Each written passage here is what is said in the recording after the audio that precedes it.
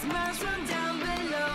I know I found my heaven. I found the rumble under my feet. Never less, gonna bring the best. Feeling like I'm best dressed. Feeling I am blessed. I guess I'm feeling lucky. I'm gonna chance this Russian roulette. Let's go, let's go, let's go. I'll never stop. I'm better every beat of my heart, every beat of my heart. Dance till we drop. Bass drum is like a beat of my heart, like a beat of my heart.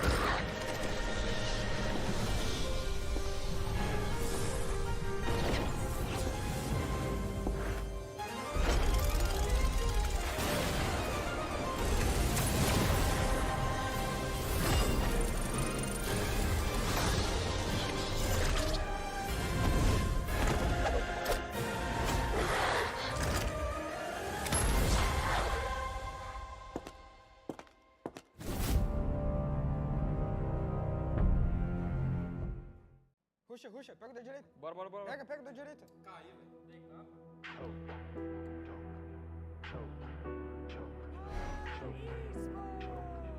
Sempre dando desculpa. Já chega. Você vai arriscando sua vida, você tá matando seu time. Chega disso. Chega, eu tentando melhorar.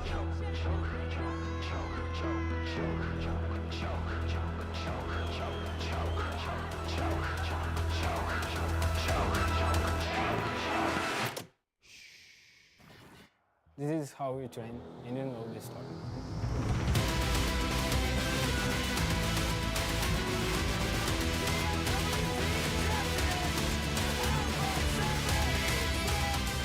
Anyone can be the one.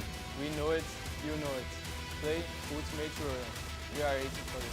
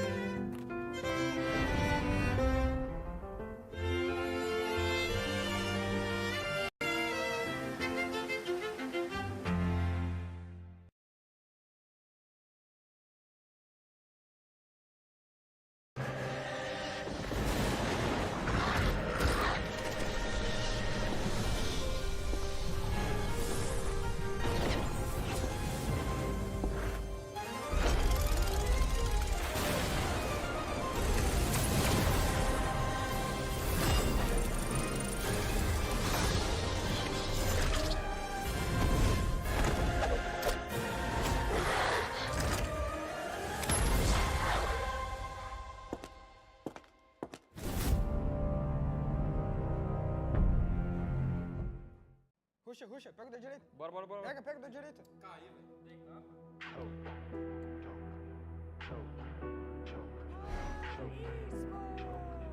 Sempre a mesma desculpa. Já chega.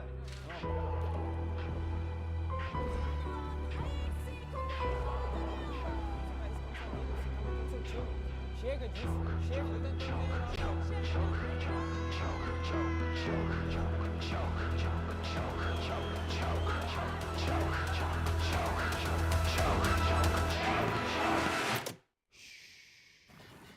This is how we train. You didn't know this story.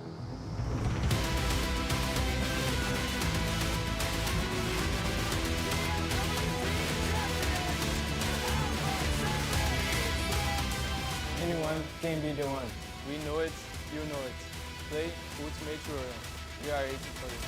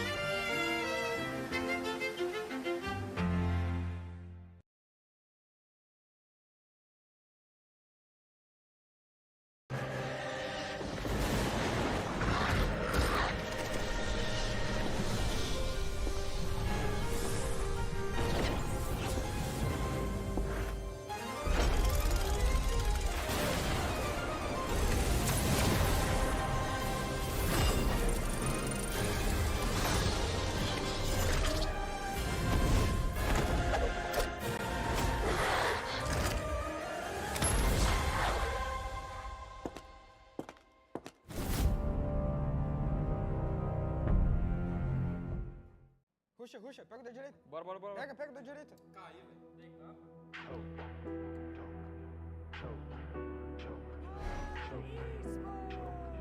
Sempre a mesma desculpa. Já chega.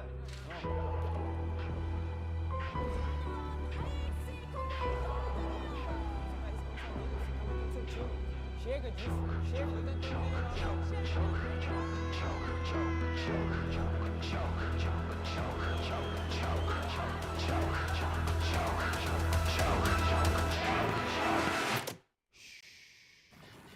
This is how we train. You didn't know this story.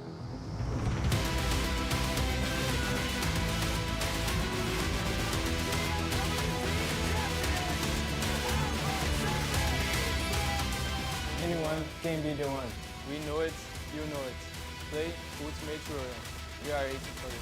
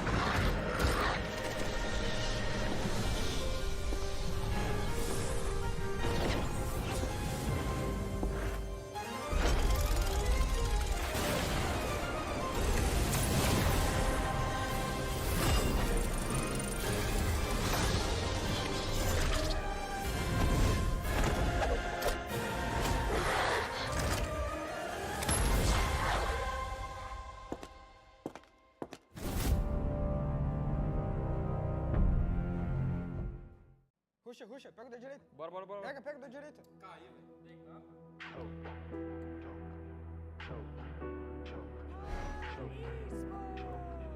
Sempre a mesma desculpa. Já chega.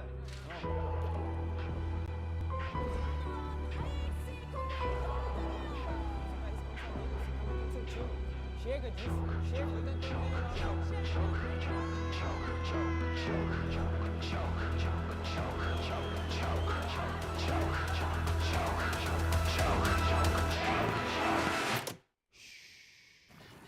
This is how we train. You didn't know this story.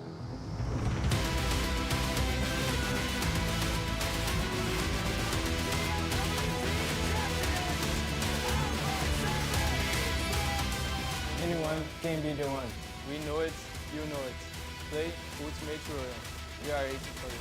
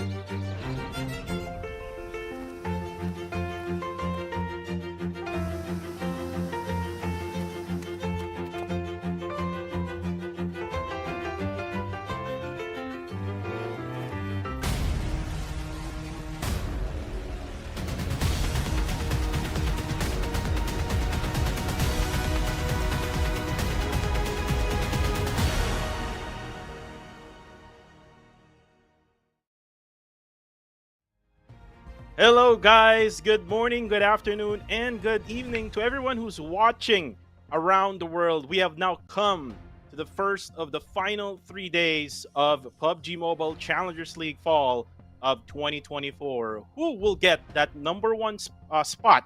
Who will get that number one slot and hashtag be the one. This is yours truly again, Kuku TV, together with the one and only Sir Cloud, as we bring to you top tier PUBG Mobile action. 18 total games. Sir Cloud, the question is, are you ready? I'm totally not. Okay, we can end the show now. But I'm sure the players are, because they have to be. They have no choice. Since this season, there will be that one precious slot to PMGC. That one slot that can bring them up to the globals to go up against other amazing teams around the world. If you ask me, it's not really about the prize pool. It's about getting to PMGC. You get yourself up there, it's a lot more exposure. Prize pool is going to be bigger. So a lot is on the line this time. A lot is on the line, and we've already saw what happened on all 3 weeks of the league stage. And we saw the dominance of Austria Esports, which we will talk about later on, because we're going to talk about the league standings, which will be part of this grand finals, because we do have what we call the head start points. But before we go on that, we've gone through a lot of reviews. We even had our own podcast previewing this PMCL finals, and we've come into some type of conclusion that we might have like at least one team that we have a choice of winning this one. But again, it's not only ours to actually predict who will actually win this PMCL. It's also up to you guys. If you've seen that QR code earlier, scan that QR code and make sure you scan and vote for your team. But for the meantime, let's talk about first what's going to happen here for the 3 days of grand finals. Again, we have the maps and point system. Match number 1 will be in Sanhok. Match 2, 3, and 4 will be in Erangel. Match 5 and 6 will be in Miramar. And the point system will be the same. 10 points to the people who will get that winner chicken dinner. It goes down to 6, 5, 4, 3, 2, and 1. But if you get 9th to 16th place, you only get, or you don't get any, with 1 point per elimination points. And this is what we're talking about here, Sir Cloud. Austria Esports dominated the whole league. Absolutely. 56, and they are above Young Galacticos by the tiebreaker of chicken dinner. So that puts that at number 1. They take back the maximum starting points in the grand finals. Other than that, obviously, Young Galacticos at second place. Harame Bros, they were only 1 point behind both Austria Esports and Young Galacticos. If not, it would be pretty interesting to see what the tiebreaker would look like between these amazing teams. Followed by Genesis Esports, a team that has a lot of support as well from the Myanmar region. They ended at number 4, so that the starting points will be a little bit lesser than the teams above them. And on the other end, unfortunately, we had 4 teams who did not make it into the grand finals. God7, Good Game, RTC, and Flash Vision Esports. We thank them for playing for the season. Hopefully, we'll be able to see them again next time. Yeah, hopefully we'll see them again next time. As we now see here, the participating teams for the PMCL League Grand Finals. Again, we have Austria Esports from Cambodia, Yangon Galacticos from Myanmar, Harame Bro from the Philippines, GE from Myanmar, GOAT from Myanmar, PBE from the Philippines, Dread from the Philippines, Sin from the Philippines, Elevate from the Philippines, Strangers from the Philippines, Team Max X Victoria 9 from Cambodia, Fearless from Cambodia, Kill Enemy for Cambodia, TTQ for Myanmar, Risk Guys Esports from Myanmar, and Exquisite Esports from the Philippines. And we've talked about dark horses, Sir Cloud, during, the past week, and we've talked about a lot with Sin, Dread, or even GOAT Esports. But here comes the very special points that will be given to all of the teams as their head start before we even start match number 1. Austria Esports getting 30 points. Then YG gets 22 points. Harame Bro will get 18. Then it goes down. Totally different, though, for this league compared to Summer. But you see the improvements that they have added into this season. That's why we see the difference. Oh yeah, absolutely. And although some may say that, okay, head start points, great. But some may also say that, okay, head start points, you know what? Between number 1 and number 2, it's only 8 points. One round can switch them. So it could still happen. Yeah, there are all these possibilities, right? But for me, of course, every point matters. you don't want to end up in a situation where the champion is determined by a tiebreaker. And it's because of the head start points that may not give that one team an advantage. And what's on the line as well, besides the ticket to PMGC, is a total prize pool of $16,300. Wow, a big amount of prize pool in the grand finals. But look at the difference now. If you remember, in the league, you only get 4,500 USD if you get the first place. So on top of that, you'll get the one spot in London. You get 5,000 USD here in the finals prize pool. Goes down to 3K. The second, third will get 1,500 USD, 1,000 USD for the fourth, 700 for the fifth until the 8th, and then 9th until the 12th will be 500, and 13th until the 16th will get 250 USD. So everyone will actually get their own prize in the prize pool. But again, the biggest prize of them all would be that number one spot, the top one spot in this tournament, because again, you'll get a ticket for you to fly over to London, England, and fight against the best among the rest around the world in PMGC. Well, they may need to work through the league stages before flying to London, but nevertheless, it gives them a chance to be in London. Of course, that will be one of the earliest steps, which is going through the league stages. But of course, we got to put focus onto who is going to be that one team from the PMCL to be there, to be at that one spot, that one precious spot. Man, imagine this, right? If you get to go there, then your campaign continues. But if you don't, then it's going to be a long holiday to the next season. Oh yeah, that's a lot of days, to be honest with you. Like, by the way, today is September 27th. So say if they ended up not getting that one ticket, then eventually they're gonna be like 4 months most likely of rest for all these guys. But before we even start the tournament, let's talk about first the new Guilt set Vampira Countess and upgradable firearm Thornmaker, the Core 98K, available right now. Equip the Vampira Countess set to trigger a special performance when you enter a specific area in battle. You have to try this one right now. It is available until October 26th. And we also have here the newest PUBG Mobile Ultimate Royale. Gear up and start your legend in the PUBG Mobile's newest rank system, which is the PUBG Mobile Ultimate Royale. It is available right now. And have you heard, Sir Cloud, in this game mode, there's no bots. So basically, you're playing against 64 players. Ooh, that's a fun part, right?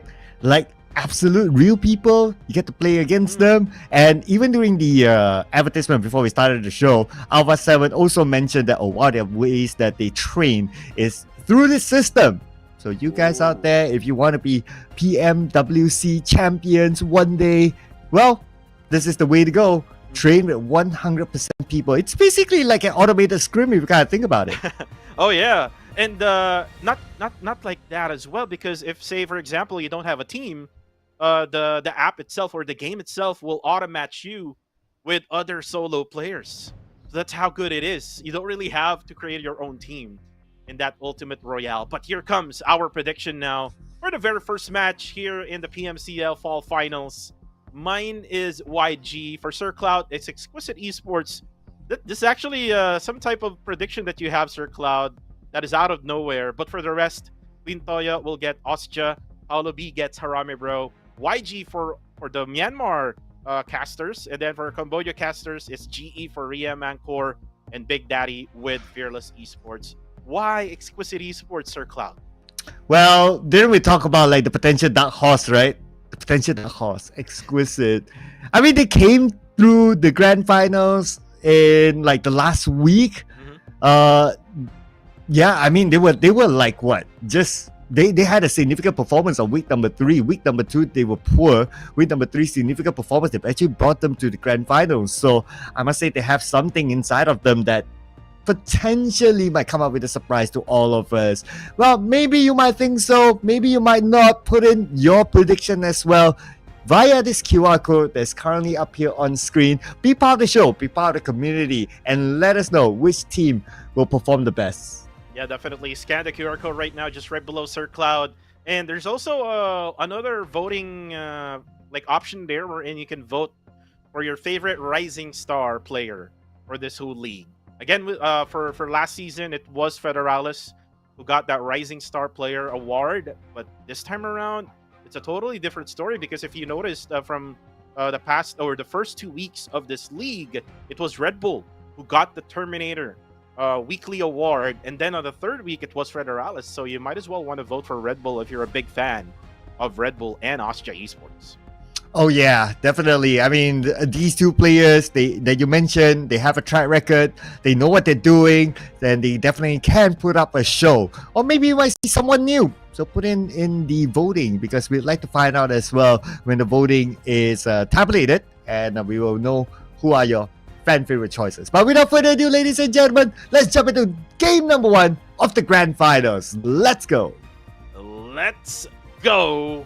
Wow, you can still vote for your teams, by the way, as you are seeing right now, that QR code. And we are back here with the caster scene with Cuckoo TV and Sir Cloud. Looks like there's a little bit of a technical issue happening, but hopefully we can go back to the game, which is about to fly in to the very first map, which is in Sanhok. And again, guys, while we're still waiting for us to fix that issue, you're still able to vote down below, guys. Sir Cloud mentioned that if you didn't see your team earlier with the predictions of the casters, you can vote for your own teams right now. Might as well vote for Sin. I'm wearing the Sin jersey right now. Maybe might as well Sin dropping at Hatin. There's no Flash Vision Esports anymore, so there's no more threat for Sin Esports right in Sanhok. Might as well, right? Well, okay, so he's got the Sin jersey on, right? So this is where we'll start the test. This is the test for Cuckoo. Oh, yeah. If Sin performs well today, great. The Cuckoo blessing. But if Sin doesn't, we'll have a long conversation later. Yeah, we're going to have a long conversation later if that's the case. Maybe tomorrow I won't wear any jerseys anymore, Circle Out, because I might curse them. But hopefully, for sure that Sin will have a much better gameplay because again, like what I did mention, there's no more threat for Sin Esports this time around in Sanhok. And one of the things that we need to talk about as well is Rig from Harame Bro, who flew in from Nepal going in to the Philippines, who is now going to be playing in a boot camp in the Philippines. So speaking of boot camp, we are now going to be dropping into Sanhok, and this is where we saw Kill Enemy and Strangers Esports, right? Yeah, so we've seen that before, a clash. Now, looking at the current situation, looks like we're going to see that again. And neither team is truly winning yet. But based on the loot, it looks like Kill Enemy, they got their first knock. There we go. Hey, get the knockdown and able to eliminate 762 right away. Lucy, though, half HP on him. He's actually being spotted by Campus with a S12K. But looking at the situation right now, NC2 is already down, so Kill Enemy has the advantage over STE. But then again, gets slow, spots Campus, who is outside of the Y building. Now it's going to be a 2v3 situation. Now for Get Slow, he needs to be patient here now as Carrillo is waiting for him with another shotgun as well. He does have the Tommy gun, but he has to be smart with the decisions here. But look at Kaya. Kaya now throws in a nade. That will actually pick off some HP off from Get Slow. 762, or it's actually going to be Lucy, who's going to go down. Actually, Kaya gets the knockdown, and there you go. Kill Enemy will now get boot camp for them. Well, this isn't the first time that they won against Stranger Esports. The last time they fought here last week, KE won as well. So it's a 2-2, at least for the past 1 week, that is. So look at the current situation. We only have 2 more sign-offs to be played in the grand finals. Perhaps tomorrow, Stranger Esports might want to consider letting KE having boot camp for themselves. Oh yeah, because it's gonna hurt them a lot, especially that you do have the head start points. Like right now, if you try to compare, KE has 4 compared to ST Strangers Esports, who has 7. It will hurt you a lot because once you get eliminated early, you won't get any additional points anymore. And every single game here in the finals is very much important. So for Strangers Esports, they better think outside the box. Maybe try to drop on a different area besides bootcamp. Yeah, I'm sure there are other areas, right? Like down south, I believe down south have a few empty spots for them to try to take. So it's something for them to go back to the drawing board, just to analyze the map again and look at the drop spots to see where would be a better alternative drop spot rather than trying to fight bootcamp again. And based on track record, they didn't do well. So might as well let bootcamp go to KE. But now we move over to Quarry. We do have FRL here, and they are keeping an eye onto Max V9. Yeah, they're looking at Max V9, who is on their Murado. Joseph and Navid now, I think, has done their looting. They're now going to go to their teammates. And the best strategy, in my opinion, here in Sanhok is to really group up together, especially if this map is a really small map. Once you hear gunshots, you'll be, attracting a lot of the enemies towards you. So it's better to group up. And, I mean, if you get knocked down, you can easily get that revive that you need. But for now, it's going to be, really quiet, except for that early engagement and boot camp. It's all about standoff between teams. And you can see GOAT Esports, XZ11, looking at KH and Gus over at that compound. And he's going to not move at all. Look at the minimap right now. He's not with his teammates, and you can see Lil Yatka on a far distance still looting around. So for GOAT Esports, they don't really have to do anything yet. But for Playbook Esports, they're at Sammy as Popov gets a knockdown already over at the other location with Max V9 going down. Ooh, okay. The boss that's currently watching / casting wouldn't be too happy with that. But at least the revive can kick in. I mean, he's behind this rock. It's a long range knock, so it should be fine for the player from Max V9. As for FRL, they continue to monitor the situation, but frankly speaking, for Max V9, they don't really need to move. They can stay on this high ground. It's within the circle. They'll be pretty safe up there. Oh yeah, they will be pretty safe up there. So if you can see the difference now in the finals and in the league stage, again in the league stage you see a lot of early engagement, especially on stage number 1. But this time around in the finals, you don't really see that much. You could see the discipline out of all of the players right now as Rick gets spotted. Popov now goes for single shots of the M4. And going back to the conversation that I had with Rig flew in from Nepal, now in the Philippines, and Range actually told me yesterday that the reason behind that is because Rig was experiencing so much lag because the MS was way too high since he's playing in Nepal. So does this mean, Sir Cloud, that Rig will be playing much better this time around? Ooh, that's a interesting theory there. I'm sure it will improve his gameplay here somehow. Playing with a better ping, playing together with teammates, and you can also imagine that once they're done with the round, they can easily get together and discuss rather than we need to get into whatever chat platform that they're using, right, to discuss. And sometimes it gets difficult. You have to point out stuff. So I'm sure that will bring a great value here to Arami Bros. Now that Rick is together with them. Oh yeah, and the only other part of it is Jappy is out in Hong Kong, so he's actually the one far away now from his teammates. So it's only Federalis, Rig, and Range who's actually together in that boot camp right now. Look at this, elevate sports. Ooh, he actually got spotted and got shot by Carillo, and Carillo right now really good with that spraying of that M4. Claire has to back out, and he has to heal up and go back to his teammates, as he's actually going to be defended now by his teammates Nathan and Coca-Cola, just waiting for anyone to come close by.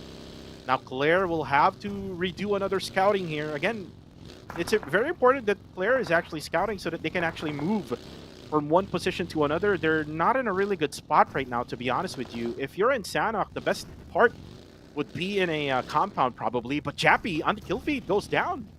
Oh, okay. We'll probably get to see that action coming soon. Now that we're moving on to stage number 2, by the way. Jappy confirmed elimination, and he's taken out by Monboy.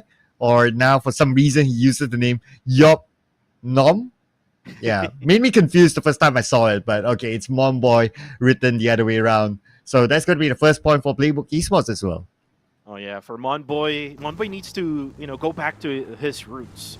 so that the PPE can, go back to the peak of their, gameplay. I mean, we haven't really seen much of that Monboy aggressiveness. It's only about the others like Mitchi or maybe Ryman, which is, we talked about consistency in the PH region. Ryman is actually part of that list. But for the meantime, Monboy actually got that elimination. He actually stole the kill out of TTQ, if I'm not mistaken. That was Jappy, who is now out of this game. So for right now, everyone else is actually getting into position, but except for the others, like we still have Sin, who is still outside in the blue zone. And I talked about Sin not having Flash Russian Esports around that they can easily loot around and get all the items that they need. So most likely they will bounce back for later on. They will maybe try to manage gatekeeping teams right around the edges of the blue zone. Yeah, so this is the time, right? Now that you got this kind of circle, because it kind of split like the next island, so it's opportunity for some of the teams to play it by the edge to try to stop teams from coming in and also collecting elimination points in the process. But for teams who come in late, but you can look at it whether glass full or half empty, right? It could be an opportunity for themselves that comes in late to try to get those eliminations as they move into the next phase of the circle. While they eliminate those teams by the borderline, that's also their opportunity to collect loot as well and to refresh themselves as they move towards the middle part of the circle where a lot of the teams are already at. And you can see right now, their number one team right now out of that head start points, Austria Esports, getting a 30-point head start. Again, this will be really helpful, especially if, say, there'll be one day of Austria Esports not playing good. That 30 points will definitely save them. And that can also be, a conversation because, like, last season, there was, like, one day where Harame Bro did had a bad day, which was the final day, actually, to be honest. Day number 3. Harame Bro had a bad day on that day, and they even got the championship during that day. So maybe that can be a factor for later on. We're still on day number 1, Sir Cloud, as we're looking at Sin Esports right now. Sin, Wako, and Rankid is going to be looting just, a little bit, and then eventually we'll focus now on getting into the circle. Yeah, your boy Sin spending time in the blue. But looking at what they have, right? Okay, they have at least Wako has 3 first aids. They have a vehicle. I wouldn't be too worried about them. They're only about 100 meters away from the circle. We can already see the edge by the mini-map. So they should be able to get in safe and sound. I don't see any other challenger in front of them.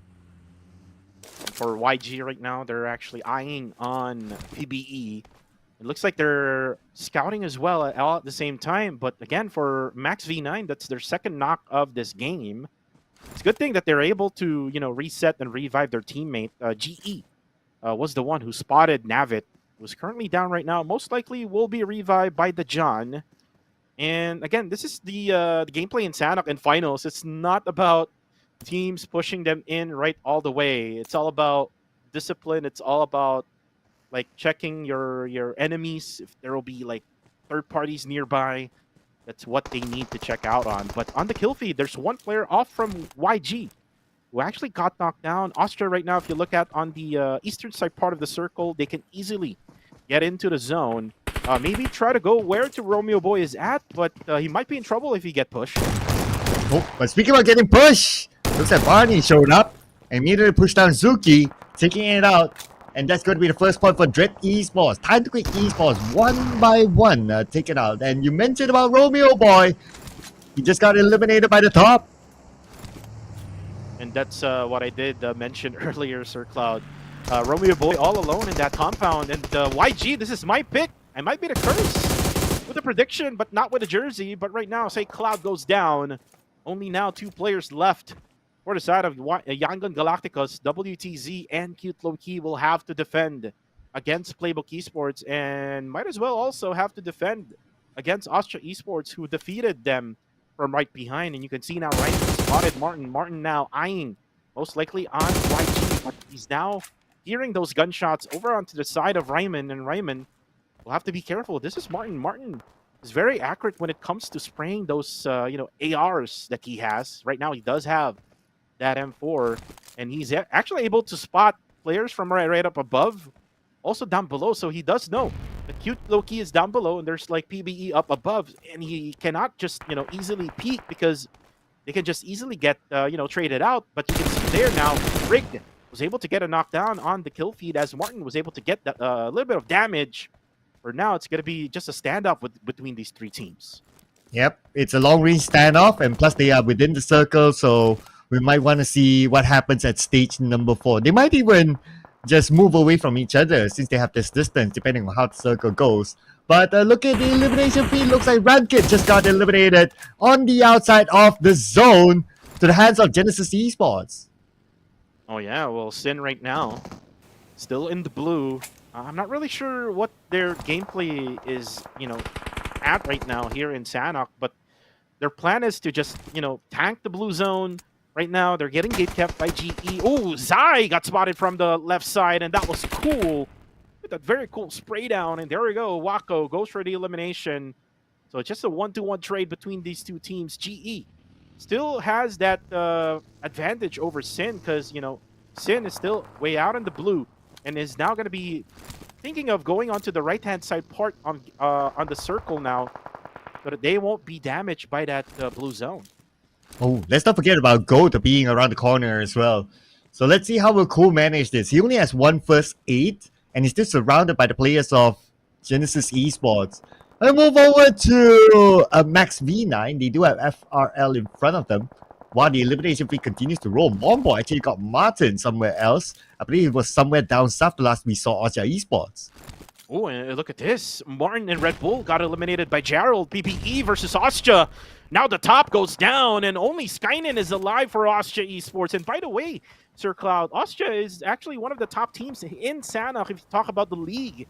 It looks like in the finals, it's a different story as Elevate Esports will get eliminated at 15th. You can see the kill feed. It was Dread.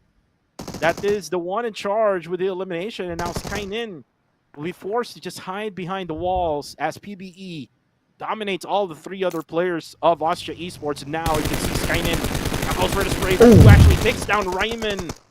And now all eyes will be on Skynin. He's going to be in trouble now. There's going to be another gunshot from a different angle. Now Skynin will have to hide inside the house now because he's going to be bombed by PBE. And this is a good strategy now for Skynin. He could just use that and maybe just wait it out until the blue zone would eat them both alive. I don't know if Playbook Esports will give that space. They're not a team that shies away from fights, and they know that there's only one person left, so they will go all in on the Skynin right now. Coming to different entrances, Skynin is surrounded, and Skynin will be eliminated from the back with S12K from Gerald. Oh, and this is where we talk about the head start points. 30 points for Austria, and now they got eliminated early. I think they got like one elimination in the bag with the Romeo boys, so only 1 point for Austria Esports in this game. And PBE has been doing it ever since week number 3, and again, the momentum is on their way right now, all with all of these eliminations. 7 already for the side of PBE, and Ryman now being the aggressor for the side of PBE. Ooh, as we saw, Max V9 eliminates Fearless Esports as Papa will be the last guy. And look at this, Gerald just crawling his way through. Right above is TTQ. Let's see if he can actually find one. This is interesting. Playbook Esports already at 7 eliminations. Wow, okay. And they're still a full squad. So they'll be able to collect more eliminations coming forward. As for Dread Esports, they might lose Barney. They lost into the hands of D2K. TTQ Gus got maybe from Risk Guys somewhere else. As for Risk Guys, we can see them try to get into the circle. We're back on the Playbook Esports, and it looks like they have this plan to surprise Titanquake Esports. Oh, look at this. Jarrell with a frag grenade. Ooh, did not connect because KH was on the other side of the house. Ooh, GE got eliminated also at the very early start of this match. And then Demios goes down on the feed. Jarrell now using up every single frag grenade he has. He started with 5, now down to 3. We'll throw in another one here for Jarrell. Ooh, throws in a Molly now onto KH. But KH has been doing a really great job of just hiding behind these covers. Gus is also doing a really good job. Damon goes down on the feed with 21. Going down as well as Migs from Sin was able to do that. Now Look at this, PBE surrounding TTQ now as Kill Enemy will get eliminated. Now the throw of the nade damages Monboy. Range gets Damon. A lot of eliminations off from the off cam. But right now we're focused on TTQ and PBE. Monboy now only with 1 frag grenades left. There's a lot of utilities that was wasted by PBE and not one knockdown that happened. And look at this now with the knockdown. Oh, it's gonna be KH who got taken down, but he actually takes down Michi. Now it's gonna be just Gus who will try to survive for TTQ. He does have the DBS but can defend himself. But look at Jarrell. Jarrell very aggressive. SOK on him, and there you go. PBE eliminates another one. And that is 9 eliminations now for PBE. They're on a roll at this point. PBE, but after that fight, they lost Michi, and now they will lose Raimon. It's down to Monboy and Jarrell, and they are currently inside the quarry itself. Circle shifted away, so now they need to move from the inner side of the quarry towards the outer side. And based on the map, there's another team waiting for them on the higher grounds of quarry. And this is YG, this is WTC together with RSG and Arame Pro. Ooh, and actually Federalis spotted Bunny through the grass, and that was a very good spray down coming from Federalis. And look at now the spread off from Harame Bro. And are we experiencing now the effects of Rig being in the Philippines, having a better MS? Is this it, Sir Cloud? Oh man, this is going to be really interesting, right? Because of how the circle is as well, because you got half of the circle inside of quarry itself, and playing inside the quarry is not easy. And if you're forced to go in, well, you have teams above you, and that will put you in a very difficult situation. And that is what's currently happening to Playbook Esports. They might lose Jarrell right now. If this nade lands from WTZ, that's it. Monboy eliminated, and the last blow actually came from Unknown from Goat Esports. Oh, and WTZ will now be able to get inside. Rami Bro, though, will have an idea because they heard the gunshots up from WTZ. Now, Federalis will have to wait for him to be closer to Harame Bro. Sets up the smokes here. Now, I think the Federalis know already where to find WTZ. Actually has some good area to aim now. And then also with that frag grenade, WTZ will get needed. And there you go. The nade and the spray combination. YG is out. And it was Unknown again from Gold Esports to secure that elimination point, so it did not go to the hands of Harame Bros. Nevertheless, the voting result is in, and well, we're back to Austria Esports dominating the voting result. Circle-wise, it moves towards the left, and guess who's there? Harame Bros. Oh, and Exquisite also. Koopa and Super Pickles. Super Pickles is right nearby the middle, while Koopa is right on the northern side, defending 2 teams. And this is Team Max and Sin. Oh, and look at that Rig with the spray. Oh, whoa, actually not. Oh my goodness. Oh, it was with the help of Wako from Sin Esports. And there you go as well for Goat. Looks like Federalis able to spot XZ11, eliminates him right away. And there's also going to be Unknown from the ground, and a little Yatka who goes down with the blue zone. Oh, and there we go. And it's actually Sin Esports now getting in. Now we're down to 4 teams. The top 4 teams here with Wako not having the circle, needs to move forward, and navigating through this swamp is not going to be easy. Unknown spotted from the top, and it's actually Wako and Unknown, both of them back-to-back eliminated. Now we're down to the top 2 teams. Harame Bros are Exquisite for the chicken dinner, and it's looking good for Harame Bros. Bam! Ooh. And there you go. Winner, winner, chicken dinner for the defending champions, Harame Bro. And again, the effects now of the thing that talked about Rig being with Federalis and Range together in one area is now showing. They won this game here in the very first map of the game. So we might see now the full 100% performance now coming from this guy from Nepal, Rig, who has a lot of fans right now on YouTube. So shout outs to the fans out there on our YouTube live. Put those W's in the chat right now. Yeah, the W's for Harame Bros fans, that is. And if we look at how the game was, right? So Rick had a great moment. He peaked. He sprayed down 3 players from another opponent, but of course he got some help. But nevertheless, he was in a good position to take down an entire squad. So again, this shows the fact that he's able to position himself together with his teammates. Whatever happened in that scenario, in case he got knocked, his teammates were together with him as well behind that tree. So it wouldn't be a big problem for Rick. It is only one game though, and this is what I always say. It doesn't matter how you start. It matters how you end. So now, Harami Bros having a good start. They need to maintain their level of consistency in the finals. Oh yeah, they have to make sure that they maintain that level of consistency, because these other squads, especially like GE or maybe even Austria, who died early in the first map, will most likely bounce back in the bigger maps. And when you talk about bigger maps, that's where you actually practiced a lot, like in Erangel, in Miramar.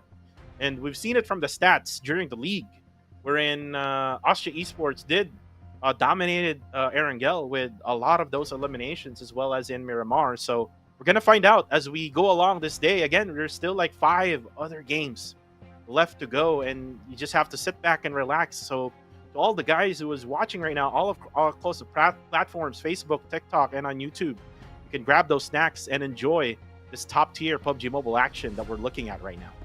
Oh yeah. Sit back, relax for you guys. But for the players, they can't relax. They have to prep themselves for the next round, which is going to be played inside of Erangel. And it's going to be interesting to see what's going to happen, because in the grand finals, we put the best 16 teams in the PMCL this season together, and that will be a good fight in the grand finals and inside of every map. But looking at the highlights, some of the best moments here from the Sanhok match and the chicken dinner brought to you by Harami Bros. They scored themselves 12 eliminations, which is a good start.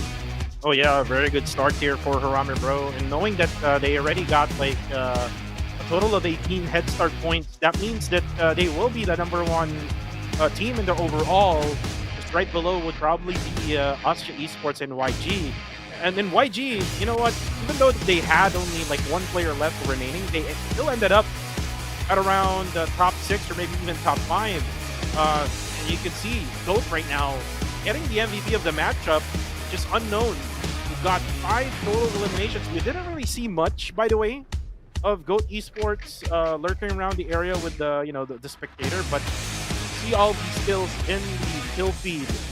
So for unknown, it's good to see that Goat Esports is able to get those elimination points. Oh yeah, there were a couple of moments where he stole away eliminations from afar. So those were some of his personal highlight moments here. And we don't always get to see Unknown coming out as the MVP. So it's great to see a new name coming out as the MVP. We might see a challenger for the overall MVP for the grand finals once our grand finals is done. But interesting stats as well. By himself, more than 1,000 over damage dished out, bringing in 5 eliminations to his team.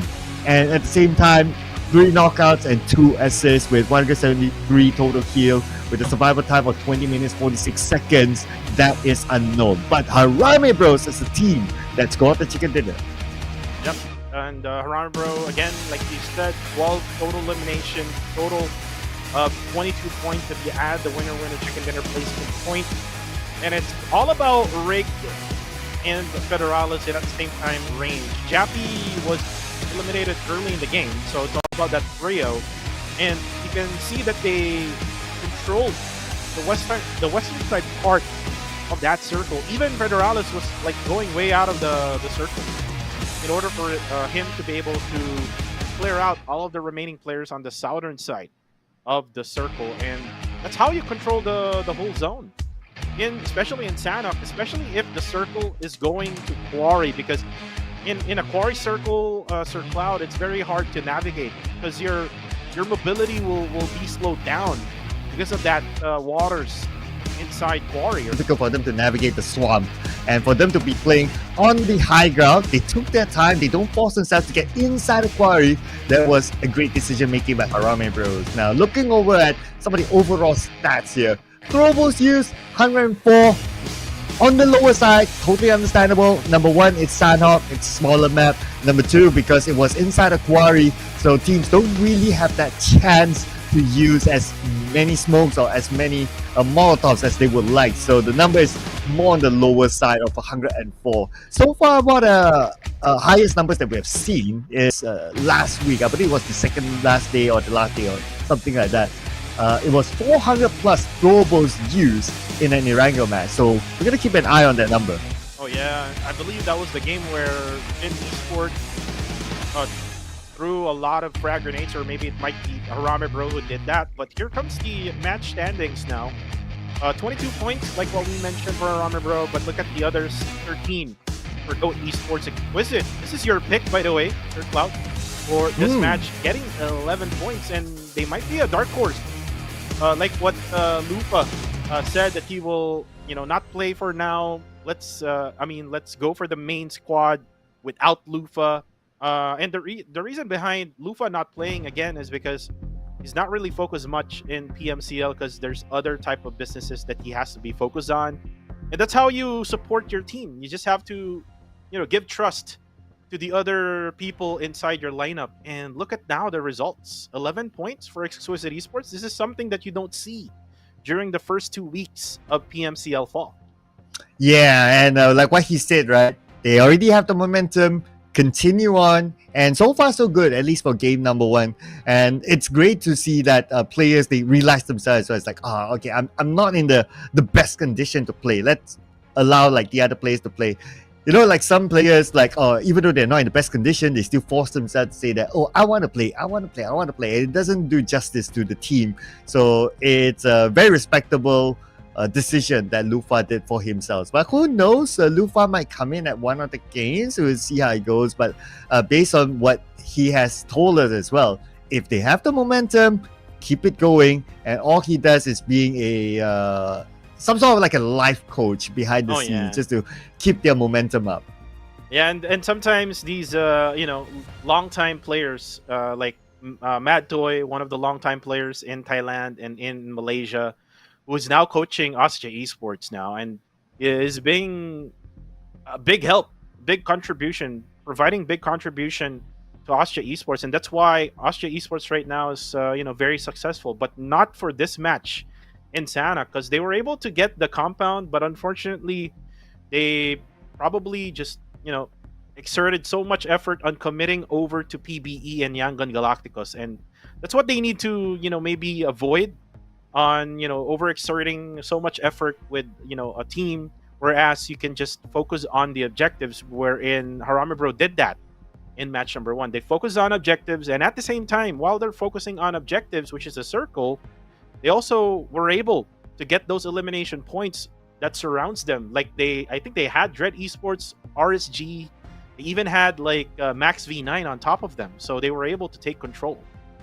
Yeah, I always find Sanhok to be an iffy map of like, okay, if a team doesn't do well in Sanhok, I'll be like, okay, cool, it's understandable. It's an iffy map, very circle dependent, and when you get this kind of difficult circles, now the circle isn't in particularly difficult, it's just that where the circle ended in Kuwari, that was the difficult part. So I'll be like, okay, give the benefit of the doubt to some of these top teams as well, that they'll be able to bounce back. But there's this one team that irregardless of the map, they seem to be still having the same philosophy, which is Playbook Esports. Go for elimination points. Whoever they see, whoever they will take out. And so far, even though they didn't get as many placement points, but when it comes to the elimination points department, they're doing not too bad. Oh yeah, if you look back on the match standing, 9 elimination points is what PBE actually got in that match. So even though that they ended up early with a placement, like they got like only 1, they got a total of 10 points. But enough of the talk for now. Let's again talk about the new guild set, Vampira, Countess, and the upgradable firearm Thornmaker Car98K, available right now. Equip the Vampira Countess set to trigger a special performance when you enter a specific area in battle. So try out right now. It's going to be until October 26th, so there's a lot of time for you to collect all of the UCs in order for you to get this new guild set. If you are a big fan right now of the new theme mode, this is actually a very good skin for you to use in this new mode that we have in the newest update, which is the 3.4 update. Oh, absolutely. I'm loving the Vampire Counter set. Just look at that, right? You get a character that's wearing one side glasses, omni glass. I don't know what you want to call that, but yeah, it just looks counter. Cool in that way. What do you call that again? I call it the Geiger counter, because if you like watch Dragon Ball, yeah, if you had Vegeta, the very first part where he had that Geiger counter like glasses. But anyways, Sir Cloud, I'm sorry to cut you off with that, but also gear up and start your legend in PUBG Mobile with the newest ranked system. The PUBG Mobile Ultimate Royale is now available. Oh yeah, this is where you guys can train to be the next pro player. Even though if you don't have a team, you'll be matched with other solo players, 100% humans, no bots inside there. This will put you up to the challenge, the new ranking system. And through this new ranking system, who knows? You could be spotted by other pro teams to be invited to try out with them. So hey, this could be your path to glory. Oh, that's a really good idea, Sir Cloud. Oh, but actually, look at this. Just a quick prediction showing here right now. Harami Bro would be for myself in Erangel. I'm not so sure if they're going to be going for a back-to-back, but again, they're doing pretty well. But for you, it's going to be Risk Guys Esports for Queen Toya, YG for Paulo B, Sin Esports, TTQ for Sammy, Bling X will be GE, and then Austria Esports for the Cambodian casters, Riaman Core and Big Daddy. It's always you, Sir Cloud, who I think has the most random team to be picked out of the predictions. Why RSG? Okay, so ideally, I want to see every single team getting a chicken dinner. Hence, I start from like, okay, I start from like the teams that some might say have the least chance, some might say that is. So I start from like, okay, let's go Exquisite, let's go Risk Guys, let's go, all these other teams that, okay, I just keep it a secret for now, let it pop up later on. And at least every team has a poster in the grand finals. That'll be a pretty cool story to tell. Oh yeah, and you can also vote for your own teams who's going to be fighting for this grand final. Scan the QR code right now. Use your mobile devices. There's going to be a link that will pop up, and you can actually answer that form from match 1 to match 6. And then on the last part, you can vote for your own favorite rising star player of this whole season. If you love what Ryman did with PBE in the early match, or if you love what Federalis did with the Harami Bro, that they got that chicken dinner, you can vote for them right now in this QR code. But going back to the prediction of Sir Cloud, RSG and then, Exquisite and then RSG. Looks like I'm seeing a pattern here. You're picking those teams who has the very least head start points. Is that why, Sir Cloud?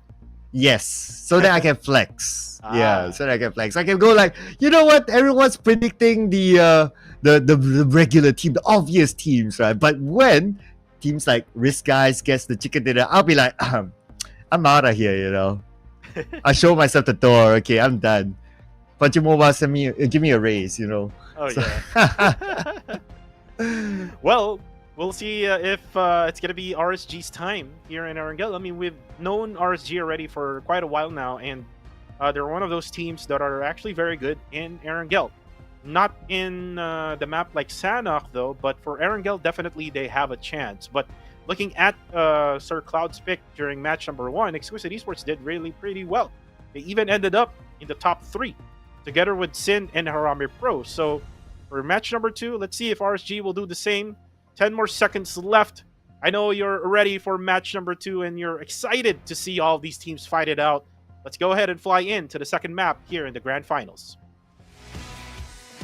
Oh, I'm particularly excited to see where the first circle will go, because I'm sure we all have our favorite circles inside of this classical map.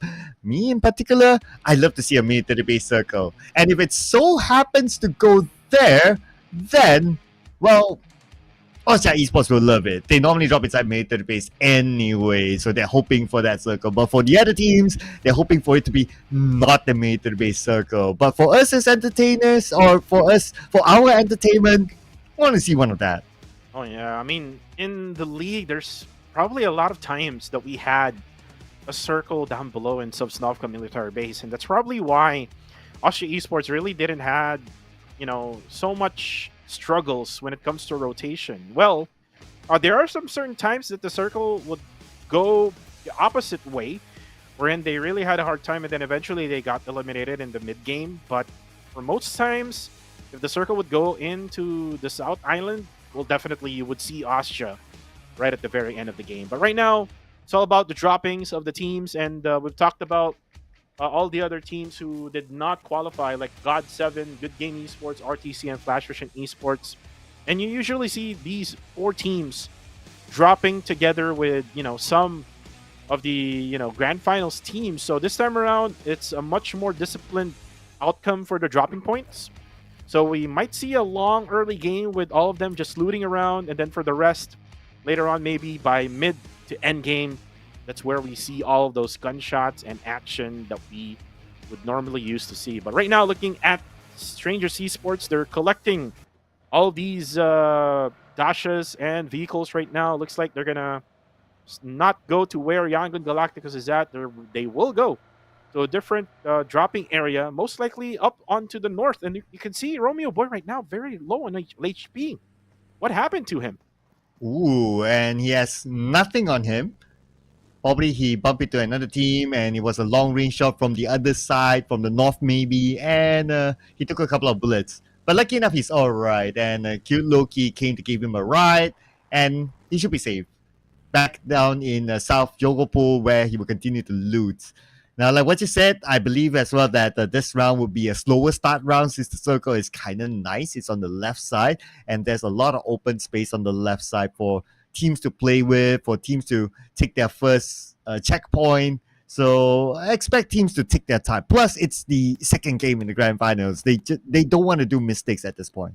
Oh, exactly. Especially for Elevate Esports, there's no more experiments that they would have to do in every single game. Again, one of the teams in PH that actually got banded together like a month before the tournament started. So this is a really fresh team.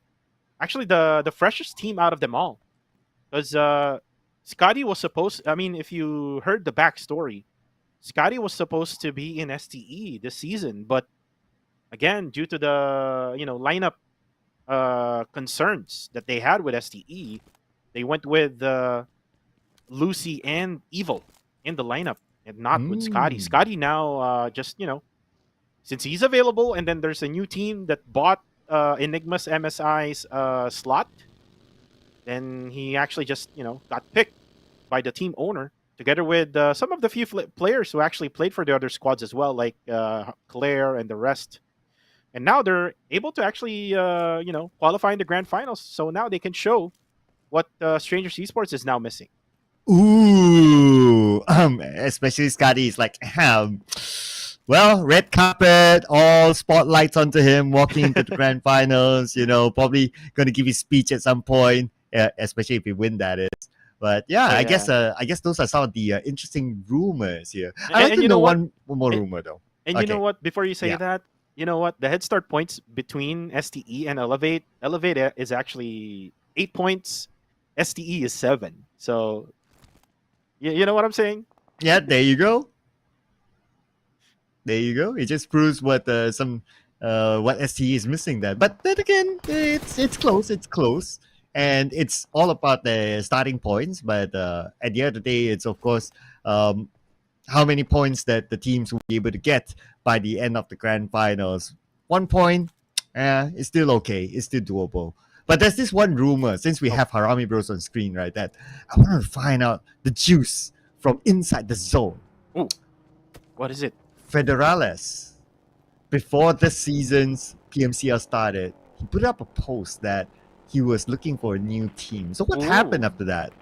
Oh, you know what? That is something that I can't really tell because a few told me not to tell anyone about it.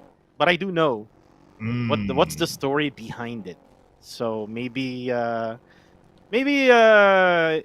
just chat to you about what happened there. But anyways, cute Loki able to get one, and unfortunately for Unknown, he was the MVP in the previous match. But for this match, no, it's gonna be YG who will take him out, and Goat, who actually looted right on top of them. This is the Georgia Pole's area. They drop at Georgia Pole Apartments up on north. And then YG drops in the south side of Georgia Pole. So it looks like we're having some sort of standoff between these two teams who drops in Georgia Pole. Yeah, the struggle for power in Georgia Pole. Totally understandable. I mean, they need to move down south at some point anyway. So might as well strike some fear into your opponent and move back up to continue to loot. Okay, I mean, it's not too far away anyway. But you know what? With this kind of circle, there's this one spot that is pretty popular and I like to see more teams to try to contest it, which is the Gatka Mountain. And you know what? Maybe I can just provide some little bit of gist about that rumor. Maybe I Here can we go. probably say it was just a miscommunication between Harame Bro and Federalis. So let's just say it that way. Right. Okay. Good enough. Good enough. I'll for, give you for the us. specifics, Sir Cloud, later on. Okay. I got to know that because when the rumor came out or when the post came out, I was like, "What? No way! No way. No way!" But hey, it didn't happen at the end of the day, and he became Week 3 Terminator. So good stuff. I mean, at least the overall team is not truly affected by it. Oh yeah, I mean they even got Rig now, which is Mm. in the lineup, who really helps out a lot when it comes to firepower. And now that I talked about him being together with the teammates in a boot camp where they can actually play together, it actually goes to show his true potential. Like in the league, it's not probably the real Rig that we're looking at. Now is the real Rig that we can actually show to you guys, and he can really prove that he really deserved his spot in the team of Arame Bro. This rig is definitely not rigged then. It's the true rigged. The riggest. The riggest of them all. Yeah. I mean, coming in, your first match, physically being in the Philippines and getting the chicken dinner. I mean, that is the best start possible. I mean, he just justified a contract renewal there. Oh yeah. And speaking about him being the Philippines, hopefully he already tasted all of the food that is available here, Ooh. like the adobo or maybe the sinigang, which is a really delicious food if you are in the Philippines. But look at this circle now updates goes to I think this is in Gatka if I'm not mistaken, right? Yeah, it's around the area of Gatka. We still the Gatka Mountain in it. Elevates on the Gatka Mountain. But on screen, okay, we saw somebody burning down, and it's actually Master Vape. Got burned down by Jibna from Dread Esports. And you can see now Koopa using the newest vehicle in town, which is the hovercraft. Bunny goes down as well, and this is Dread Esports was able to eliminate 2 players already from RSG. Now IC, who actually got spotted as well by MM, and look at what follow-up they're doing right now. Once they knew that the vehicle of IC is already blown out, they're now going to be pushing him in. 2v1 situation now for IC. IC actually did put up a molly so that they cannot just go upstairs. Now MM throws in a nade. Explosions up on top together with a gas can. Now it's going to be for IC, who will have to defend himself. Does have the guns to do that. Does have the DPS. Now Koopa throws in another one. Another one in. Oh, but UI goes down off from the kill feed. And this is Dread Esports, who is actually now third-partying Exquisite Esports. And now the problem is for Exquisite is, will they actually commit this? No, they will not commit. They will actually hide and run away from the scene. Yeah, not the right time for them to fight since they're on the outside the circle, so totally understandable. With only 2 players left, so might as well focus on getting in. But for Dread, now they're spending time to build. But look at Jibna. He's out of first aids. He probably only has managers now, but he's tanking the blue. So that's not the situation that he wants to be in. Right now, Team Max V9 just getting inside the zone. Just right from the blue.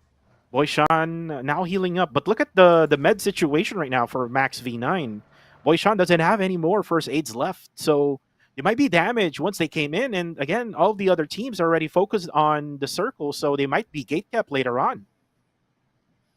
Yeah, this will be a problem, right? Once the circle shrinks to stage 3, teams will start to get close to each other, and that's where there will be lesser space for teams to rotate in. So if they come in later, they have to be prepared to fight their way through. But they're still tanking out the blue. The Mios, no first aids. But Exquisite, oh, last we saw they were rotating into the circle. They probably bumped into Genesis Esports and got eliminated. Oh yeah, there was Flash, who spotted the last guy for Exquisite Esports, and they're now out. And again, that's the problem when you are going to be aggressive in the early stage, especially if there's going to be multiple teams that surrounds you. I mean, they knew already that RSG was there, but they also knew as well that Dread Esports was the one eliminating the players from RSG. So they could have maybe just thought about it the second time around, maybe just to rethink and just not to engage against RSG so that they will have much complete lineup. But then again, they're now out. Look at now the circle. It goes over to where Kill Enemy is at. They're right smack at the middle.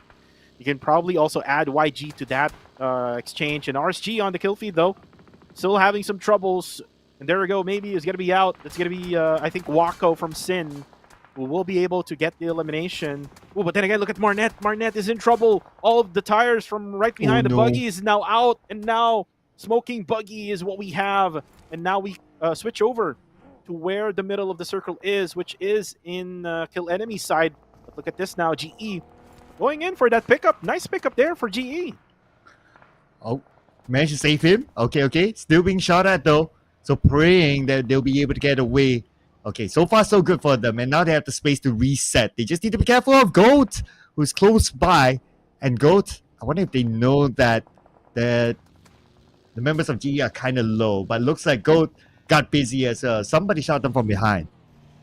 Oh yeah, and NC2, I think they got Martin from STE. And then for Austria, you have to be careful now since their IGL is currently down. Hopefully that they can actually go for that recovery. But for now, we're looking at Goat. Goat, they're probably scouting the area right now. Who is nearby is GE. GE is still complete, all because of that pickup for Marnet Boy. Marnet Boy was almost taken down by the people surrounding that area. And look at now, IC. I believe he got the vehicle from Exquisite Esports, who actually got that earlier on. And this is the benefits of having a hovercraft. You cannot really even, it being shot inside because this is a bulletproof vehicle. But again, it explodes. I'm not sure why the physics is actually that way, but look at that. IC now is able to hide behind. Oh, but then again, Federales spots him, and RSG, you picked them up. Sir Cloud, looks like you cursed them. Oh well, RSG. Well, try again next round. I mean, there's like 18 rounds, right? There's like 18 rounds played, 16 teams. So, yeah, there's still a chance for every team to get their chicken dinner. So we'll keep an eye on that. Yeah, we're going to keep an eye on that as NC2 now putting in the pressure onto PBE. Now you can see Michi now looking through the barricaded walls, or windows rather, as NC2 is actually all alone in that compound. And Michi won't have any much sights because of that smoke that NC2 popped up. STE doing a really good job now, especially that they were not eliminated early compared to in Sanhok, where Kill Enemy just eliminated them. And ooh, and cool with a nice spray onto Ryman. Former teammates here, Sir Cloud. Oh, and they will execute their plan. Here we go. Send on to Playbook Esports. Ryman's on the other building, so he cannot be saved. Wako gets another knockdown to Jaro. Playbook Esports, they're falling apart right now inside the building. You can see one player of Playbook Esports. Momboy is there. Michi's on the other building. They're separated at this point. Momboy pretty low. Michi will be knocked down. Only Momboy left with about 40% of health. The members of Sin will be going all in on him, but Momboy fire back to knock down Wako. He will not go down without a fight. And now Mix is trying to locate where Momboy is at. Okay, Momboy sees it's going to be a 1v1 fight. And Momboy came over the clutch against Sin Esports. Wow, and now the third party is real. We can see now STE getting closer to PB. They have to be quick with the recovery. Now Michi still is down. It looks like Monboy will have to go back to go for that revive. Lucy throws in nades now together with 762 right on the backside. But looks like the blue zone is also moving. That's why Lucy is backing out from the scene. And will just try to use his range right now in order for him to probably get some pickoffs. But again, the blue zone, this is not in their memo. They will be focusing more in the objectives. It looks like they're going to be gatekeeping PPE now. As 762 spots Monboy, goes down, and now Michi, who's out in the blue, actually goes down. Oh, and there you go. That's an elimination now for Michi, and now it's going to be just Ryman for the side of PBE, who will try to survive his team. Now Lucy, with a frag grenade, throws in one in. Will it connect? And yes.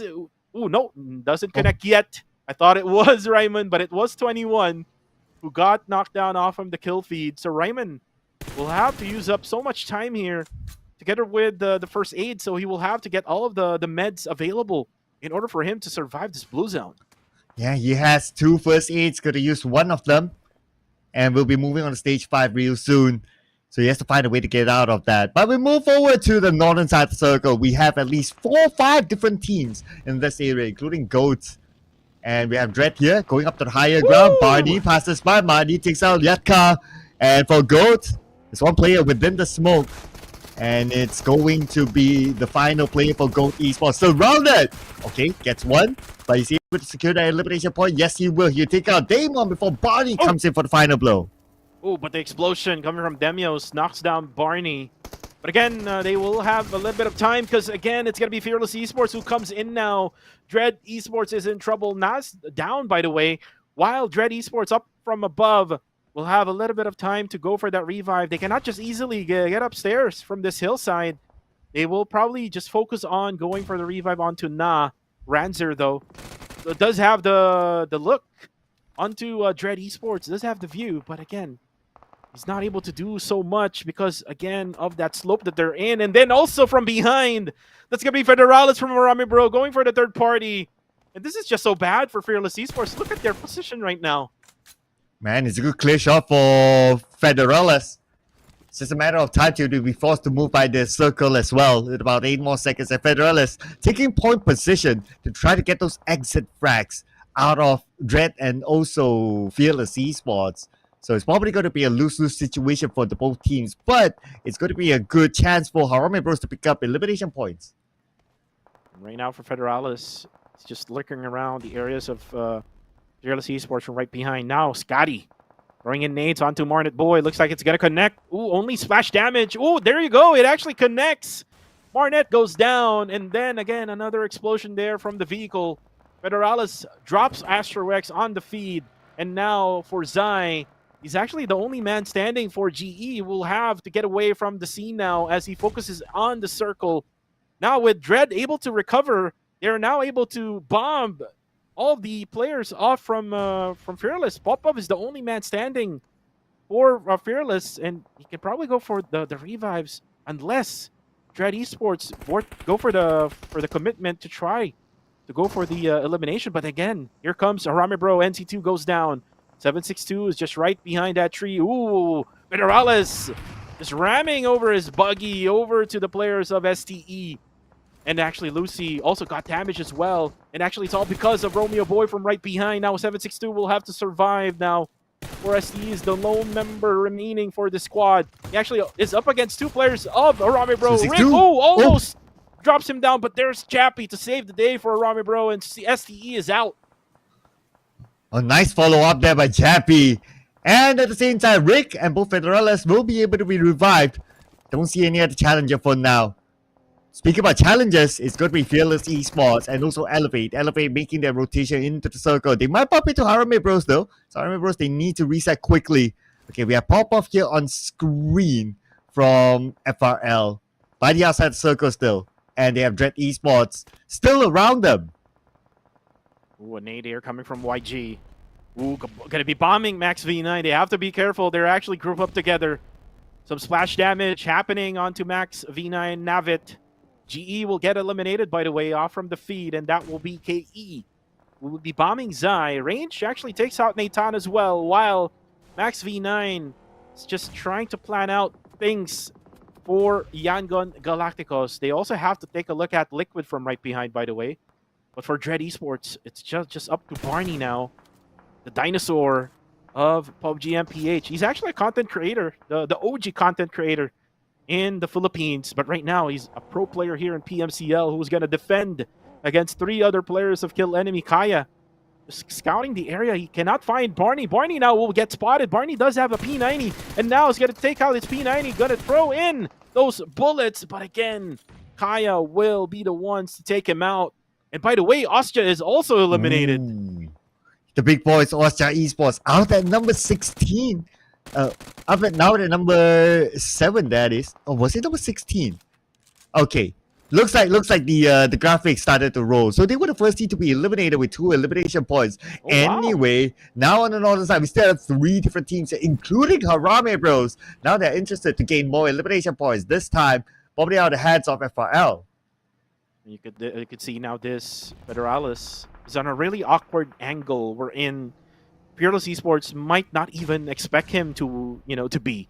Federalis just using his advantage right now and just letting his other teammates, Jappy, Range, and Rig, to work their way through Fearless. But look at this.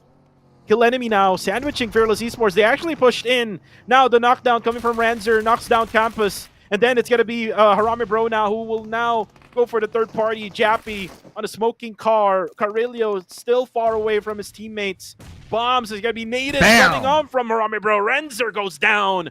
Federalis with that frag grenade of his. Now it's only going to be 2 players left remaining. 4 kill enemy.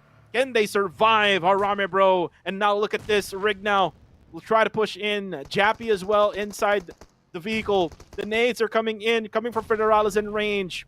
It's just way too much of Harame Bro for kill enemy.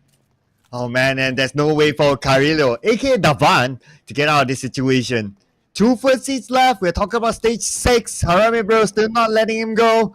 It's just a matter of time now till he gives himself away either to Harame Bros or the zone. He takes a shot though onto Rick, not able to get the knockdown, but he exposed himself to the other members of Harame Bros. But because of the blue, it is just too far away for them to eliminate Davan. And looks like he will give himself up to the blue, denying the point away from the hands of Harame Bros. A really smart play there for Carillo, aka Davan. A denial for Harame Bro. They should have been 8 eliminations already, but right now it's still 7. By the way, Elevate is already out, as there was a late, overlay on our feed right now. Again, we're working on that technical issue as we are working also with our scoreboard, because a lot of fans right now are looking for the scoreboard. Where's the scoreboard is at right now? But again, we're working on that one. For now, it's going to be 4 teams remaining in this matchup. And we're still on stage number 6, by the way, Sir Cloud. This is an early 4-team remaining in just the second game of the finals. Oh, I know, right? This is pretty fast. A lot of fights happen up north, the ones that we saw earlier on. And I guess one of the factors is that, number one, it's because the teams clumped up on the northern side. When the circle was pushed down, then the teams just got eliminated one by one. And speaking about elimination, Harame Bros is looking for the next team to eliminate, and they will rotate towards Time to Quick Esports. Right now, Time to Quick. Ooh, actually, Zuki has a really good view against Harame Bro. Harame Bro out in the open. Jappy will have to bait them out. Ooh, with the nade actually damaging Rig so much. Was now down on very low HP. Zuki does have the frag grenades. Harame Bro is actually in trouble. Rig, ooh, almost got hit there with a splash. But Jappy with a headshot onto Gus. And at the same time, Federalis from a different angle knocks down Zuki. And what a player coming from Harame Bro. They just sandwich DTQ altogether. They did all that from the lower ground? Man, this is Harame Bros on fire, ladies and gentlemen. Now still on the lower ground. There's an airdrop in front of them. While we look for the next circle, looks like it moves towards the left side. Harame Bros, no circle. So this fight with TTQ is inevitable now. It's inevitable. KH with the smoke. They really cannot find a place to stay. Just way out in the open. Gus, most likely he won't be able to get a revive anymore in that small shack unless they have some smokes to pop off for additional cover. It looks like they will just let him be. As range right now, the IGL for Harame Bro is just scouting the area. And it's not just him, it's Jappy also helping out the cause of scouting the area. Now Rig throws in a frag grenade onto the vehicle where the smoke is being popped off. Now Harame Bro is now finding and searching for the players of TTQ. TTQ is very much in trouble right now. And look at Harame Bro, 8 eliminations already in this game. And there we go, the elimination confirmation for Gus. 9 eliminations now in the bag. Now only 2 remaining. It looks like Jappy spots KH. Just unfortunately not able to aim correctly. There you go. The knockdown is there. But then again, it's going to be Liquid who spots Jappy. But again, the revive will happen all because of the cover that they all have. Smokes and the small shack. Now YG is putting a little bit more focus onto Team Max V9 instead of Harame Bros. So Harame Bros have that time to reset themselves. While they also have the circle though, there's one player, or at least 2 of them in the circle. So they can be used as a marker for the other players to come in later. Then as we roll our elimination feed now, Jappy finishes off KH from Time to Quick Esports, and that's the signal to come in. Signal to come in now. actually, for Romeo Boy. He actually didn't get knocked down. Ooh, there we go. That's going to be an elimination onto the last guy of TTQ, courtesy of UIG.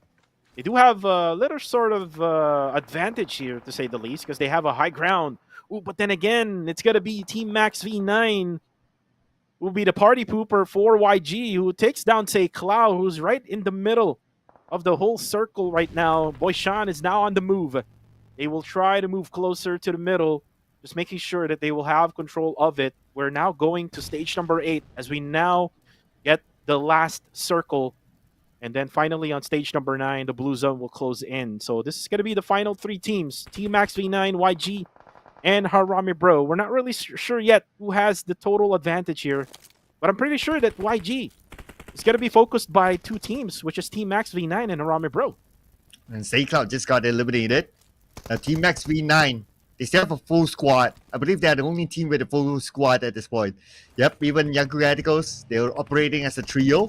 They do have this compound though, but this compound is not within the circle. They'll be forced to move in about 10 more seconds. So they have to deal with Team Max V9 quick. Ooh, and the knockdown there for Cute Low Key. This will give them some ample time to be able to push towards the circle. Then again, Cute Low Key has to go down. Ooh, he does have a buggy here that he can use for later on. Maybe to try to pick up Romeo Boy or not. It looks like he will not. He will just focus in the circle as Federalis spots him down. And now it's going to be just Romeo Boy for YG. Can this be a back-to-back chicken dinner for Harami Bro? It might be. This is my pick, by the way, as well. Ooh, Federalis got spotted. He has to back up for a little bit because Jappy is already down. Ooh, and Jappy looks like he gets spotted. But then again, Federalis goes for the save. Ooh, unfortunately, he wasn't able to revive Jappy. But look at this now. A 3v3 Harami Bro versus Max V9. 13 eliminations now for Harami Bros. Let's see if they can wrap things up. 3 players left for Max V9 on the other side versus 3 from Harami Bros. But look at the numbers, Harami Bros, they're definitely on the roll right now. Can you imagine this? They didn't have the circle, they had to fight all their way through, and yet they still have 3 players at this point. It is still an amazing run here for Harami Bros. And this is probably the Summer League form of Harami Bro, or maybe even better because they now have Rig. And look at this now. Look at Rig. Rig is just crawling his way off from an off angle. I just hope that he doesn't get spotted by Navit. But looks like Max V9 has already used up all their nades. That will be the final nade already, as Federalis got hit there, now on half HP. Now, they will trade with positions. Range will be now up on the front. Federalis will now heal for the meantime. Oh, that's probably the last nade already. Already told you that. But again, for Harami Bro, they still have frag grenades left to spare so that they can use it at the final moments, as Range right now is just scouting the area. Look at him circling around. Rig still crawling around here as Navit now gets up on his feet, now try to run towards the zone. Boyshan doing the same as what Range is actually doing. It's just a mirror image right now of what gameplay they're showing. Oh, but there will be some nades left for Max V9. Drops down Rig. And now it's going to be the nade coming from Federalis as well. Oh, there's more nades to come for Max V9. And now their nades is not coming to the side of Max V9. Range actually will get dropped. It's going to be a 2v1. Federalis, can he try to go for the clutch? But no, he cannot. Max V9 will take the chicken dinner for match number 2. And the fact that the boss is watching and also casting, this is the performance that they want to show the boss, which is Rim, on the Khmer broadcast there. So great work here by Team Max V9 for scoring the second chicken dinner here today. But then again, Harami Bros is still a consistent performance by them. Second place with what, 13 eliminations? I mean, they are still the team to beat if you ask me. Yeah, I mean, they did the league stage with not so much chicken dinners, and they qualified here in the finals, so might as well. I mean, if you don't really need that chicken, I mean, you got already one in Sanhok. Might as well in the next few games to come. You just have to be consistent. That's the key, to be honest with you, in the grand finals. Just consistency all throughout the 18 games. If you're consistent, like probably 80% of the time, then you'll be successful. You'll get the championship right at the end. Yep, although it's only 2 games in, so it's still early to tell. I mean, we don't want to jinx anything here. But of course, there's no denying that Harami Bros scored a lot of points there in this round, even though it's a second place for them. And also, it's how they score those points, right? From the north, they came in, there were like so many teams up there.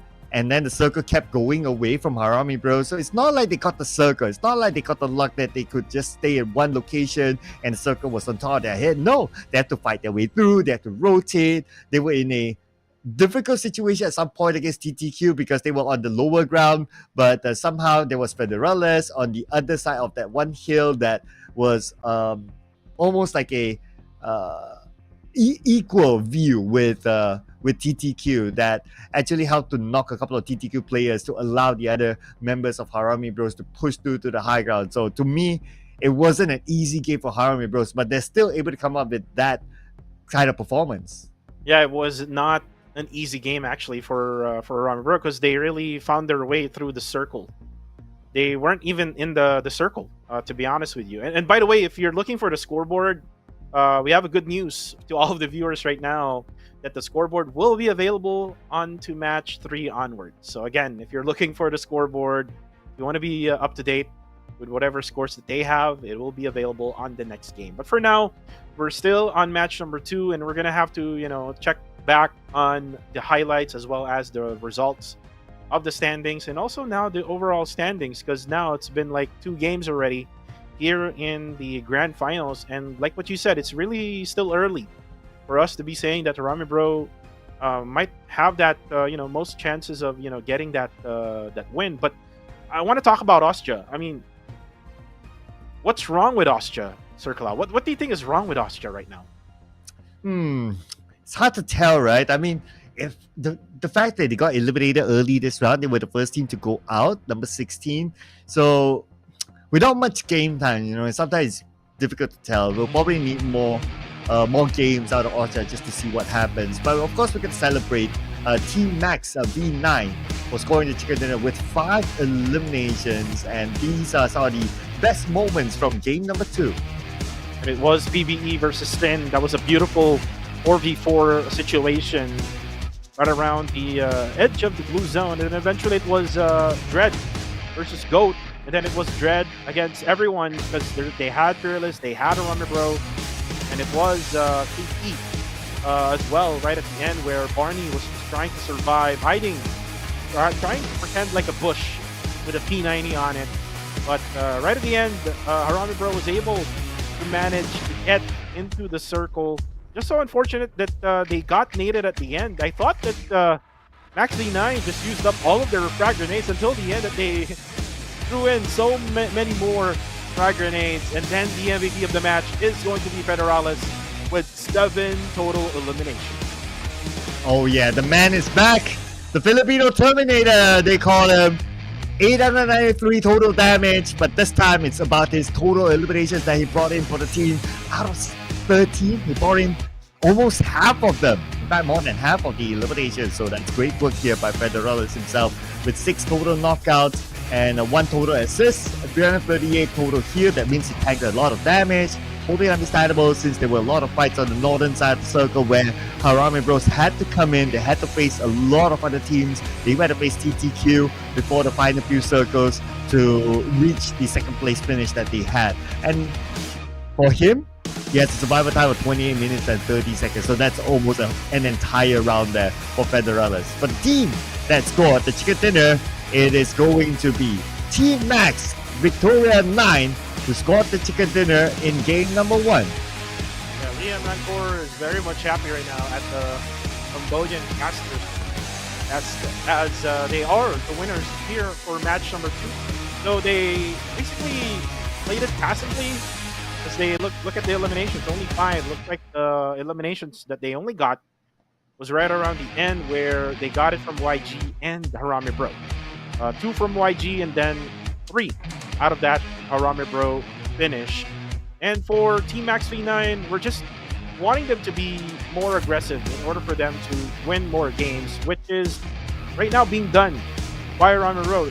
At the same time, they're going for objectives, and at the same time, they're doing a lot of those eliminations. And if you remember how they were able to actually take that spot where they were at for Harami Bro, they we almost thought that they will be on a disadvantage because they were on the downslope side, where in fact Federalis was actually left behind to actually be able to be the ones to eliminate those players. That was giving the rest of Miramar Bro a hard time on getting into position. But here comes the overall stats for match number 2. And look at the numbers. At least these are some of the numbers that we are more accustomed to, especially the throwables used. We normally see like a range of like 250 or somewhere around there. So coming in with 264, yeah, this is back to normality, ladies and gentlemen. As for the airdrops looted, I can understand teams have time to loot the airdrop just because of how the circle is. It is a kind circle towards the left side. Lots of land, lots of space for the teams to play with, so they will have time to loot their respective airdrops. It's just that the fights were aggressive in this round. I mean, by what? Stage 6, we are already towards the end of this round. So that's a sign of like these teams, they are really on the roll here to try to gain those elimination points for themselves. Oh yeah, and with the throws that was used in the latter part, goes to show that you don't. I mean, you will see some things that you won't expect, especially what Max V9 did. The latter part, I thought again that they had used every single frag grenade they have used right at the end, where they threw it out at Federalis. Eventually, Navit did had remaining frag grenades left, who actually gave them the win, and it gave Miramar Bro 4 points less in this match. Because look at them. Yeah, if they have actually won, they will get 24 points, but they are still the number 1 team here in match number 2 with 20 points. 15 for Team Max, KE with 12, 10 for YG, Dread with 10 as well. A lot of double-digit scoreline, and it's all because of the eliminations. And again, being aggressive can really sometimes give you a lot of benefit. You don't need to score the chicken dinner, you only need to score the points at the end of the day. So total eliminations way ahead of any other team here, bringing in the 20 points. But if we were to tabulate the scores all together, look at this. Miramar Bro 60 points. They are 25 points ahead of Yangon Galacticos now, and they didn't even get the maximum total starting points today. Oh yeah, and look at this now. A lot of point gap already for Miramar Bro due to that 2 consistent games. Oscar did not manage to do a lot during that first Sanhok and the second Erangel matchup. So they will have to do better here now, especially that we're now down to like 16 left games remaining in total. I mean, 4 for today. So there's still 2 Erangel and 2 Miramar maps for day number 1 here in the grand finals. As for the rest, they have to be better, because eventually Miramar Bro's score will, move as we go along throughout this day. Oh, and by the way, I almost forgot this, for Cloud. I want to greet a happy birthday to Lufa of Exquisite Esports. Today is his birthday. Happy birthday, Lufa! How do you say happy birthday in Tagalog? Maligayang kaarawan. Go on. Oh, no. We Oh. don't sing it that much in Tagalog. We say the birthday song in English. Oh, okay. But if you were to wish someone happy birthday, how does it sound like again? Maligayang kaarawan, Lufa. So it will sound like Maligayan Karawan. Maligayan Karawan. It makes sense, right? It makes sense. Just saying. Well, again, thank you very much, Sir Cloud, for saying happy birthday to Lufa, Hey, aka thank Mark. you for telling us it's his birthday. I will thank you on behalf of Lufa. But anyways, Lufa, I think he's just on the back end of Exquisite Esports right now, helping out the team. Because right now, he's not really 100% when it comes to playing pro. But for right now, we're going to be waiting on for the next few games to come. Again, like what I said, we still have 2 more Erangel maps left, with 2 more Miramar maps left, 4 more high-tier PUBG Mobile action here presented to you here in PUBG Mobile Challengers League fall of 2024. For you guys watching right now, just sit back and relax. Grab some drinks, grab some beer, or maybe grab some snacks. As we go back, Kuku TV and Sir Cloud will be right back.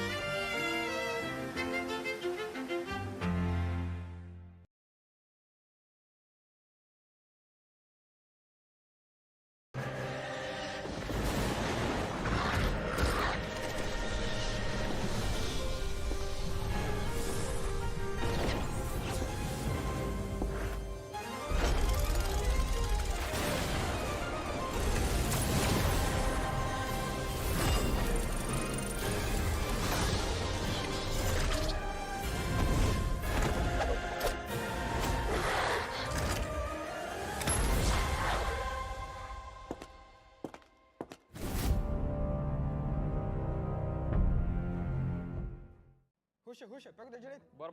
Pega da direita.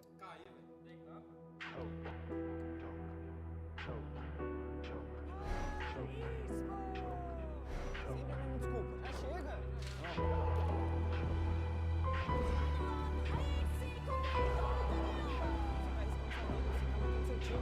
Chega disso. Chega, tô tentando melhorar.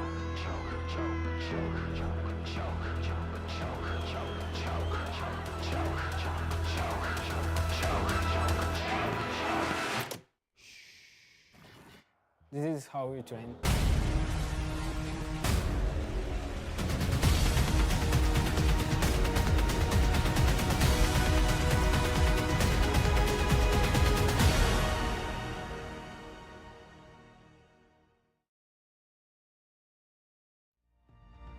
Welcome back, ladies and gentlemen, to the PUBG Mobile Challengers League Southeast Asia for 2024 Grand Finals, day number 1. This is also the show where we celebrate birthdays. Oh yeah, because it's also Mitchie's birthday. This is Mitchie from Playbook Esports. So today we celebrate Lufa's and Mitchie's birthday. So happy birthday to you guys. Wow, sharing the same birthday, huh? Do you know who else do you personally share a birthday with? I don't know. Actually, I don't know. Ah, okay. Gotta look that up. You know, sometimes you get some interesting names. I know I have one. But this is such a boomer answer, right? I just share the same birthday with Bill Cosby. Oh, okay. Anyone nice. knows who Bill Cosby is by now, that is. I'm not sure if everyone knows who Bill Cosby is. Yeah, I just gave away my age there. Maybe if I say I share the same birthday with I Show Speed, then yeah, maybe the whole world knows by now. Oh, but yeah.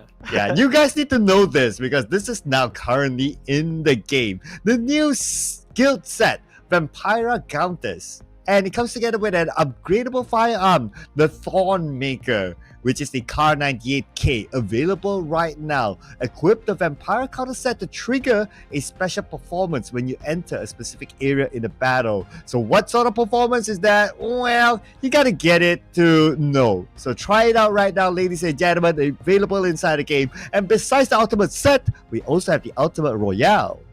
Oh yeah, gear up and start your legend in the newest PUBG Mobile rank system. The PUBG Mobile Ultimate Royale is available right now. Just imagine, there's no bots, and I believe there's no aim assist as well in this game. So we're kind of like playing the esports room in game, in app. And this might be your chance to play against the top tier PUBG Mobile teams, kind of like Miramar Bro right now, who already has 60 plus points in their name. But right now, the predictions of the casters, mine is Austria Esports. I believe it's time. It's time for them to bounce back. 2 games of no points for Austria Esports, and then for you, it's time to quit. We know for a fact that Sir Cloud is going for those least amount of head start points as of this very moment. But for Quintoyo, it's GE. Paulo B gets Dread. Risk Guys for Sammy. Bling X will take TTQ. Ria Mancor, YG, Big Daddy, Max V9, who just won in the previous game. Yeah, my boy Blink going for TTQ as well. So hey, you know what? Support for every single team who have not got a chicken dinner yet. So Max P9, he scored one. Okay, so they're out of my list for now. All right, but for Sammy, he's going for Risk Guys as well. So I guess on the Myanmar broadcast, they're probably having the same thought of like, okay, we want to give it to the teams who did not have a good start. How about you guys? What's going through your mind? Let us know through your votes here. Put it in, scan this QR code because your votes will appear on screen later on. And also don't forget to vote for your favorite individual player. Who could it be? Could it be unknown? Could it be Federales? Or could it be another new MVP that you'd like to see come out on the board? Put it in, make it official in PUBG Mobile Esports. Yeah, I just saw a post from PUBG Mobile Esports from Facebook. This is a really interesting stat, actually. To be honest with you, it was the leading players who has the most number of kills or eliminations. Red Bull does have 186 eliminations before this grand final started, and the next one after him is Federales with 135. Look, did you see that big difference? Wow. 186 to 1835. So again, we're gonna find out if Red Bull can go back to his normal form as we go into Erangel now for match number 3. Yeah, we haven't seen the best of Red Bull ever since week number 3. There were a few moments where he popped up, but in general, not really. And that kind of answers like the overall performance of Austria Esports. And even today so far, out of 2 games, Austria Esports haven't been having the best of performances. Let's see if they can bounce back here in game number 3. As a flight path hits towards mid to the base, and it should be a straightforward drop for Austria Esports. Yeah, very straightforward drop from north to south, from the areas of shooting range down to Sanhok military base. And we've seen STE, who gave a little bit of scare onto Yangon Galacticos, because we know for a fact that they drop around Yasnaya Polyana. And another thing is, there's nobody else who will be dropping right around Yasnaya, because we know that Good Game Esports is not playing anymore in the grand final. So everyone else will have their peaceful looting phase right on stage number 1, but eventually it will die down and eventually will be chaotic by the time stage number 2 would come in, where all these teams will be rotating into the circle. Earlier, Sir Cloud, the circle was at Godka area. This time around, let's see and find out. Look at that. Ooh. It now went to the opposite side, centering around prison area. And this can be beneficial to, I believe, Sin Esports and Dread Esports. Interesting. And also beneficial to Max V9 as well, since they drop in Novo. It will be a straightforward access to them. They can even take their time because the circle still has a little bit of that bridge area. So they could have, it could be an okay rotation for them. As for teams on the northern side, Stranger Esports drops in Yasnaya Polyana, no other challengers, and they will have an easy entry. But looking over at our mini screen, we have KE and Zuki just gave them their first point. Oh, and a Scorpion. First time we've seen a Scorpion being used, and will be used to eliminate someone. There you go. Zuki will go down and bow down quick. Early back to the lobby. And by the way, speaking of early gun gameplay, hopefully we could see a dual MP7 used, as Wako, by the way, will get headshot on the kill feed.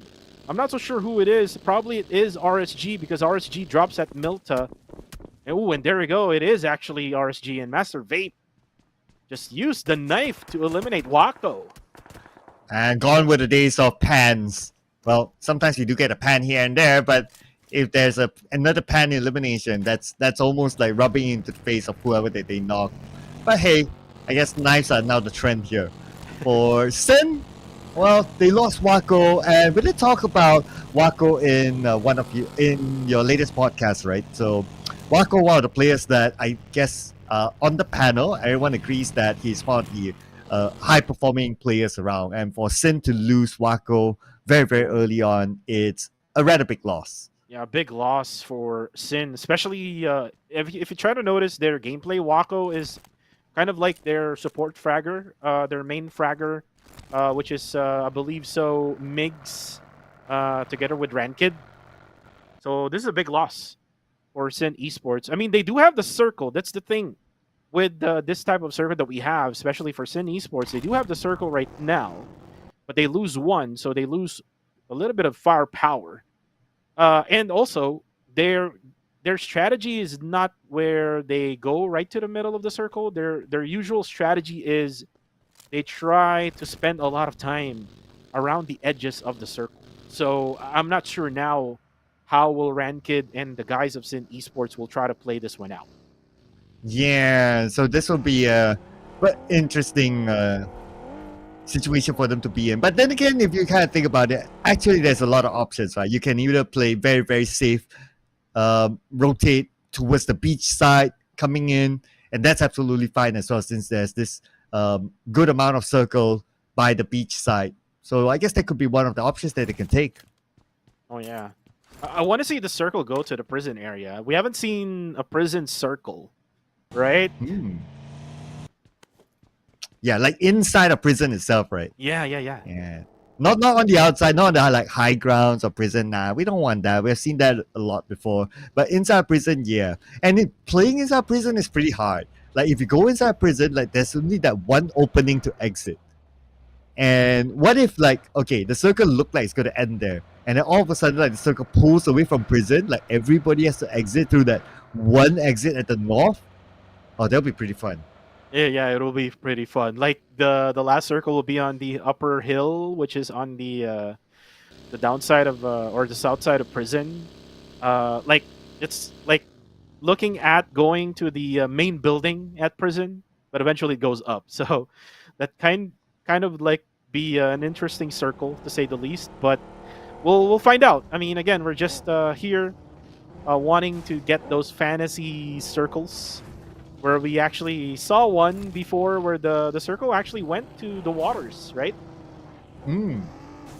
Yeah, that was like once I believe like it was the end of week 3 or something like that. Like the circle Right. like went to the very, very edge, and like what stage 8 there was still like 50% of water in it. That was insane.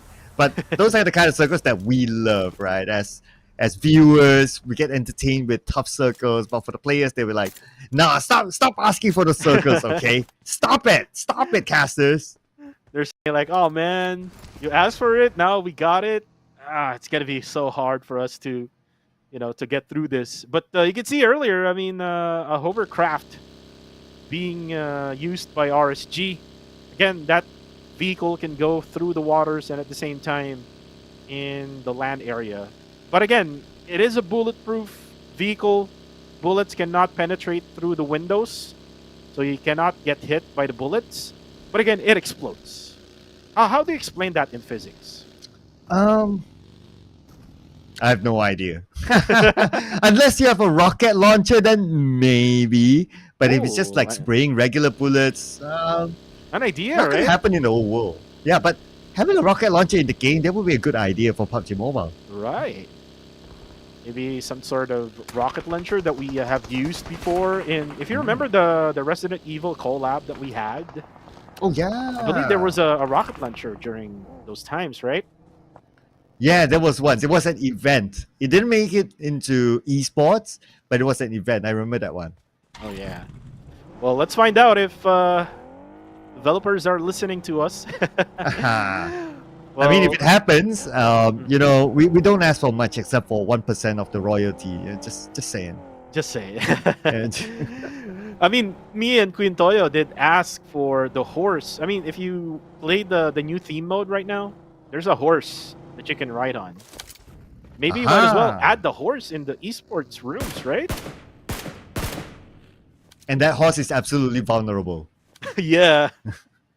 We don't want to get in trouble with the animal activists, so Oh, yeah. we will just leave the horses behind. Yeah. Ooh, and while we're saying that, Goat Unknown goes down. And there was another one who got eliminated. I believe that was from TTQ.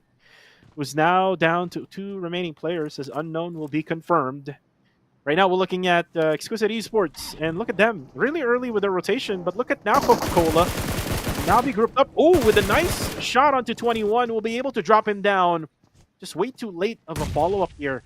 Coming from Lil Yatka and XZ11. Coca-Cola will be able to regroup himself. Now he goes down. XC11 now will have to chase him downwards. It's going to be the opposite side now. Elevate will be on the outside. 2 players up from Go will be in the inside now. Here comes the cavalry from Elevate Esports. Now drops 1.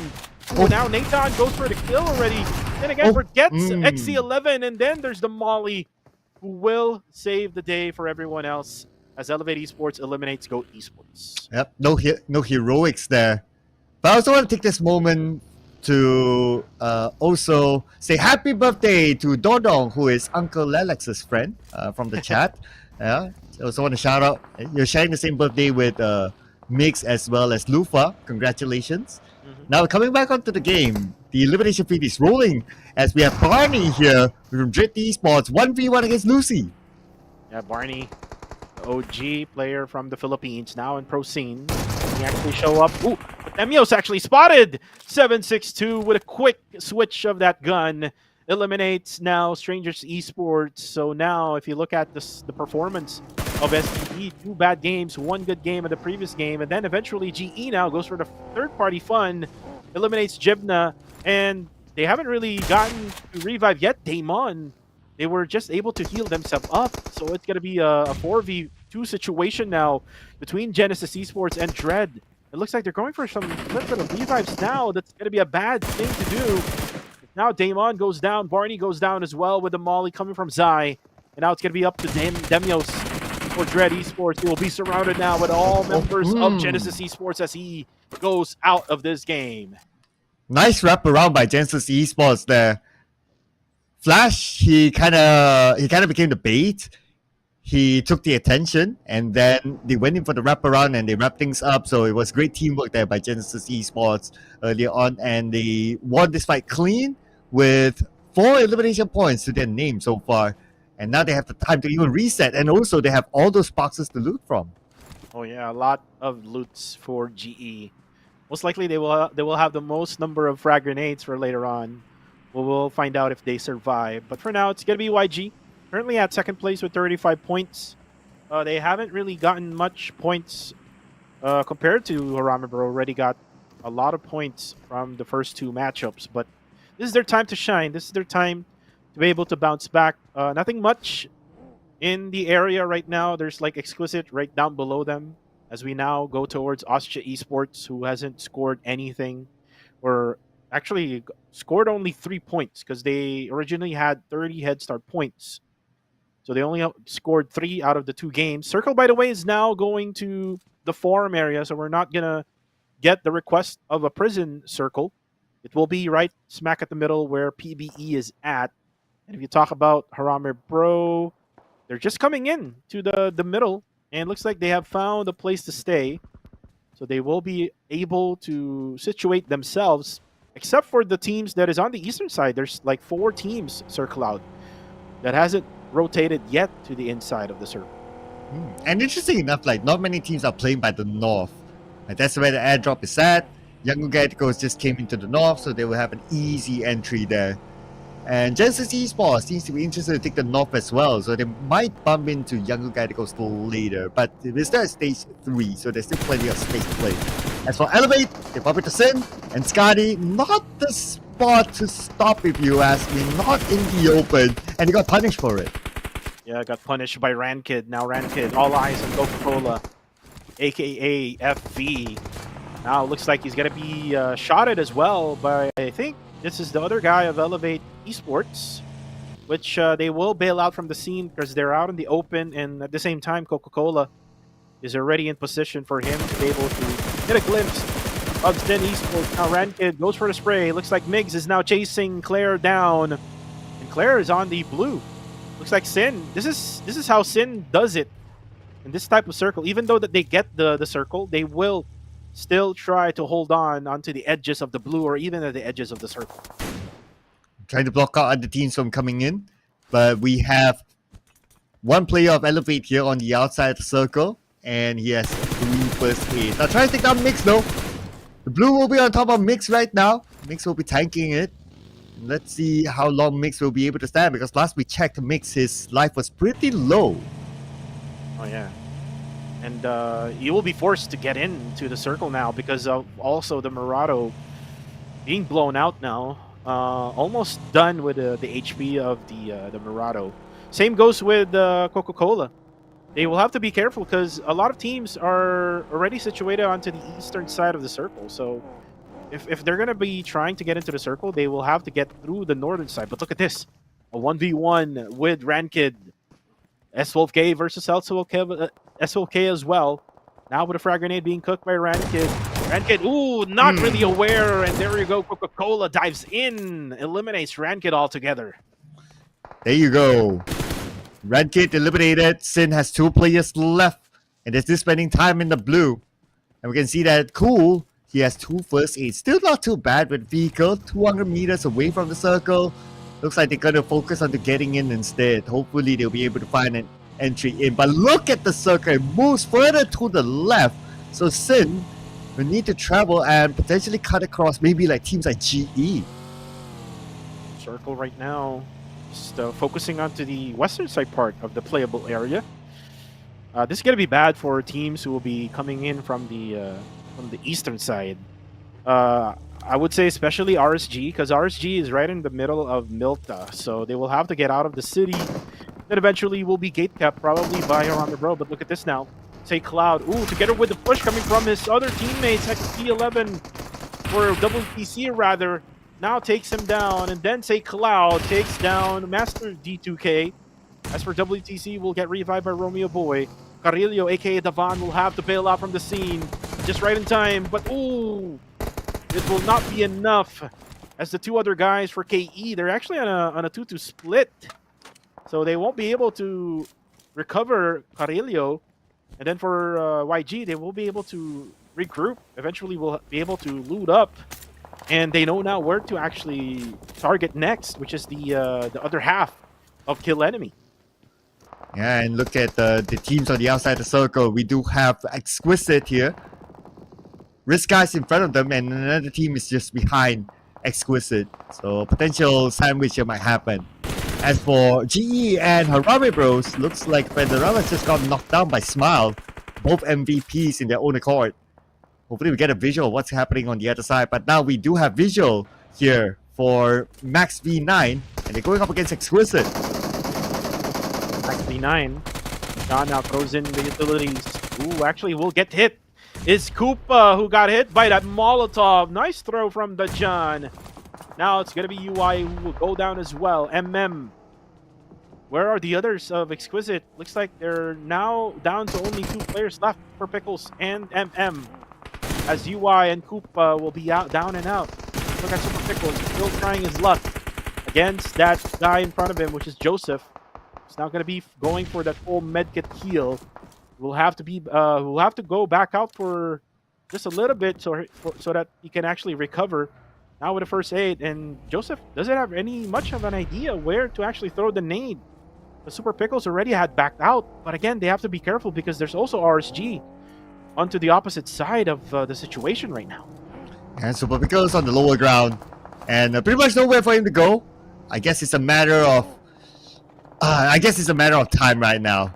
Anyway, nade set across onto Super Pickles. 1 nade did connect.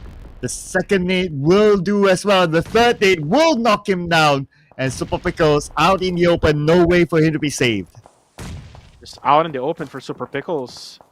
If I were Super Pickles, I would be afraid as well. 2 teams, and then at the same time, there's like a mini red zone dropping bombs on you by RSG. Now, RSG is just holding their ground all because of these smokes that they're actually popping out. Looks like Bunny will use the final smoke. Ooh, but looks like Max Navit steals the kill away from RSG. As for Exquisite, they're now down only to MM. It's now going to go for some heals together with some energy drinks. As for RSG, they will now come in closer to the middle as they're able to get a little house that they can actually be on. So they can survive together with Harame Bro and PBE. We're actually now on stage number 5, Sir Cloud. We're now down to only, I believe, 13 teams still remaining. There's still a lot. Yeah, it's a little bit slower than the round before. If the round before, by now we would have only like what, 6 teams left, 7 teams left or so. So this time around, teams are starting to play a little bit more safer, but not for Osja Esports. They're crashing into the compound of TTQ. Oh, and this is Red Bull now coming in, eliminating KH at TTQ. Oh, just a quick work for Osja Esports, eliminates TTQ. And now they can also go for the recovery onto the top. And then Martin now knows where to look at because Max V9 spraying away onto that side. They will have all of their focus, but then again, Sir Cloud, look at the mini-map. They're still not yet in the circle. Oh yeah, so they need to make this quick. If not, the blue will be on top of them. Okay, Exquisite down to the last man. MM, about 10% of health left. They not managed to escape the scope, the crosshair of Cool, as Sin will eliminate Exquisite. Right now, RSG, this is Master Vape, is using the hovercraft right now as cover. Big problem is he doesn't have any smokes anymore. And I believe he doesn't have any vehicles as well. So he'll be stuck out of the open. Though he does have his two other teammates who's already inside the circle. You see now Fearless Esports right on to the western side part of the zone. Pretty much open, to say the least, if you try to get into the circle. But if you try to stay outside the circle, you will definitely have cover. But update here now for Team Max V9. They don't really have to overcommit. They're inside the zone already. They can most probably be the ones to be in charge against Osja Esports, which is right now, if you could see, I believe there's a little bit of part of that house that they have, which is inside the circle, but half of it is outside. Oh, for the southern side, notice that Osja Esports is there together with another team in front of them. So they need to be prepared to take the fight in case the zone moves away, because they also need to manage crossing the road later on. As for Fearless Esports, long range tap on the Genesis Esports, they took out one player, but not eliminated yet. So he's trying to, 1 second, is trying to secure this elimination point, but it's just too difficult for him. Osja Esports executing their plan against KE. Ooh, and Osja right now crashing in one more time. Earlier it was TTQ, but now it's gonna be KE. No! 2-man down for Osja Esports. The top and Skynin will be down. Oh, but look at Martin. He actually throws the nade and actually bounces off the hovercraft. And now it's gonna be KE who will have the advantage against Kill Enemy. Where is Red Bull? Red Bull is still out there in that house. Looks like they went for a 3-man push, and it was Red Bull who stayed behind. But it was not very effective, and now Martin will be needed. Also some stun grenade being thrown out by Kaya. And then there's another frag grenade coming in from Campus. It looks like Martin already knows where to go. He will be able to go for the cover on just right behind that small house. But for the rest of KE, they will have to back out for a little bit here, because the circle is now closing in as well in just 30 seconds. Martin, though, will have to go back to where the hovercraft is at. That's a much better place to stay. And now KE realizes that Martin actually backed out. But then again, look at what Max V9 did. While Osja and KE are busy, they went right at the backside of KE, so they now have the middle portion of the circle. Oh man, and this will be difficult for KE later on, but still, Osja Esports is still the team that's making it difficult for them to make their next rotation. Red Bull is the only player left for Osja Esports, and he's the furthest away. There's no way he's going to be able to save Martin. On the northern side, outside the circle, we still have GE here, together with FRL. And they're finding it difficult to get into the circle with all these teams gatekeeping them, including... Looks like it was Yangon Gadicos. Yangon Gadicos stop FRL from coming in. Yeah, it was YG now. Their eyes are all set on GE. GE was the one gatekeeping Fearless earlier. They were together with them right at the outside of the zone. But looks like they're going to be forced to crash towards YG. If not, where they can actually go push into. As Monboy gets a knockdown on the feed. Now the nades are coming in from GE. And this is the good thing about YG. They're all protected by all these covers, the vehicles. And at the same time, the houses that they have in this compound, while RSG is eliminated now in this game, you can also add the smokes being popped off by Yangon Galacticos. But now on the kill feed, it is Campus who will get the knockdown onto Max V9. Now the push will be coming in now to Smile. Smile comes in together with Marnet Boy. YG, the Titans, are now against each other. YG and GE. Ooh, but then again, from the inside, it's a Cloud who knocks one down from the side of GE. That's gonna be Marnet Boy. But then again, it's actually Say Cloud. Or it's actually Low Key, rather, who will now be down. Then eventually now for Say Cloud will be defending himself again. Player here from GE, which is Zai. Oh, unfortunately, the nade helped him out. And then Zai goes for one more. They can try to manage to get this one the opposite way around. YG now with only WTZ up alive. Another nade coming in from him. He will now go for the push onto Smile. I'm not really sure what happened there, but they're actually fighting against each other. But PBE goes for the third party, eliminates YG. With a DP from that distance to indirectly help Genesis Esports to win the final compound. And now Genesis Esports, they live to tell the tale another day. But Playbook Esports, if they're able to eliminate Harami Bros that's in front of them, that will be their dream elimination. Now we're coming back to Red Bull, the final member of Austria Esports. At the same time, we'll look at where the circle will go. We're going to the middle. They'll most likely do that based on the trend. And that would mean that Red Bull will need to move forward.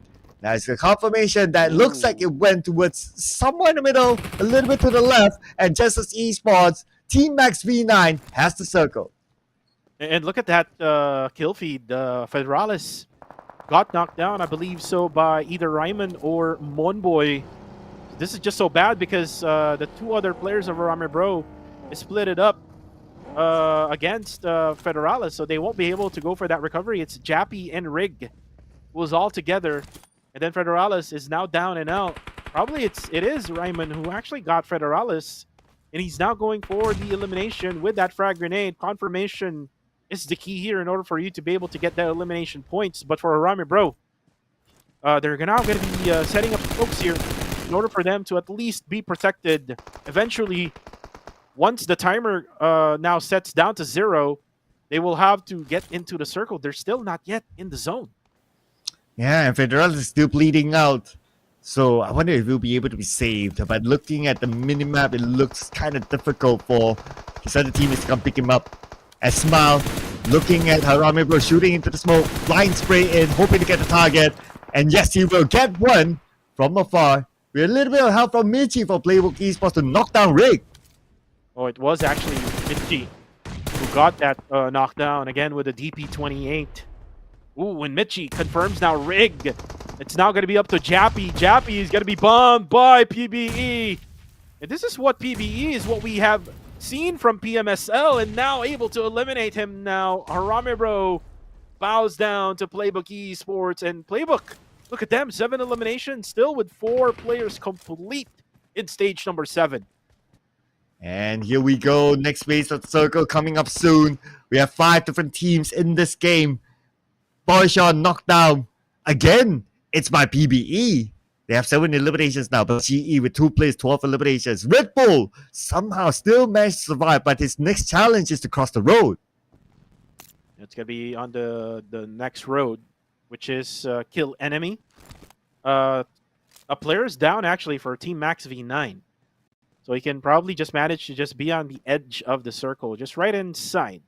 Michi is the one in charge with the southern side part. And then for Ryman and the rest, probably Monboy and Ryman, they are now looking towards GE. But look at the circle now. The shift of the circle went to PBE. Now GE will be forced to get outside that compound, and they will be pretty much be open. There's not much of any cover for Genesis Esports if they try to get out of that compound. Same goes for KE. They have to cross the road, and Red Bull just right beside them.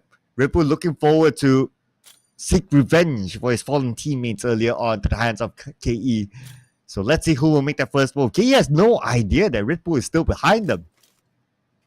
Oh yeah, Red Bull right now actually just popped up a smoke. This will give an idea for Team Max V9 though, because kill enemy is just far from that other opposite side where Red Bull is at. But look at Max V9. They're not looking at Red Bull. Oh, looks like Boyshawn hears the footstep, but eventually gets spotted by KE from afar. Well, at least they cleared the potential backstab there by Red Bull. Red Bull out. Austria Esports number 5 in this round. Now we're down to the top 4 teams. as Playbook Esports is the only team with full squad, and they have the circle, and they have a clear entry from the right side in. And looks like they're in the driver's seat right now as Max V9 putting focus on the KE. Same goes for GE. Nobody's really putting attention on the Playbook Esports.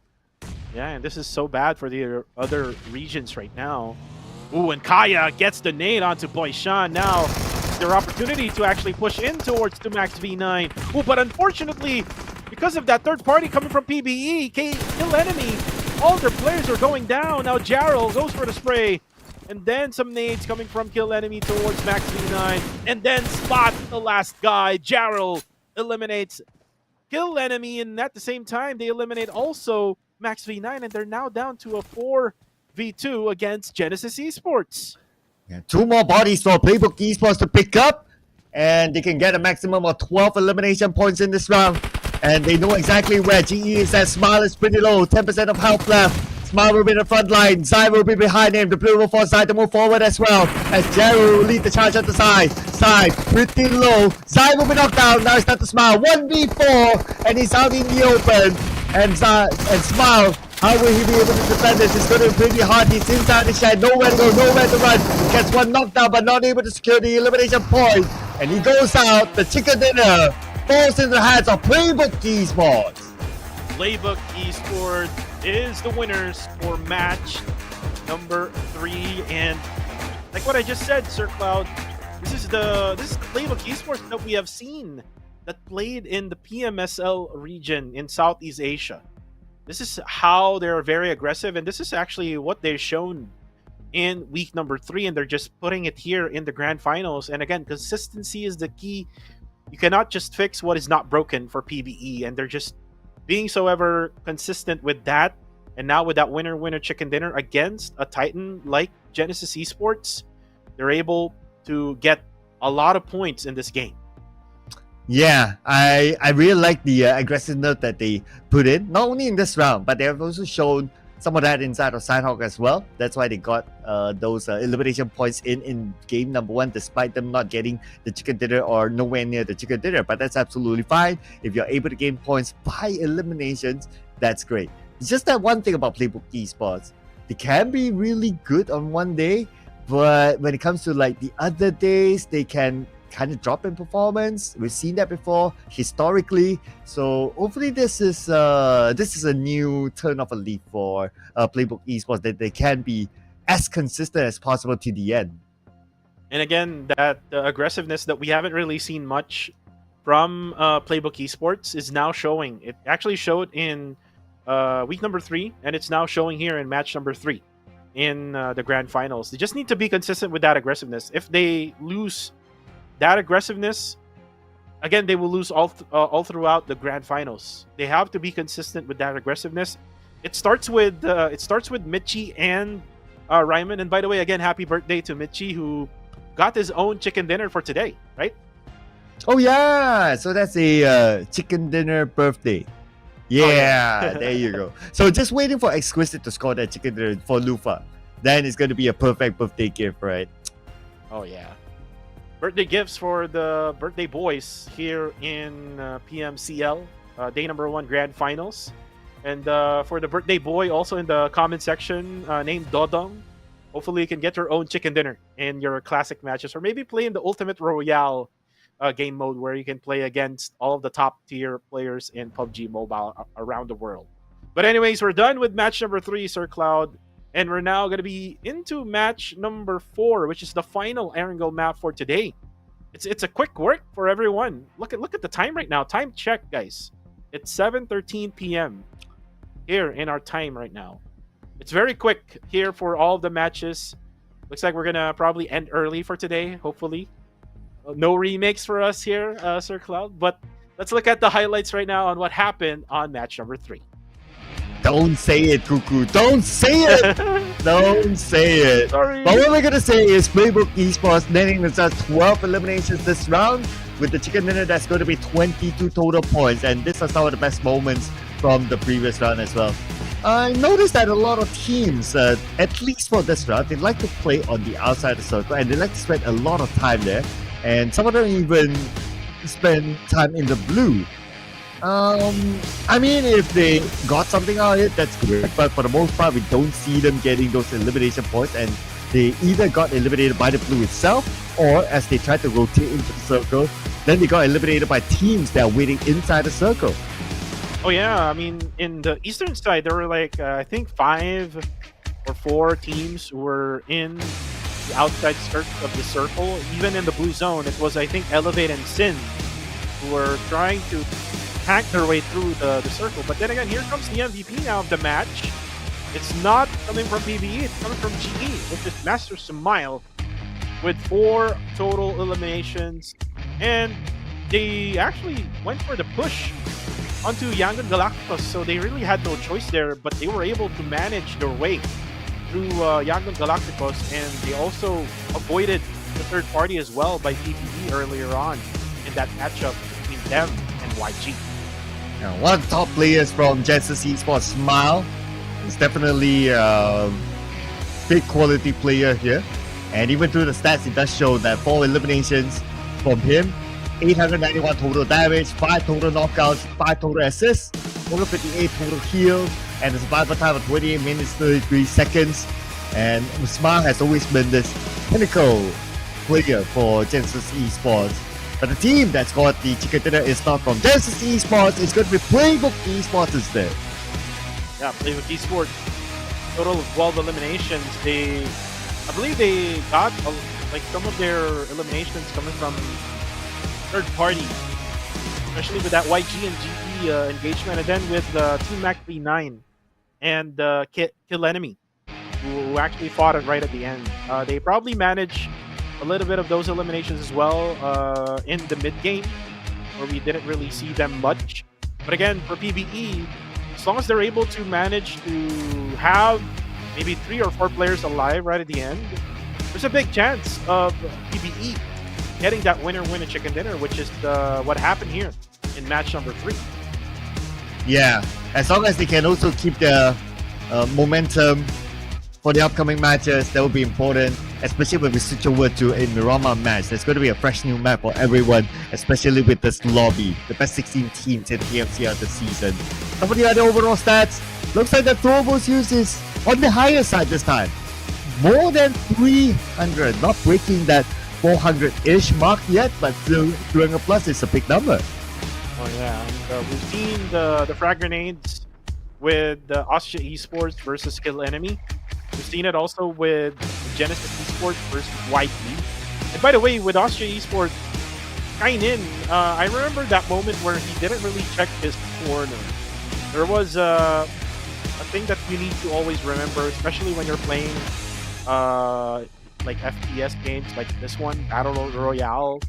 You always have to check your corner, because sometimes there's someone hiding behind these corners, and you'll eventually get surprised that you'll be knocked down because you didn't check your corner. So for Skynin, you have to be better, especially for match number 4, as we now look at match number 3 standings.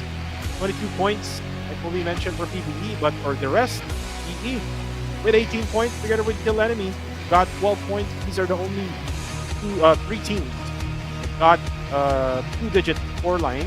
For the rest, for Team Max until STE, they only got single-digit scores. For Austria, this is a bad sign for Austria. Just 5 points, and then you can add 3 during, I think that was in Sanhok. Total of 8 points all throughout 3 matches. And can I now ask you what's wrong with Austria? Well, based on the previous round, I would say that I would say the execution of how they took the fight wasn't as clean as I would have thought. Like, they rush in without an advantage, and if you rush in without an advantage, like you rush in past a window, you're bound to be shot first by your defending opponent. So that maybe that was a bit of a lapse there, or a bit of a how should I put it? An over-aggressive call made by them. And they didn't even put Red Bull in front, and Red Bull is one of the top fraggers. So I don't know, maybe coordination as well there. But we also look at the overall standings, and because of Austria Esports only managed to get 8 points today, they have now dropped to number 5. Oh yeah, they're now dropped to number 5. This is where you would say that good thing Austria got the 30 head start point, because if, say for example, they got lesser head start points and then the performance would be like this, then there'll be on the second page of the overall standings, and that will be really so bad for Austria Esports. So again, these head start points are really beneficial for you to be able to at least get those head start points or bonus points if you're actually struggling, like what I did mention during the first or second game we're in, during the last day of the Summer League finals.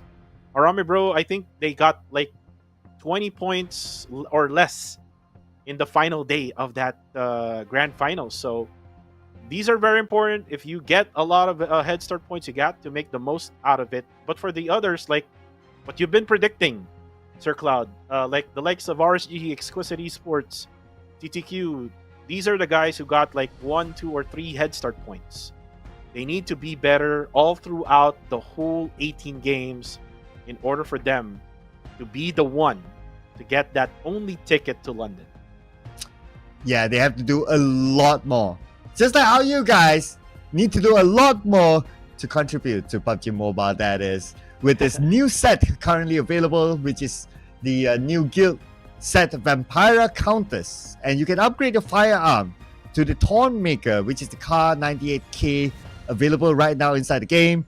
Equip the Vampira Countess set to trigger a special performance. Now, what that performance is, I'll leave that for a surprise when you get this set, and especially when you enter a specific area in battle. So try it out right now. The ultimate set available for a limited amount of time until the 26th of October. So that's about a month from now. But you don't want to leave it to the last minute, because if you do, sometimes you forget. And when you forget, you regret. So don't procrastinate. Do it right now, ladies and gentlemen, inside of PUBG Mobile.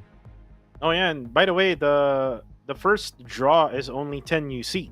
Aha! And I told Contra about this, wherein you can save a lot by just topping up, like say 300 UC, and then do the 10 UC every single day.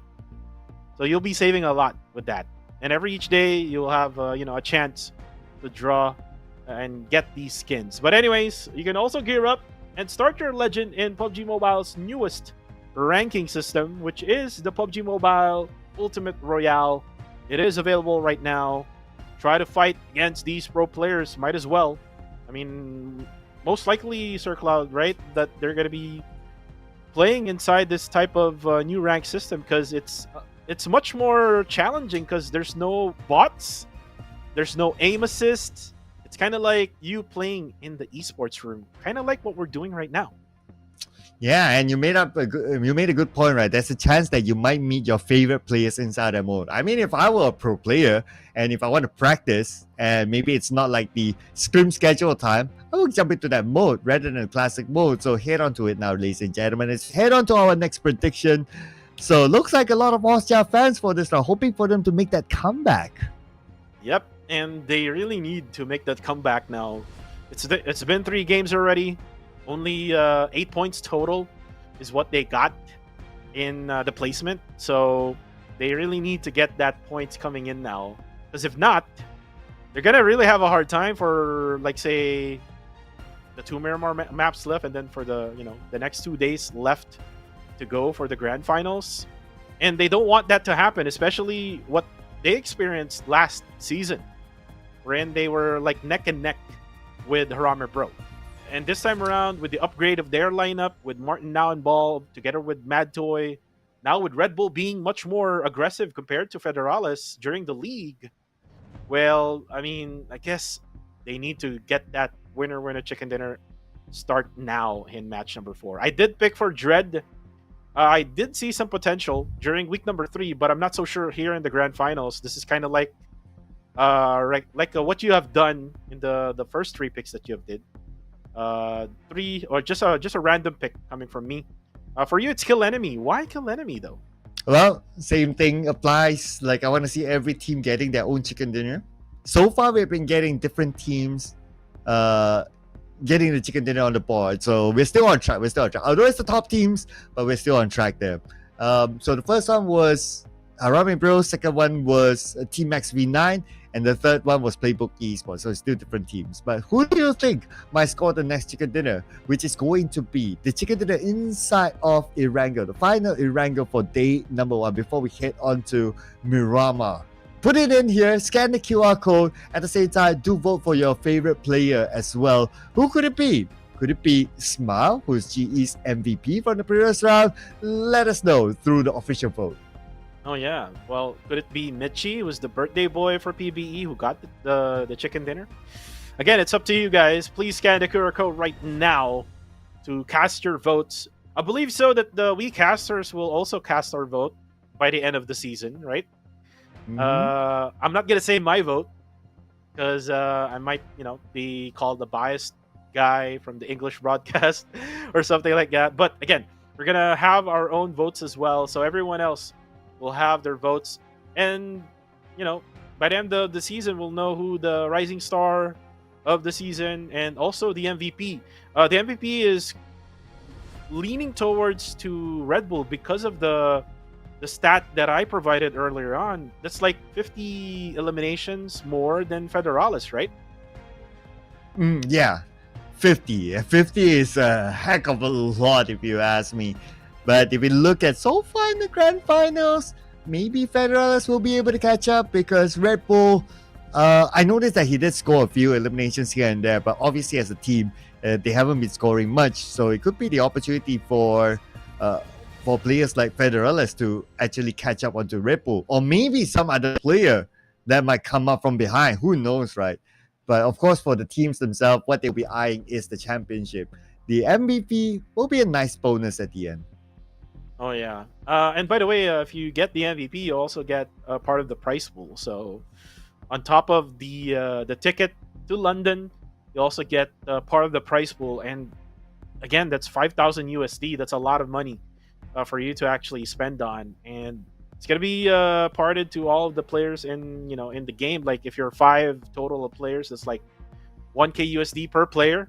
That's a lot of USD already. Sir Cloud. But again, we're now down to less than a minute here before we start match number 4. Another time check for this one. It's 7:25 p.m. right now here on my time. I hope that you guys are already. I mean, in the Philippines, some of them are just out of work, who's going to their houses. So I hope you guys are safe going home, and you're watching these PUBG Mobile action while you're going home through your mobile devices. Again, we're live across all social media platforms in Facebook, TikTok, and also on YouTube, where we see a lot of viewers coming from the South Asia region. But again, we're starting match number 4 now here in just a few seconds. Let's start it now, Sir Cloud. This is the final Erangel map for today. Before we head on to a break, and then we'll be in the dusty map of Miramar. And here we go. So far we are seeing circle-wise, one on the left side around the area of Gaka, one more on the right side around the area of Shelter. So hopefully we get a military-based circle. Always wishing for that kind of circle to appear. I won't complain if it's a military-based circle. But anyway, Flat Path is going to be a bit different this time towards the north. Oh, looks like it's the other way around. If you remember, it came from the northern side of shooting range, and it goes to Milta, I believe, on the previous game, and now just the opposite way. So you might see the same early stage where you didn't really see much of early engagement. I mean, there was, I think, 1 or maybe 2 early engagement, all because of those random spots where other players are doing jungle loot. But like what you said, we're looking for an Ostja circle. I call it now an Ostja circle because again, Ostja is dropping at the military base area, and if the circle would go over there, it'll be their circle, and they will have full control of whatever gameplay that they will have in that match. But again, we're still waiting on for that circle. Ooh, and it actually goes back to the areas of Gata. Okay. Very familiar circle. The circle that Team Max V9 scored their chicken dinner. So I guess they wouldn't mind this kind of circle. It gave them the best of luck earlier on. And looking at some of the drops, looks like we're not going to see an overlap this time, except for the potential randomness that might happen. I'm looking actually on the south side of Pachinki. TTQ is there, and there's also another team surrounding them. So that could be the first clash point. Oh, look at this. I think this is TTQ and Kill Enemy. Looks like Kill Enemy was focusing on the vehicles section. And then there were some little bit of gunshots coming from TTQ. I believe so that they tried to shot at Kill Enemy, but Kill Enemy was able to escape the area, which is campus right now. You can see the rest of Kill Enemy focused on getting those vehicles. Again, vehicles are important in this game. It is a way for you to transport your position from another position to, to the position that you wanted. Looks like Carillo will get, or it's probably Kaya who will get the vehicle at this garage station. So early game, there's not much of any engagement. It's just about the looting phase of the team. Yeah, it looks like it's going to be one of those rounds that we might see more fights like stage 3 onwards. Yeah. But if that's going to be the case, right, it could be a repeat of like how we saw the first Erangel. Starting, it's all cool and chill. But all of a sudden, when teams start to rotate, we see fight after fight after fight. And by the time we reach stage number 6, there's like 6 teams left, even 7 teams left by that point. So it could potentially happen again, looking at how the trend of the circle is, and so far how the trend of other teams are playing. Oh yeah, and we just saw Elevate Esports on the screen earlier on, and this is the problem with teams who just banded together just recently. How will their experience be if they qualify into the grand finals? And looks like they haven't really gotten so much points yet for Elevate Esports. I mean, we know Claire, we know Scotty, we know FV. I mean, they've gone through grand finals already, but not as a team. So they still have to go through that, building that chemistry process, in my opinion, for right now.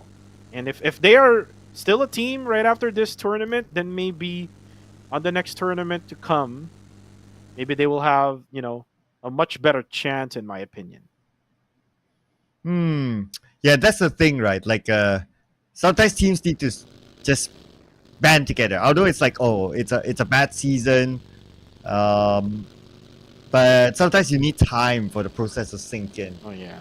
Yeah. So, for example, like Genesis Esports, it was only like this season that they had a significant change in the lineup by adding in Flash. Before that, it was like, okay, we stick to the same lineup, and then that was what brought them the 2 championships back to back, even at some point. It was actually a back to back to back, like 3 consecutive championships for Genesis Esports. And again, with their changes this season, Itchy retired, and then Flash came in. It's kind of like what happened also to Ostya and Harame Bro, because for Harame Bro, they got rigged this season. And then Martin for Ostya Esports. Same goes to STE, actually. I mean, 762, I mean, they had Minor and No Fear. And by the way, No Fear qualified to the PMGC already with Hora Esports. If you watch the PMSL CSA region. And by the way, congratulations to him. Doesn't have to, go through PMCL where there's only like 1 slot. We're in PMSL CSA, they had like at least 5 or 6 slots out there, right? Pretty generous in terms of the number of slots. Oh yeah. Yeah, and I guess one of the factors is that for the team's performance, right? So hopefully, like whoever who represents the PMCL's region this season is able to perform as well in the PMGC. At least that will show to the world that they deserve more slots in this region. Hopefully in the future. Oh yeah, hopefully. So there's a lot of fans out there actually, and on my TikTok, they're commenting on my post where hopefully that the special invite will be given to a PMCL team or something like that. Just to give more chances, because we're only getting 1 slot, right? So it just gives us a little bit of, chance to train. I mean, we've talked about this with Lufa in our podcast where we just needed a chance to train with the world-class teams like the Alpha 7s, like the rejects, if we're able to train with them, then maybe we can all be PMGC tier level of teams, right? Yeah, that would definitely make sense, right? Like the training environment as well, like what type of teams that you scrim with, so that you would know like what sort of bar that you need to set. Even though, like, let's say, oh, you're not able to read out what they do, maybe because they just do random stuff. But at least you know that okay, this is the bar that we need to be in, and it's different than just watching the game, and as compared to like you actually playing it together with them. And I totally agree with that. But of course, being able to scrim with that sort of lobby, you need to be able to have some sort of an achievement as well. So if teams or whichever team that is representing the PMCL here do well in the PMGC later on, I believe that would open up more access for the other teams to be able to scrim in that lobby too. Oh yeah, and we hear some gunshots for a little bit there. Red Bull is now damaged. I believe so. It was TTQ who was the one in charge with that. But going back to the conversation, I mean, we got Genesis Esports in the previous PMGC. They actually played in that PMGC already, so they got a chance to train against all of the top tier teams around the world. Harame Bro also did that in just the recent EWC or PMWC tournament in Riyadh. So if we can have like consistency of like not just one but more than one team to be able to train against the top tier teams, then maybe we can improve the level of gameplay here in this region, and maybe we'll have like potential top players here in our region as well. But look at the circle now, Sir Cloud. It now goes to Ferry Pierre, and then a part of the circle is in water, so it might be all of these teams like just together in just one collab of like compound maybe. Look, and this is what's happening right now over to TTQ and Ostia. We can hear a gunshot onto RSG and Dread as Jib now uses the DP28. Not much of any damage done by Dread, but it scares them off. And this is how you do it. If teams would come by right past you, you just have to scare them off with the spray downs. Yeah, so give them warning shots, right? But no warning shots towards Risk Guys as they crash into Tight Quick Esports' compound. Oh, okay, but it looks like they're not going to truly crash in. They will just move in onto another area of Ferry Pier. Understandably, since there's like, what, 50% of water with this stage 2 circle. So you want to get the best parts possible before any other team takes them over. Well, right now, TTQ does have the Ferry Pier on them. And this is the middle portion of the circle.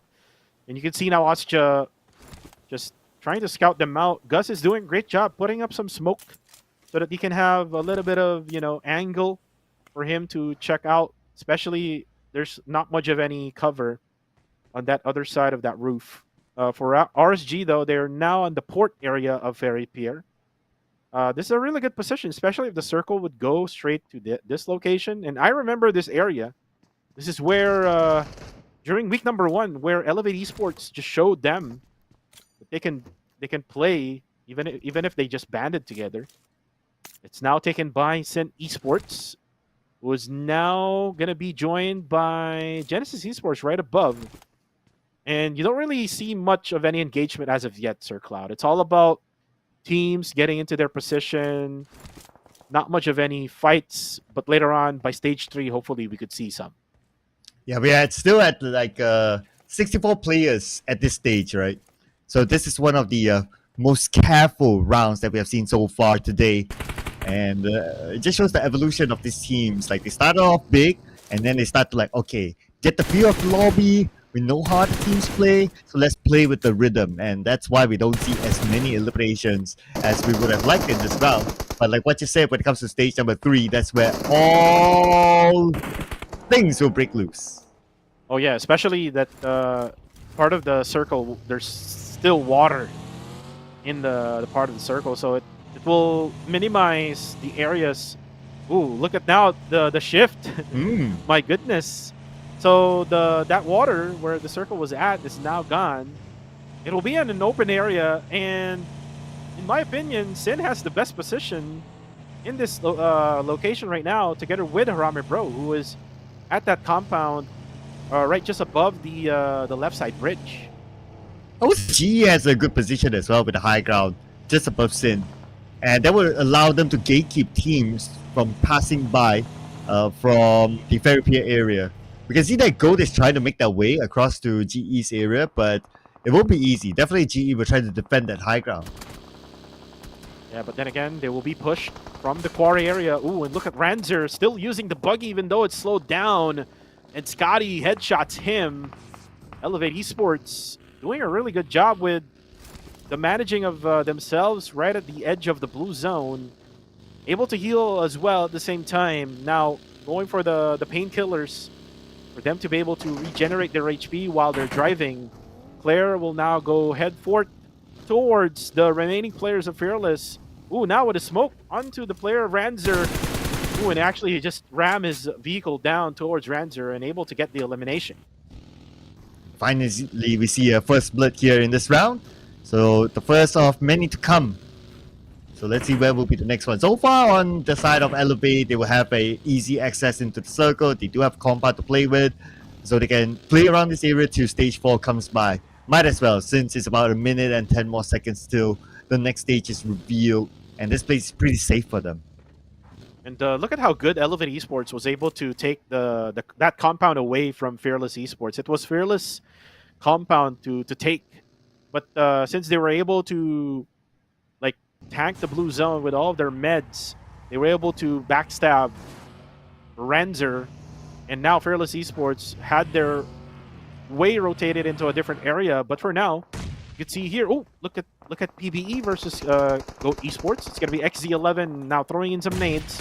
Oh, but Ryman actually knocks down Romeo Boy from a far distance. It's from a different angle. Then again, they will have to get away from this area. It's not a place where you can actually just go towards and, you know, get into the circle. But now their focus is on YG because they were able to knock down Romeo Boy. Interesting on the left side of the circle. Gonna see more fights here, including Young Gadigos. Long range putting pressure onto Playbook Esports, who is somewhat on the outside of the circle still. But they fire back onto WTZ. Nice shot by Raimon. Raimon tanking out the blue. He has 3 first aids together with 1 medkit. Still needs to fight his way through though. Now look at the amount of damage that he's receiving now from stage 4. Raimon still in the blue. Able to spot YG. This is good because look at this. Oh, but then eventually Jarrell goes down. Now 2 players left for YG. Ooh, drops Monboy down as well. But then again, there's Ryman from afar, and now this will force Romeo Boy to get away from the scene as YG now is down to only 1. And I think Elevate also hears where YG is actually going. As for Michi, I'm not sure if they're able to get Monboy up. Ooh, and Romeo Boy now spots Claire. It's the other way around that happened here with Elevate Esports. YG still manages to get an elimination, even though there are only 1 player left for them. Now for Nathan. Nathan just hiding behind that tree. Now going to be throwing a nade. Ooh, and actually Scotty spots Michi. He goes down. As for PBE, they're only now down to 1 as well. And for Elevate, they're still up alive with 3 members strong. And looks like the teams are losing players back-to-back, including Playbook Esports. Now with only 1 player left. That's going to be Raimon, and he is inside the circle though, but he's between 2 different teams. So this will be something that he'll need to navigate alone. No other eyes to help him out with the scouting work. As for Federales, he just got 1 knock from somewhere else as the circle shifted towards the left side, and it's still the high grounds of Genesis Esports that they need to protect. This is pretty interesting now, Sir Cloud, because Rami Bro got that compound where I told you that it might be a power position if the circle would stay. Ooh, look at that. Ostja spots UI, and they will be eliminated out at 16th. The first team to be eliminated. Look at the stage. Stage number 4. First team to be eliminated. This is a pretty long battle. Oh, I know, right? Man, this was the longest first team elimination that we have seen so far, even in this season. Okay, but for Red Bull, look at his vehicle taking a lot of damage, smoking up right now. And for Osha Esports, they're still on the outside of the circle. A lot of teams in front of them, though. They must win this fight. As for Federales, knocked down by the top. So it looks like it's going to be Harame Bros, one of the teams that they need to overcome to get into the circle. Well, this is the rivalry. So we're looking now. Range will be eliminated by the top. Now they know that Harame Bro is right in front of their way. Now Rig with a UAZ trying to escape the scene. Doesn't have a really good spot there, but then again, it will be spotted by Max V9 from afar. Now Jappy gets inside the Dasha. He will have to avoid all those bullets because his vehicle is now up on smokes. Now Jappy will get hit from behind as well, but Team Max V9 still continues to wreak havoc against Austria Esports. And now I think Red Bull is actually stuck over there. On the lower ground, that is. But the good news is that he's within the circle. So whatever it is, he can still hold on to this area.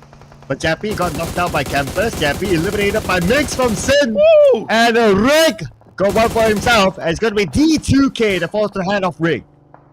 And what a spray there coming from Rig. Even went for the peak there right at the end. Able to eliminate a player from Kill Enemy now. Kill Enemy is now down to 3. As for the circle, it goes away again from Harame Bro, Kill Enemy, TTQ, Dread, and at the same time, Austria Esports. And like what I said, I remember the circle. It went to where the compound where Sin was at. And it's now happening again, Sir Cloud.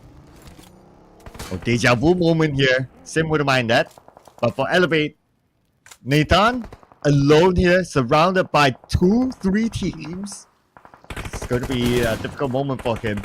As for Goat, it looks like they managed to find 762, got knocked down. Campus got knocked down by Marnet from GE.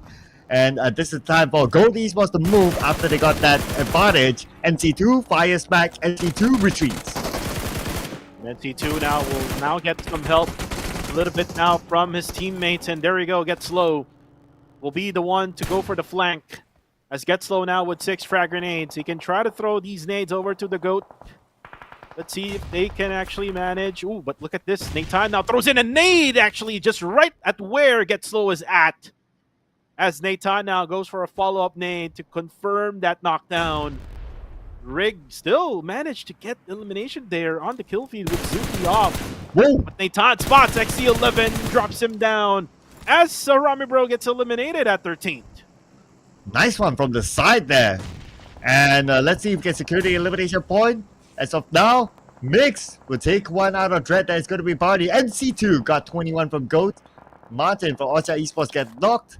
Red can finish off. Man, the elimination feed is rolling wild right now. We're cool. Knocked down by the Mios and eliminated immediately. Oh, and as we switch over, Sin versus Dread, Demios goes down. Ooh, crashing in is TTQ as well. It's a triple threat matchup right now. Right where?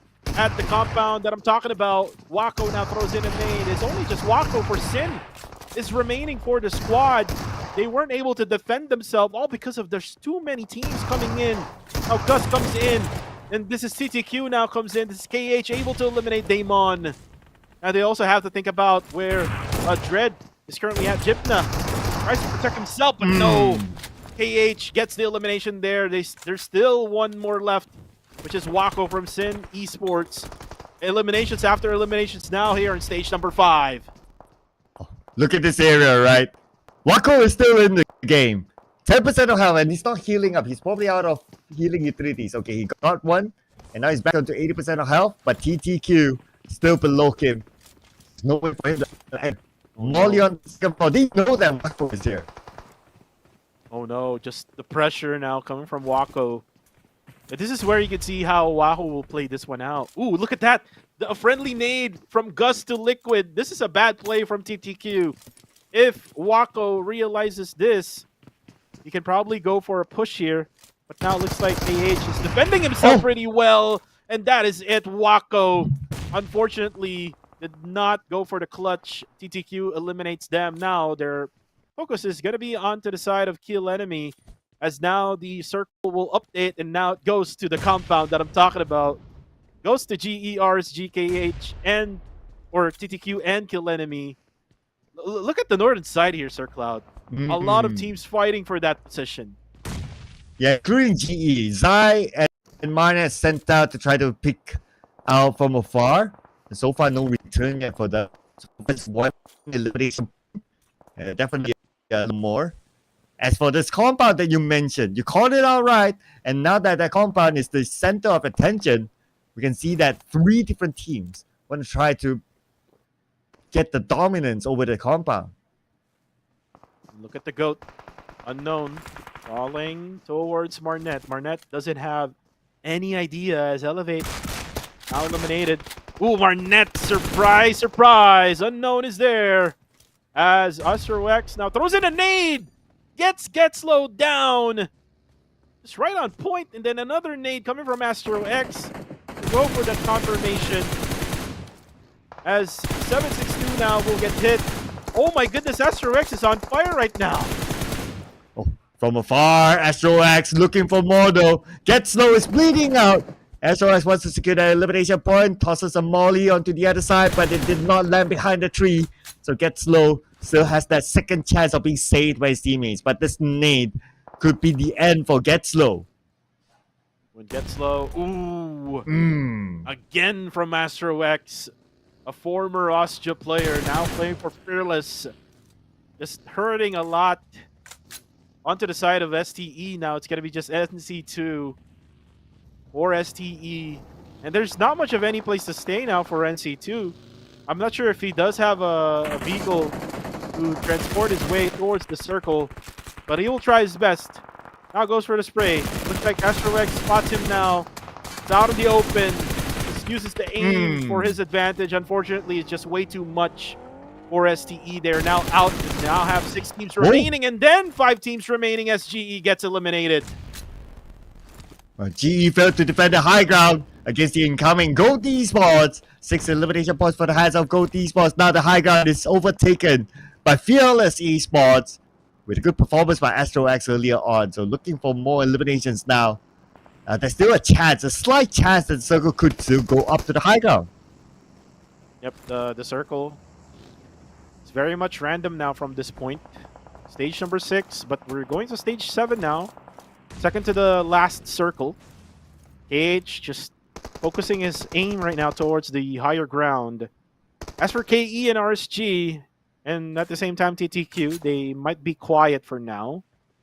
If the circle would go towards their way, it will be some sort of mini urban warfare circle. As now the circle will be closed in just 10 seconds. Nothing much. It's what we call the calm before the storm, Sir Cloud. The storm might come now, depending on where the circle goes. Oh, it's still the lower ground. So teams on the high ground on the left side will need to fight their way through. Gold Esports and Fearless Esports. As for Risk Guys, KE, and TTQ, they can chill for now. They can chill for now. And like what I said, if the circle would go to this area, you just have to go to this compound. Sin actually called it, but just way too many players surrounding them. They cannot even manage to defend it. But now, nades are coming in. Fearless Esports up against GOAT. Whoever wins this one will be able to at least survive until top 4. Fearless does have 5 eliminations already in the bag. Astro X with 1 final frag grenade. I think he hears the footsteps already up in front. But it's good that 21 is able to realize that nades are coming in, so he has to back out for a little bit. Nades still left here for GOAT, and there you go. First knockdown by XZ11. Knocks down Astro X, who's been throwing nades all over the place earlier on, and now it's going to be the other way around. GOAT has the advantage.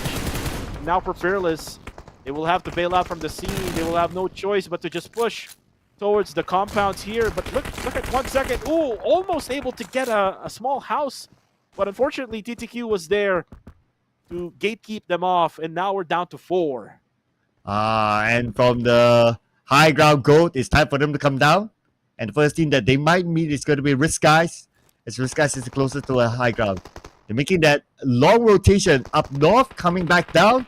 And if they do so, they're going to meet another team. Potentially might meet TTQ. But no, they stop on the outside. And that's going to be TTQ's target. Gus, we get a knock on the 21. Bad play there coming from 21, aka exit of GOAT Esports. Just way out in the open, not much of any cover. They should have just went towards to where 1 second was trying to get to. as now they're able to, manage to do that. Unknown and XZ11 now able to get a piece of rent in one of these houses.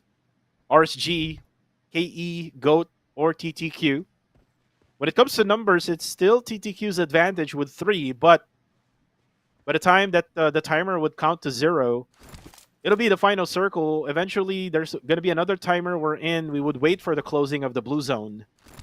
If you ask me right now, Sir Cloud, I would go with RSG as the team that has the most advantage here when it comes to circle position. Interesting. Plus, we are at stage 8, all of them in the circle. So yeah, I guess like what you said, RSG, they're away from the other teams. They have their own compound. They don't have a full squad, but still, because of their position, other teams might cancel each other, and all RSG needs to do is just wait and see. And you can also see Bunny was on top of the roof, so he can just use that height advantage. Eventually, all the rest, like KE, TTQ, and GOAT, will have to get out of that open. So RSG, they also have like a little bit of like that small like shack right in front of them, like some sort of security house that they can actually stay in to at least get that advantage over these 3 other teams. But now you're seeing the painting of PUBG Mobile. Now setting up smokes is GOAT. I believe so. They're going to be using some vehicles here. If you're looking at the scenario that they're doing. Yeah, it looks like they're prepared for that. Maybe to crash into the next door, or maybe just to buy enough time. I don't know. It's quite hard to tell right now what's running through their minds because they're also pressured by time to quit Esports. But if I were them, I guess the best thing that I would do is just to try to hold on, allow other teams to fight each other before coming in, and they can still do so since the southern team KE is the closest one to the blue, so they will be forced to move first. Mm-hmm. And the second one to move after KE would be TTQ. Mm-hmm. And then for RSG, like what I mentioned, they have that advantage. They even have a broken wall, I believe so. Or actually, it is a container that they can use also for cover. Maybe is not really a fan of that, so we will have to back out for a bit. Now Carillo, aka Davan, will have to tank the blue zone. You might go for that one final heal with that one final first aid. And you cannot do a healing game here in Erangel because blue zone is just way too much of a damage. Kaya, though, able to manage. And RSG, due to the fact that they only had 2 players left, they're not able to check out on the other angles. And there we go. Unknown goes down first. XC11 uses the DBS, knocks down one, but eventually will go down. And now it's going to be TTQ, who will still be with 2 players remaining. And now Kaya hears the footsteps. We'll get naded, by the way, by Bunny. Now maybe we'll have uses luck. And there you go. Nice shot through the smoke. Wow, that was a blink and you miss a moment, ladies and gentlemen. And now we're down to the top 2 teams. It's either TTQ or Risk, guys, to take off this chicken dinner. At this moment, it looks like it's a 50-50 between the 2. Or maybe not. Maybe the blue might force TTQ to move first. Risk, guys, might still have a slight advantage. Oh man, it's just very, very tight right now. And TTQ, they still have needs to spare. Yeah, they got nades to spare, some utilities left. Same goes with RSG. Maybe he still has a frag grenade here. One more left. This is the final nade for maybe. As TTQ now will be forced to push in. Nicholas will be forced in and now goes down. Now KH will have to clutch his way throughout all of this. Maybe and Bunny now pushes in. Now KH goes out in the open to be able to at least get a view of maybe or Bunny. It's way too much. RSG wins match number 4. Well, it's the team from quote-unquote base number 2. Risk, guys, manning the chicken dinner. It's going to be Master Wave, maybe Icy and Bunny to bring home the chicken dinner for Risk, guys. And so far, we're having a day of different teams getting the chicken dinner on the board. So we're still on track. We're still on track, ladies and gentlemen, for everyone to have their own poster. Oh yeah, I mean, except for the first 2 games, that was very consistent with Harambe Bro, where we saw now after that we saw PBE, and then now RSG getting the winner chicken dinner. So it's now open to anyone who's playing in the grand finals. I mean, to be able to get to the top of the leaderboards. But man, I thought it was TTQ's game, but eventually it went towards RSG's way, all because of that circle shift right at the end. Yeah, it gave that a little bit more space though, but it was a 2v2, and I thought that it was still a fair fight between the two. It went down to just how they coordinated each other, who got the first knock, and all those more mechanical sort of reasons for them to score the chicken dinner. Nevertheless, for TTQ to survive, the two teams that were together with them, one of them was KE, the other one was GOAT. The fact that they're still able to survive to a second place finish, still got to give it to them. I mean, it was a big mess when the Blue forced those teams on the right to come out of compounds together. And we actually didn't see that Bunny had a blind spot to where TTQ and GOAT was actually fighting. We didn't really had any view because of that tree that covers and making it a blind spot for RSG. So they only had to defend against Kill Enemy at the latter part. And this is the part where 21, I'm not so sure why he did this, but it was a bad positioning for him. It was an open area with not much of any cover. This is where TTQ was able to eliminate GOAT. RSG didn't really had any view. So in the end, they went on a 2v2, and KH, unfortunately, there's too many smoke for him to survive with a 2v1. And the MVP is going to be KH from TTQ with 5 total eliminations. And 914 total damage, 2 total knockouts, 2 assists, only 89 heal. He's able to keep himself well and healthy in this round. And also a survival time of 29 minutes 16 seconds. And this round, for KH, it did come up with long range eliminations, and TTQ, we kind of think about it, it wasn't an easy round for them as well. Like the circle went away from them, they were on the outside the circle where they shifted towards the high ground or the last compound that you pointed out at some point, and they had to fight their way through, and they had to rotate in against other teams. So great work for TTQ as a whole, and of course congratulations to KH for being the MVP. As for the chicken dinner team, Risk Guys Esports it is. Now, Risk Guys Esports, 6 eliminations plus the 10th place in points for match number 4. Total of 16 points for this squad. And by the way, for TTQ, remember last season they ended up the grand finals at 4th place. So it was Erangel Bro, then Ostia, and then STE, then TTQ. So if they can continue on with the performance from their players, they're able to get those eliminations and at the same time get close to the chicken dinner, then maybe we can find them again in the top 4 right at the end of this grand finals. But for RSG, it's really that good positioning that they did in match number 4. That's why they were able to get this winner chicken dinner. Just waited until the end to be able to get those additional points. But here comes the overall stats here for match number 4. Wow, even the throwables increased from the previous round. It was early 300s, but this time it's 330 for throwables used.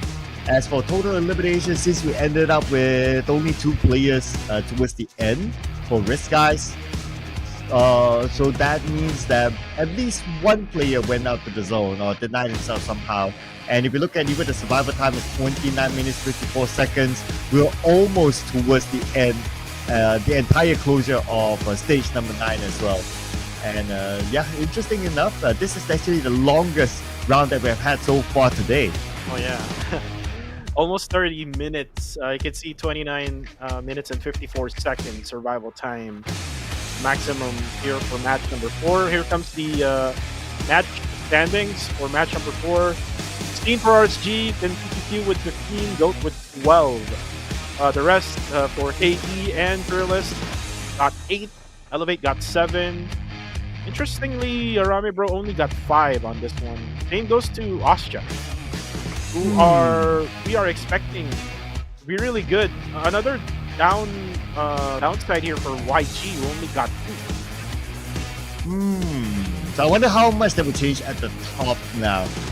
Since the top teams in this round, RSG, TTQ, and Gold, got the double digit, so I don't think the top will change too much. Harame Bros had a decent gap before we started this round, so they should still be number one. But that just shows that our top teams, when they need to find the level of consistency, right? Even Play Esports only managed to score 1 point this round when they were such an aggressive team before this. And look at the overall standings, it is still Harame Bros at number one. Yeah, with 69 points for Harame Bro. And for PBE, they just only got 1 point from that match number 4, so they just added 1 to 51. As for the rest, we have GE 44, 42, and then 42 for YG and Oscha. Pretty close, to be honest with you. Look at the from top 3 until like top, I would say top 10. So these are pretty close scores. One chicken dinner can change it, right? Yeah, I mean, that's what we like to see, right? Keep it close towards the end, towards the final game, towards game number 18. And have as many teams as possible able to be the challenger for the number 1 spot. That would keep our tournament exciting. Like, let's not make like the final game don't matter for like maybe 15 other teams, right? We want to keep the excitement going. Oh yeah, especially with this type of point system that we're using now, it gives teams to really bounce back from one game to another. It's not that it's gonna be just a one-sided grand finals we're in. They get like so many points. Before, I think there was like 30 points or maybe even 40 points of scores that they can get for each game, but now it's just like around maybe 10 points to maybe even 25 points, which would be max if they can get so many elimination points. Like in the league, I think the most number of eliminations were like 19 or maybe even 20. So yeah, that's how now what we have here for our point system. But now we're done with all Erangel maps here in day number 1. So we're gonna be moving into a much bigger map. This is the Miramar map, is what we call it, and we're gonna be preparing. Players will be preparing, casters will be preparing, as well as the prod team. So we're gonna be right back here, Kuku TV and Sir Cloud. We'll be right back for more PUBG Mobile action.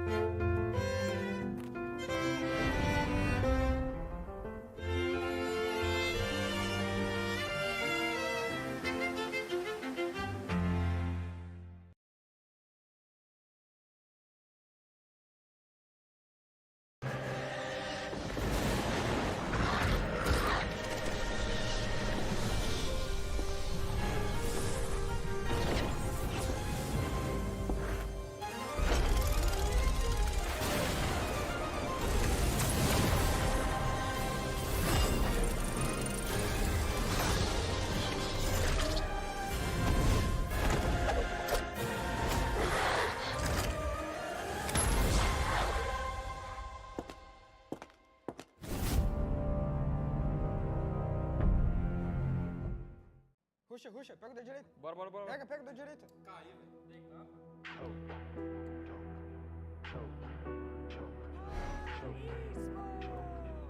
Sempre dando desculpa. Já chega.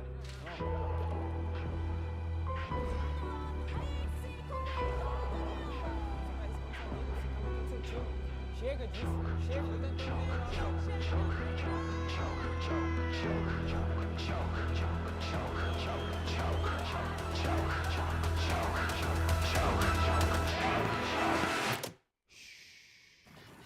This is how we train. You didn't know this story.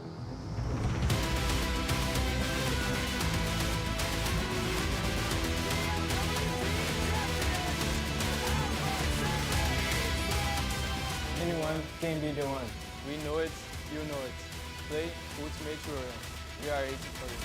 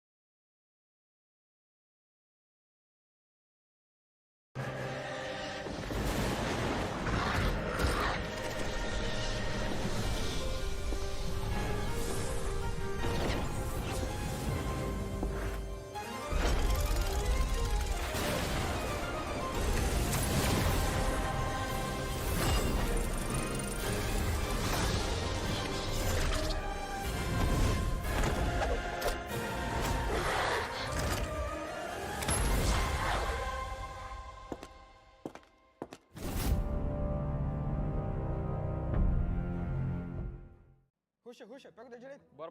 Pega da direita.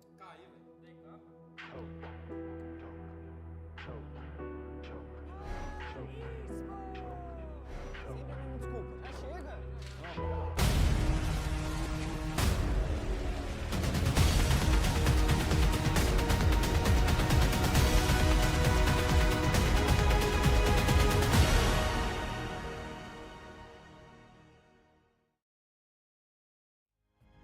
Four games is now done. We're now down to two more Miramar maps left, the hottest maps in the game. I'm yours truly, Kuku TV, together with the one and only Sir Cloud, bringing to you the English broadcast here for the grand finals of PMCL Fall of 2024. And this is just day number 1. And we see who's on the top of the leaderboard right now. It is still your defending champions, Miramar Pro, but there's still a lot of matches left for all of these guys. There's day number 2 left. There's day number 3 left. But before we talk about whatever gameplay that they're going to be showing, we do have the newest guild set available to you right now. The guild set Vampira Countess, and also the upgradable Firearm Torn Maker Car 98K. Equip your Vampira Countess set to trigger a special performance when you enter a specific area in battle. To try it out right now. Now, which area it is, you need to get it and find out later on. And also, while you're at it, find out what the Ultimate Royal is about, because this is the new ranking system that is available inside of PUBG Mobile. The best way for you to train to be a pro, just like what Alpha 7 mentioned during the commercial break. And when you go in there, you'll be matched with 100% human players. The best way to train, to quote-unquote scrim, even without a team. You will be matched up together with other teammates, and you can just play. So don't need to worry about, I want to scream, I want to train, but I don't have any friends, I don't have a team. Well, no excuses now, people. Yeah, no excuses now, especially if you're just a casual player that you wanted to try. But anyways, before even trying anything, let's go for our predictions for match number 5. I'll go for Genesis Esports for this one. Based on statistics, Genesis Esports has been playing well in the map of Miramar. As for Sir Cloud, he goes for Fearless Esports. He's going for that trend to go for the underdog teams, I might say. And then for others, Quintoyo goes for YG, Paulo B goes for Exquisite, Sammy and BlingX goes for Goat and Genesis, Ostja, and KE for Ria Mancor and Big Daddy. Looks like I'm with BlingX this time around. Okay. Well, I can see Genesis Esports, right? I mean, they're a fan of Miramar. They generally do well inside of Miramar. And this is the map that they're probably waiting for. And we haven't had the best of performance from Genesis Esports yet. But maybe this map might finally bring them back something. So, what do you guys think? Do you guys think Genesis Esports might do well? Or maybe another team? Or maybe even Ostja Esports? Because they've been quite a slump. So, put in your votes here through the QR code, and while you're at it, do put in your favorite vote. Do put in your vote for your favorite player as well. Yeah, your opinion matters. Again, please scan the QR code right now. Vote for your favorite teams to win match number 5 and match number 6. Again, we're now left with only 2 more games left. So this is now your chance to be able to be heard by the teams that you are supporting for, and at the same time, by the player, because again, you have that vote for that award, which is the upcoming player award right at the end, or the Rising Star award rather, for the end. And it was Federalis who won that in the last season. If you don't love Federalis, if you love other players, like in YouTube, they love Rig. They love Rig a lot. So if you want to vote for Rig, definitely you can vote him out for the Rising Star Award here in the QR code. But anyways, we're done with that. Ostja Esports, again, is the conversation here. They haven't really played well, Sir Cloud. 4 matches in. And remember, they played well in Erangel games during the league. Now we're moving into Miramar. They also played well in Miramar. Are we going to have a trend where Ostja Esports will have a very bad day today? Oh man, I mean, I understand like the psychology of players, right? Especially when it comes to PUBG Mobile.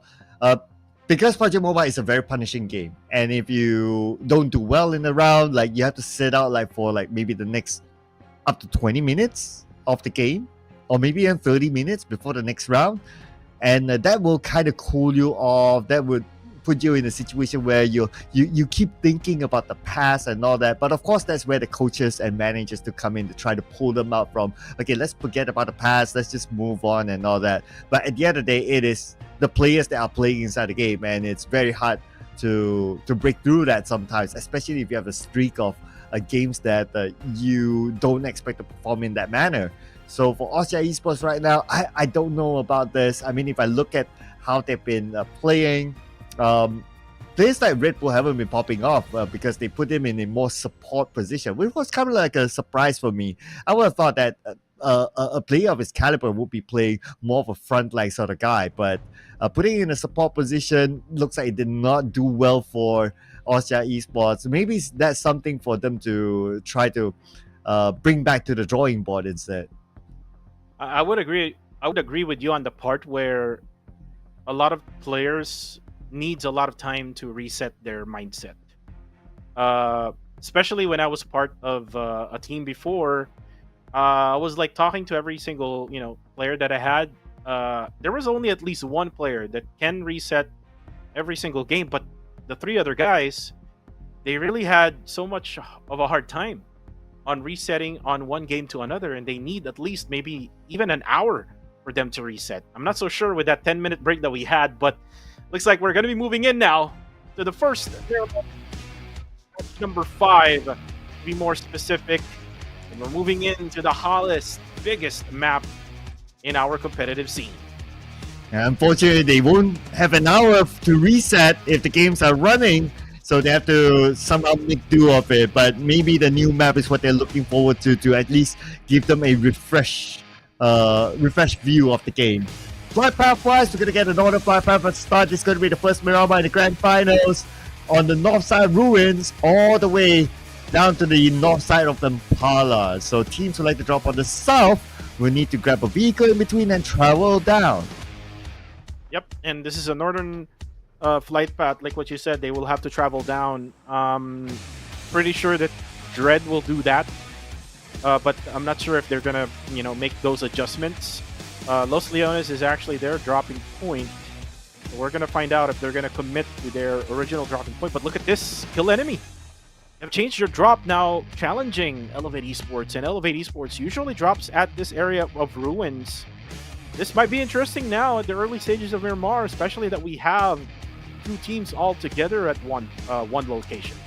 And Kill Enemy, they are not a stranger towards early fights. We saw them in boot camp against a stranger esports. They won that one, but now they have to try to maybe win this against Elevate, who has that spot as their home ground. Circle wise, looks like we're going to get a kind circle. It's going to center around the area of power grid. A lot of high grounds there, and if teams were to be able to get that high ground, it would give them a good advantage. Oh yeah, definitely. But look at that circle now. Ooh. Well, we're still at it. Look at Migs trying his luck. Get that one quick elimination there. I'm not really sure which team is that.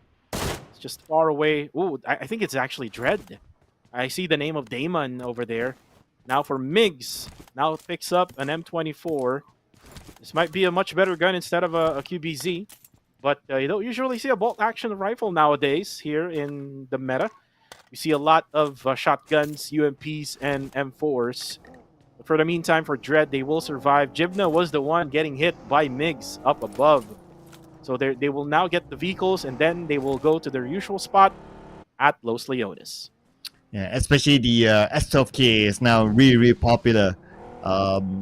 Arguably more popular than the DBS nowadays, just because of how fast it can shoot and it can reclock quicker than the DBS. Rather than like a DBS, like you miss your first 2 shots, or more like that one shot that has like 2 pallets. There's this reclock moment that could cause you to be countered by teams. So that's why teams prefer the S12K nowadays. Especially that the DBS was nerfed. Yeah. During the previous, I believe, past 3 updates, if I'm not mistaken. It was nerfed. The damage was lessened So DBS, I mean, it's still being used by players because if you don't have an SOK, you will still have to use the DBS as your shotgun.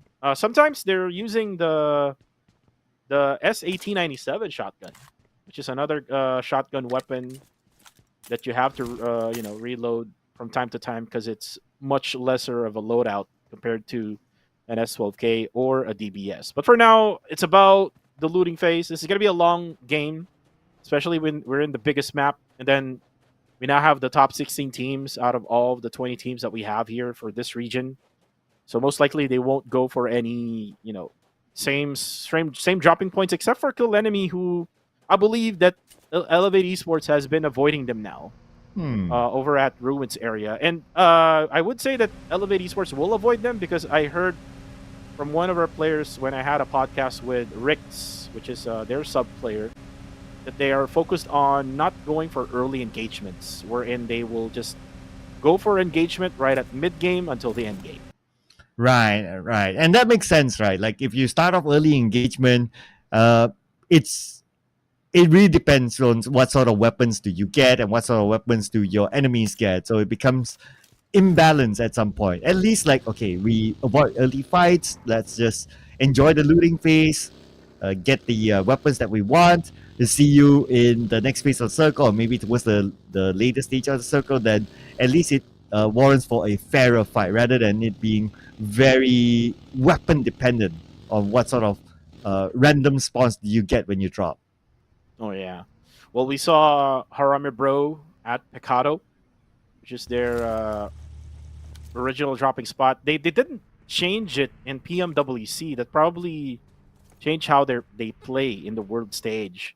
They will have to be very get used to it, especially if say for example they do qualify for PMGC, because they will do the same thing. They will have to change their dropping point eventually. But for now, let's focus on PMCL Grand Finals.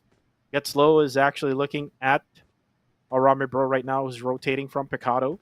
And this is where we see a lot of the teams and players who is actually going on top of these mountains, right? Yeah, so these mountains are definitely going to be important. I would this will last them maybe like up to stage 4 or 5 of whoever who's able to hold these mountains. Just on top of Picado, around the area of Power Grid, since it's around the center of the stage 1 circle. So brings a lot of value for teams who are up there. And once you're up there, it's hard for you to be challenged. But the downside of being up here is that it's hard for you to replenish your utilities. Like when you shoot, bullets go out. Even if you get a knock, you get a elimination. You can't loot the boxes, so you have to make do with whatever that you have up there. Yeah, and sometimes they would have to loot as much as like 500 bullets of 5.56 ammo in order for them to be able to survive whenever they try to go on top. But look at Zuki using a Mini 14 right now. First time we've seen someone using a Mini 14 in game. Now, especially for Miramar, you would definitely have to get used to using this. Ooh, we actually got a headshot there, and then that final bullet went over to Ranzer's body as he drops him down. Now Zuki will also have to heal up because he got a headshot as well from Ranzer. But this is the problem with this type of gameplay. I mean, you're wasting bullets, you're wasting a little bit of the HP of your armor. You're not able to get the elimination. Yeah, and one of the reasons why Mini 14 is more popular as compared to like the Car 98K is because Car 98K is like this single shot sort of weapon. Like you shoot once, enemy gets alerted, they can quickly go away.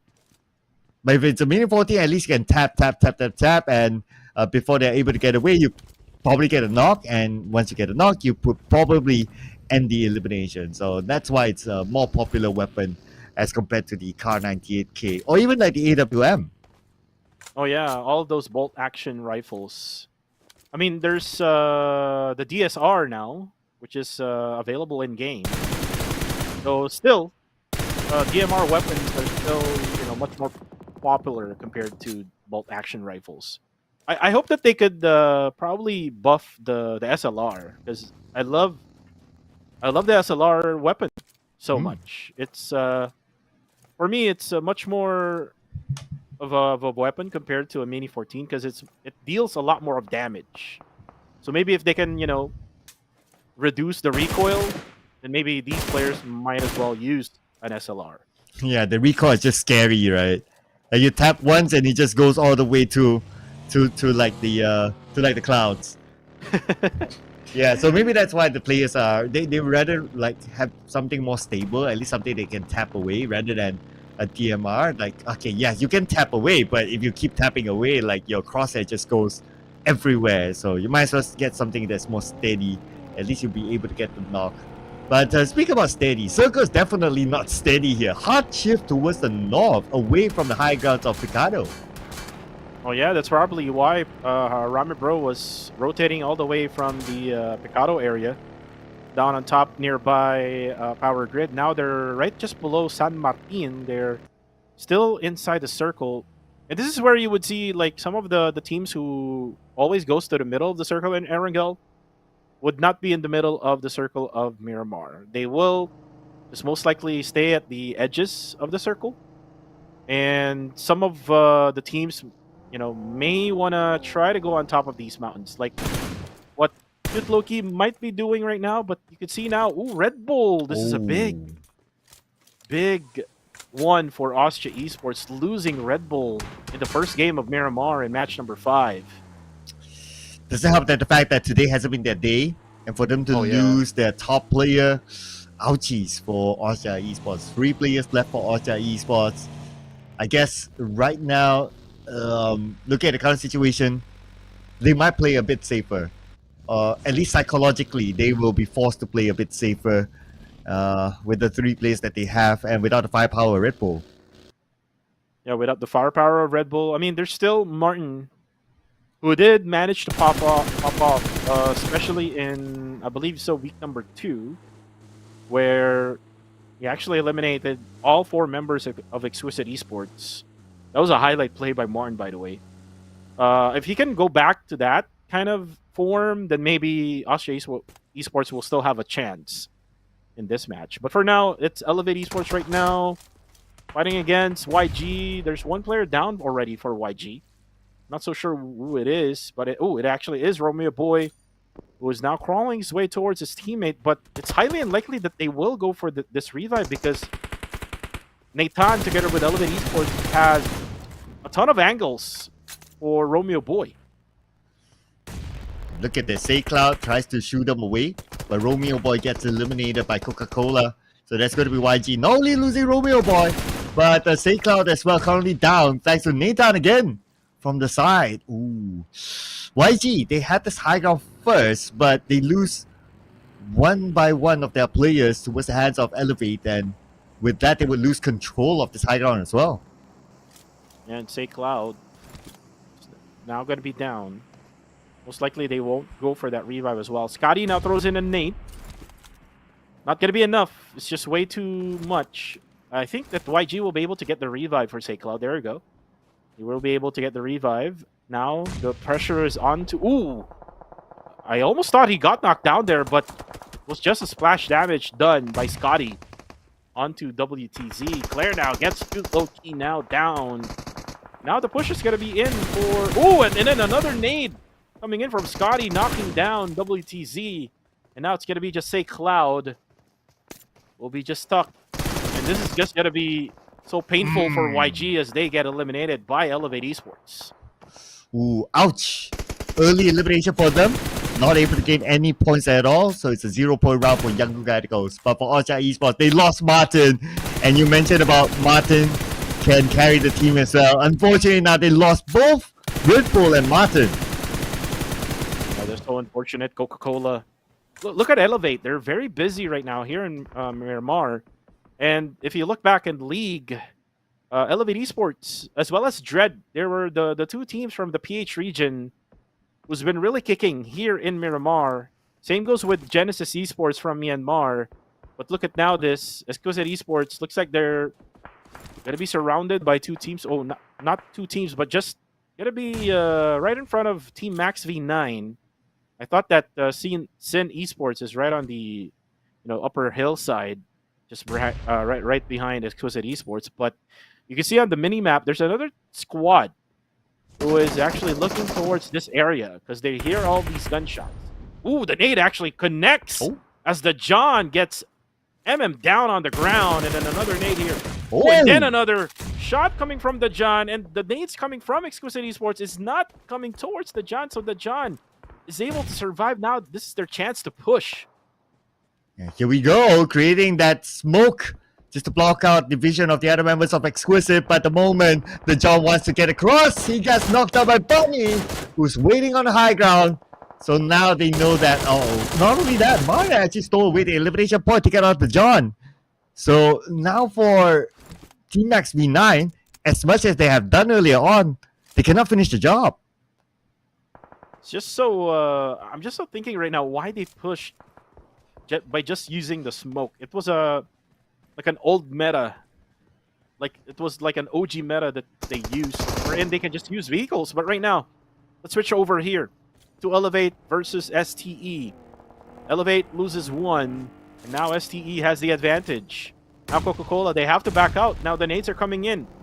Sin gets a knockdown on the kill feed with Max V9 going down. And now the push coming from STE gets one down there. It's going to be Claire who is currently knocked out. Now for Lucy, nades coming in towards his way. He will get shotted as well, I think, by Scotty. And now I think that it'll be just Scotty alive here to get her with Coca-Cola. Coca-Cola, though, right behind the rock. Ooh, it actually knocks down NC2. Gets the headshot there. The nades are not connecting from Get Slow. He still do have 2 more nades left. Can it connect now? It will still not connect. Now Ostja is able to actually get some eliminations there on the kill feed. Max V9, their target. And at the same time, Fearless and Goat Esports are fighting. This is what I'm talking about. Now Goat comes in. Now Fearless, with 1 player left already, they'll be up against all the GOAT members still left standing. All 2 members still up. And there you go. Liliatka finds him. As Elevate Esports also gets eliminated by STE. There's a lot of engagement going at that moment, Sir Cloud. Yeah, we're not done yet though. The top from Ostia Esports, Skynet eliminated. Ostia Esports out. So Ostia Esports this round, they only managed to gain 1 point. Again, not the round that Ostia Esports will be hoping for. And Ostia Esports for the day has been for them 1 more round to go for at least Ostia Esports to make up to the fans that's supporting them. And now we have Playbook Esports in action on the northern side against Risk Guys. Right now, Playbook Esports still outside the blue, or still outside the circle rather, as they're now up against RSG.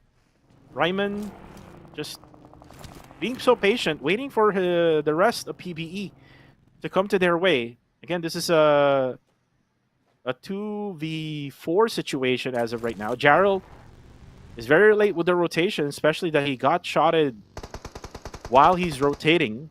Now for STE, they got the position of where Elevate was at earlier on. Now they're going to have to defend against GOAT Esports. GOAT Esports right now, damaged. They will have to heal up. XZ11 just healed up.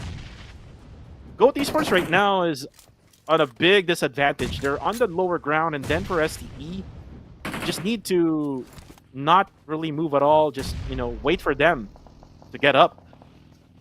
Well, you wait for them to get up. They are definitely going to do so. And the moment they arrive, they knock down 1. NC2 on his knees. Go to Esports. They lose another player. 2 players now down as well. As Lucy will try to fire back, he should be able to save his teammate. His teammate NC2 cross towards him. Yatka will be burned down by Lucy. Gold Esports. Only 1 active player left. And he's going to save Yatka. And right now, XZ11 will be able to connect with that revive. Now Unknown needs help as well. As for TTQ, TTQ can go for that third party, and there you go. KH with that AUG knocks down Lucy. They will have to set up smokes again, but they don't. I think they don't have any much smokes left. I think for the GOAT side of things, but for GOAT, this will help them out because they have been pressured by STE. Circle, by the way, will update. It now goes to where Exquisite and KE is at. Though Genesis Esports will have total control of the southern side of the circle. Because I believe so that they have a little bit of that mountain area.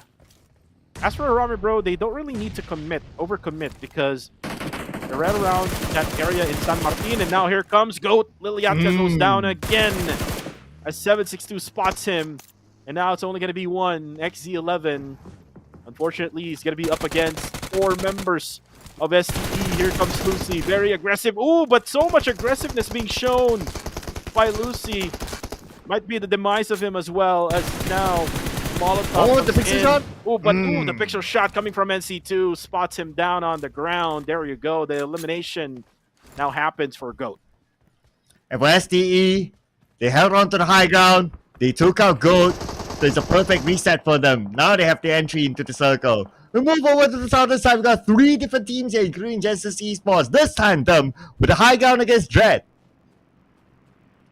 For Flash, like what I mentioned, they do have the mountainside area. They do have total control of the southern side of the zone. Now for Harame Bro and Dread. Unfortunately for Dread, though, they're actually stuck this one piece of house. Look at them. They're just all over that one house. And they don't really have enough place to go. And Barney, ooh, this is very risky. Almost got spotted by Flash and almost got taken down. As for Harame Bro, they can just go for a little bit of that third party. I mean, Rig still right there behind. Gus goes down. KH will be able to go for the revive. SCE has 1 player down as well, so they will both do resets for both sides. After that, I'm not sure what's going to happen next, because look at the other member of TTQ. He's now going to get closer to the battle. It is actually a 4v4. It's just that the other guy is not seen in the spectator. He's actually far away from the squad, so there's a lot of angles here being provided by TTQ. But for STE, they also have to take care of their backside, because GE is looking at them. And GE still not letting them go. So it's just a matter of time to really get into action. Speaking about action, Ranked got knocked somewhere else. Rig takes out Diamond. Ooh, Harame Bros as well. Yeah, they were on one of the teams on the southern side earlier on. But on screen, we have STE now. Preparing themselves to go up against TTQ. But because both teams are in the circle, I don't expect a big push from either side for now. For KH, looking towards a different angle. Not so sure who it is. Might be RSG, but we're not really so sure. It's really far away, out of render. Flash still looking towards Dread. And the bad thing about what Dread did here is that it's either they go outside the blue to be able to get into the circle, or they just fight it against Flash. Flash is just all alone at this very area eventually. Because look at how scattered GE right now in the southern side. And the circle shifted away from them. Now it's still going to be on KE and Exquisite side. RSG will take the northern side, as GE will take the southern side. It's going to be a battle here but on the southern side with GE versus Dread eventually. Yeah, it's time for GE to move as well at some point. Okay, Dread, they try to hike up to the high ground. Now this is going to be a difficult task for them, because GE is still up there. And not only GE, they need to be aware of another team that's on their right side. Now GE Flash fires back, and looks like he is falling back, or maybe not. They still try to hold on to the edge of this mountain, the edge of this hill, trying to stop Dread from coming in. But Dread slowly but surely making their way to the top, and one of the players managed to get through. Well, for Dread, they were able to manage to get Flash away. Now Marnette will be hit.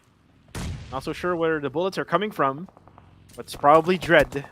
Ooh, and then from the other side, it's going to be Super Pickles, who drops Marnette Boy. PBE, though, will get eliminated, courtesy of Sin Esports. The last guy was Mitchie, and now Flash was able to get Damon down. And now look at this, Harame Bro pushes in towards Exquisite Esports. Now Harame Bro has no choice, range goes down. Now the trade-offs with these knocks. Federales gets the knockdown now. Focuses on MM, the former teammate of Federales, gets the knockdown there.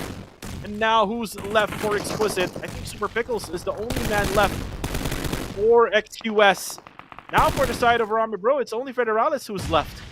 Yeah, but unless he's able to save Jappy, which is looking unlikely now. He needs to win the fight against Super Pickles. But then again, he sent one nade across to Super Pickles. Super Pickles will put around Jappy with his own nade, leaving Federers officially the only player left for Harami Bros. And he still has Super Pickles in this area. Not only that, other teams as well around here. As for GE with high ground advantage now, looks like 3 of their players knocked down, leaving only with Smile go up against Dread Esports. Oh, and Smile right now needs help. Oh, frag grenade, almost getting him eliminated. Another nade here. 5 frag grenades left for Damon. It's gonna be a battle of frag grenades, but Smile wins it as he takes down Damon. And now he doesn't really needs to overcommit because there's gonna be some gunshots from different angles who can get him down. But now he can just use his 3 frag grenades left as STE is now gone. And then the confirmation here coming from the rest of Dread as Demios was able to eliminate the other guy from GE. Another nade coming from Smile. Another knockdown or another elimination for Damon. I thought Demios was knocked down as well, but another nade here coming from Smile. And then he replenishes all of the utilities that was remaining for Damon, but Demios still has that 1 frag grenade left. Can it connect? No, it will not. It will only take a little bit of damage onto Smile. Ooh, we actually got 2 more frag grenades now from that death crate, and now the disadvantage is now over to Smile. Coming in towards the Smile. Smile survives still. First aid left for him. Ooh, wasted frag grenade by Demios. And Smile is out of frag grenades as well. But anyway, Demios, he still has 4 of them. So all he needs to do now... no, Smile! Oh, Smile put it out, but he gets into the vehicle, jumps onto the other side, so now he's safe for now. But the final name will come from Demios to eliminate Smile. And finally, the fight is over with Dread Esports coming out on top. I was about to say that's 200 IQ gameplay from Smile, but way over 200 IQ shown by Demios as he was able to get those utilities used right at the right moment. Now, Circle is still going to focus on to KE. Now, RSG will be forced to get away from this northern side hill. Haramuro is still alive, by the way. They only got 1 elimination point in this game. But we do have 6 teams remaining here, SwordCloud. Oh yeah, with majority of the teams 8 spot onwards. Interesting. Bit of a power shift maybe. KE still in the game though, number 3, 6 elimination points, but we can see here that Risk guys took a bit of risk and they managed to make it onto the other side. And they're able to get a little bit of cover as well now for Sin. Mix will be left up above. Now Federalis will have to defend against 4 members of Sin. Now cool, didn't check his corner, but there you go. That's the quick work by that DBS. Armor Bro is now out. Now for TTQ, they knock down Icy, but might be taken by Sin. And there we go. Cool gets Icy for that stolen kill. Now it's chaos. That's what's happening right now. As for Zuki, he needs to defend himself against RSG because there's 2 right in front of him. Actually, there's 3 Master Vape as well, but he does have his teammate right behind him. Now he gets ready with the MG3. That burst of fire with that gun. Ooh, but maybe gets Liquid down. He was the one behind Zuki. They don't have enough abilities left. But at the same time, it's Kill Enemy going for the 3rd party, and now they're out. TTQ is out. And 4 more teams to go with Sin having a full squad. The RSG, they have the edge of this circle. At this moment, they are away from the other teams. I would say most of the action point right now will be on the right side of the circle. There's a team on the outside still, and that's going to be Sin. And Sin might want to push KE. 35 more seconds on the clock before the zone starts to close, and that's where they will be forced to come in. Right now for Dread, Damios doesn't have any much vehicles left. He does manage to get the care package items, so he's fully geared up. Level 3 helmet and vest. Does have the P90 with the M4. Does have 4 first aids as well, but doesn't have the items that is needed in order for him to advance to the circle. It doesn't have the vehicle. It doesn't have the smokes. So I'm not so sure if he's gonna survive this. Maybe until then, for now, let's focus on Kill Enemy and Sin Esports, who has the most number of chances of winning now. Oh no, no, the circle has shifted away from Sin Esports, so Sin will be forced to just push towards KE. And that's exactly what they're doing right now. But you also need to be aware of Red Esports, the Meals, on top of the hill, spotted by Master Vape. And it was actually Master Vape that landed the final blow. Okay, never mind. We look back on the King E versus Sin. King E trying to defend the compound. Campus gets a knockdown onto Mix. And looks like they fire back onto KE. Kaya is the next one to fall to the hands of Cool. Wako traded back by Campus. And now we have Cool just right across Campus, who's in the building on the other side. Cool gets in to reset himself, to reload as well. And Cool might be pushed in by Campus. Campus is now just on the outside, and Cool defended his ground. And Sin wins the overall fight, but RSG is on their way.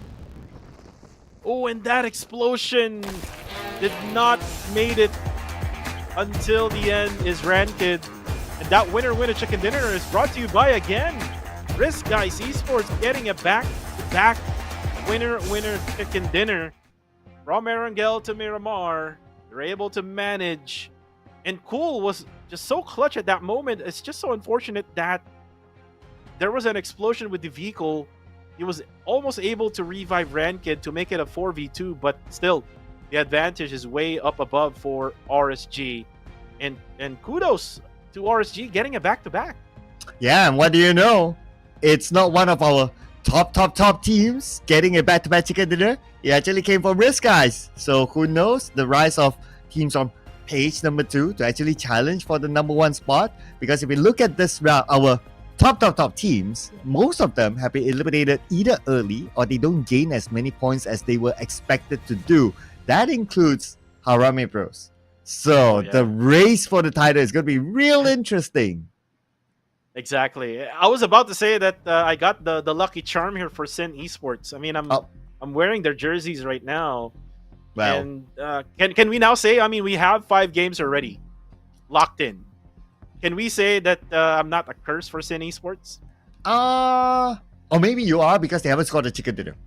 But if I were to be fair to them, they won that fight against KE. And that was a tough fight because they had to push from the outside in. They had to cross the road and all that. But we released out the best moments there through this highlights where Risk Guys scored their second chicken dinner. Oh yeah, and look at this, the push from GOAT versus Fearless. But then eventually GOAT got eliminated by STE. And then this is where Federalis and the gang of Miramar Bro pushed in towards where Explicit Esports was at. Just so unfortunate that eventually Sin Esports went towards their way to eliminate Federalis, and then it was the clutch play of Cool. Then right at the end, Cool was trying to revive Ranked, but then the explosion happened, and TTQ Zuki is going to be the MVP, not from RSG though. The second time around here for TTQ getting the MVP with 3 eliminations in the backwards loop. Interesting. First it was KH for TTQ, now it's Zuki. So TTQ has 2 MVPs to their name. With the 3 eliminations, 770 total damage, 3 knockouts, 1 total assist, 120 total heal, and the survival time 25 minutes and 34 seconds. Obviously not the most because they didn't score the chicken dinner, but nevertheless because of his damage output, that gave him the opportunity to be the MVP. So now TTQ has 2 of them, but I'm pretty sure TTQ wouldn't mind trading the MVP award for a chicken dinner, which, well, is still up for grabs, obviously. We still have enough games for every single team to get a chicken dinner of their own. And the team that scored 2 is Risk Guys Esports. Yeah, and they got 7 eliminations as well. A better improvement here coming from that winner chicken dinner in the 4th match. Only with 5 eliminations, if I'm not mistaken. So a much better performance here for Risk Guys Esports in the bigger map of Miramar. And again, a back-to-back for them. I just want to say about TTQ that I think they're back in their grand finals mode. Because if you remember from last season, they were one of the threat of Ostia and Harame Bro during that day number 3, wherein they basically came back from the scoreline that they got from the head start points. I mean, this fall season they only got 3 head start points, but they're able to get those elimination points. Even though they're not getting the winner chicken dinners, they're able to manage to get the points that they needed. Yeah, and looking at the overall stats, 4 airdrops looted is the highest that we have had so far today. At most before this it was 3, so 4 is a new record. Throwables used, however, not the highest, but still on the higher side with 287. Total elimination 60. That means nobody actually went out to the blue, nobody denied themselves, everyone fought to the end, and it was a clean round for everybody this round. And looking at the other stats, even the longest distance travel, pretty standard, I must say. It's not too much of an EP circle, so we don't get those kind of like a 400 plus kilometer sort of rotation by the team. So pretty standard with an OK circle in our first Miramar match. And looking over the points, this is where it all matters. RSG is the one to come out on top with 17 points. And look at what Sin Esports did in this game. 10 elimination only to their name with 6 rank points. Same goes with Kill Enemy, and this is all because Kill Enemy got the circle for like 3 consecutive circles. Until the very end. I believe so, stage 5 until stage 8. But they got the circle. That's probably why they got the elimination points, because everyone else was coming into their way.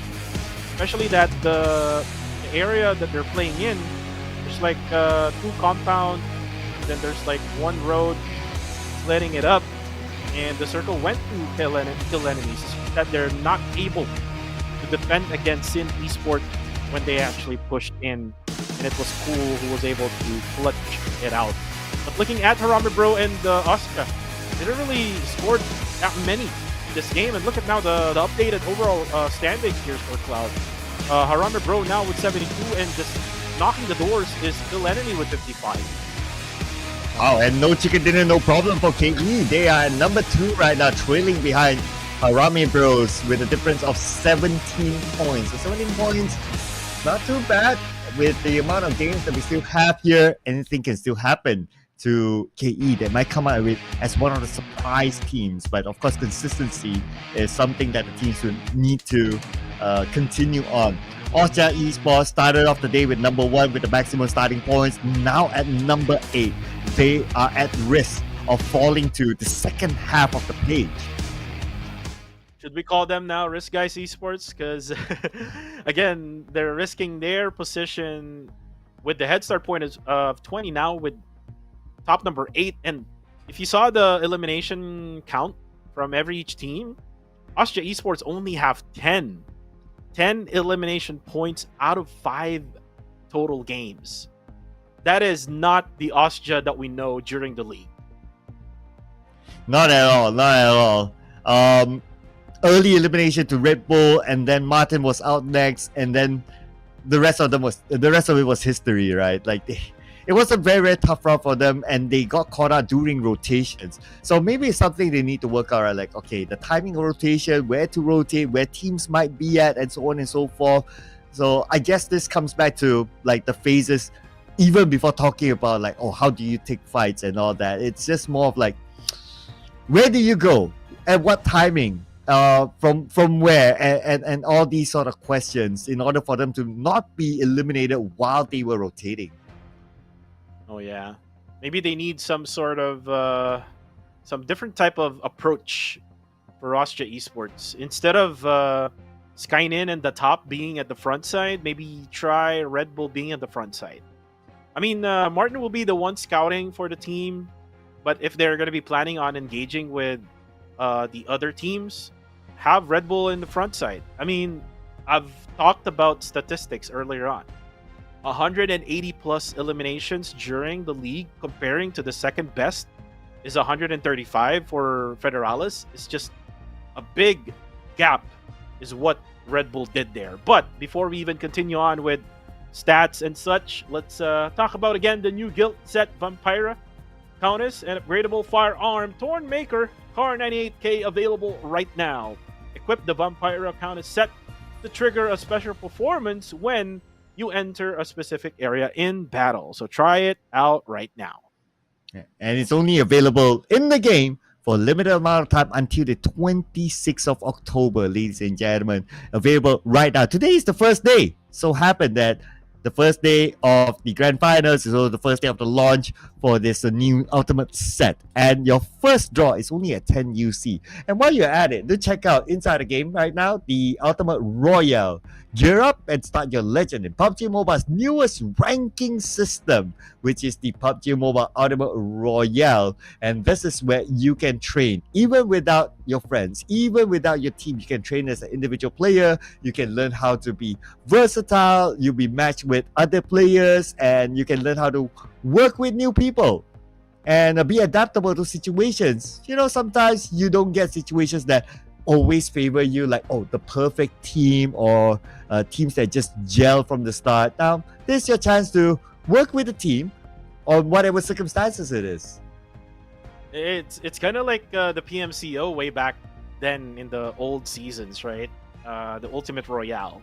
It's just that it's much better of a a rule set. But now let's finish this day with our final predictions. I'll go with Sin Esports. Again, I'm gonna be going for the jersey that I'm wearing right now. For Sir Cloud, it's going to be STE. Ooh, interesting. And then for Quintoyo, Paulo B, it's gonna be Genesis and Elevate, and then Genesis and YG for Salmon Bling X. Riem Anchor would be Max V9, and Big Daddy with Ostia. Yep, I'm still on the trend of every team to get their own chicken dinner. And although Risk guys, they scored 2 so far, but because we have enough games, we have a surplus of 2 games, so we can afford a team to like score double or a team to score a triple, and we still have enough games for everybody to have their poster up. So for Stranger Esports, they have not scored their chicken dinner yet. Looking at you guys. And for my pick, you saw the potential of Sin Esports in Miramar. And you know what? I remember that quick interview video with Migs.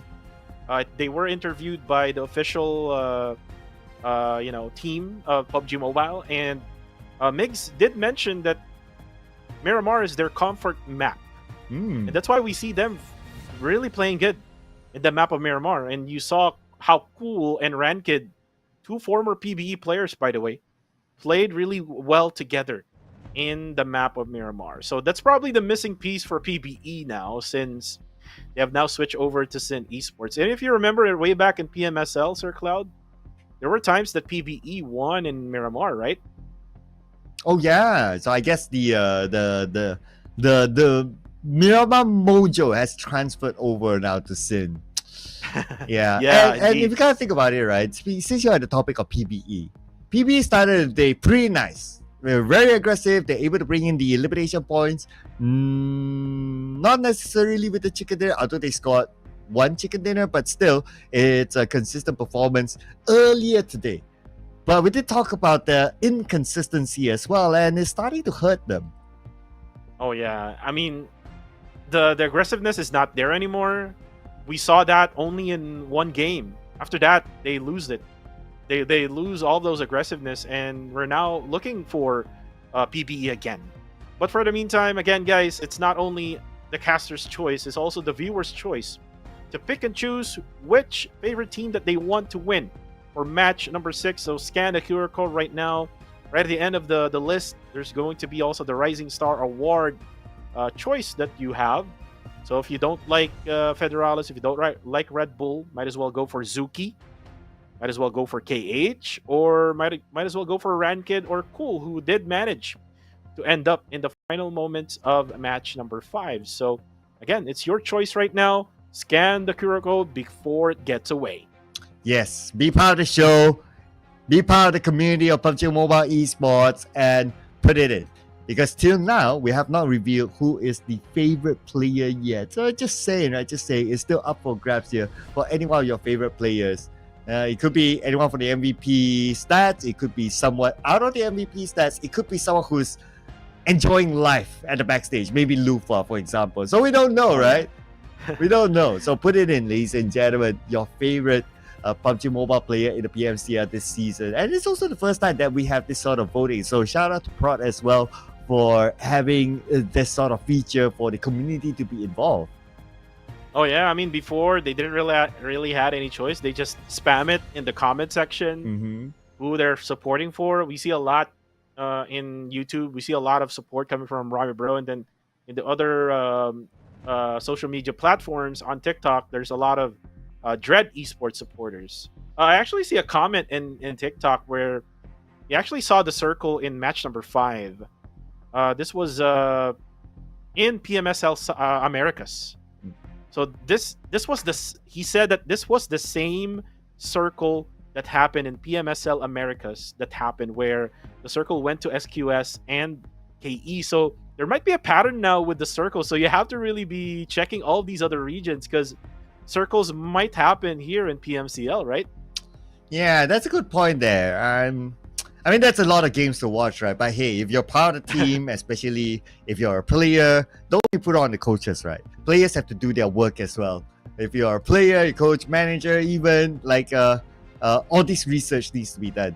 And since there's like so many games running across the world, right? So I actually saw a post from one of our caster friends from Indonesia. So he was like listing out like the games according to our time zone, like back to back, and he can draw a clock with it. So if you're fans of PUBG Mobile and you can't get enough of it, you can just switch over to a different region. And once that region is done, then you can switch over to another region and another, and you can have a whole 24-hour of PUBG Mobile action for you. And imagine the amount of research and data and shows and games out there that is available for the teams to check out.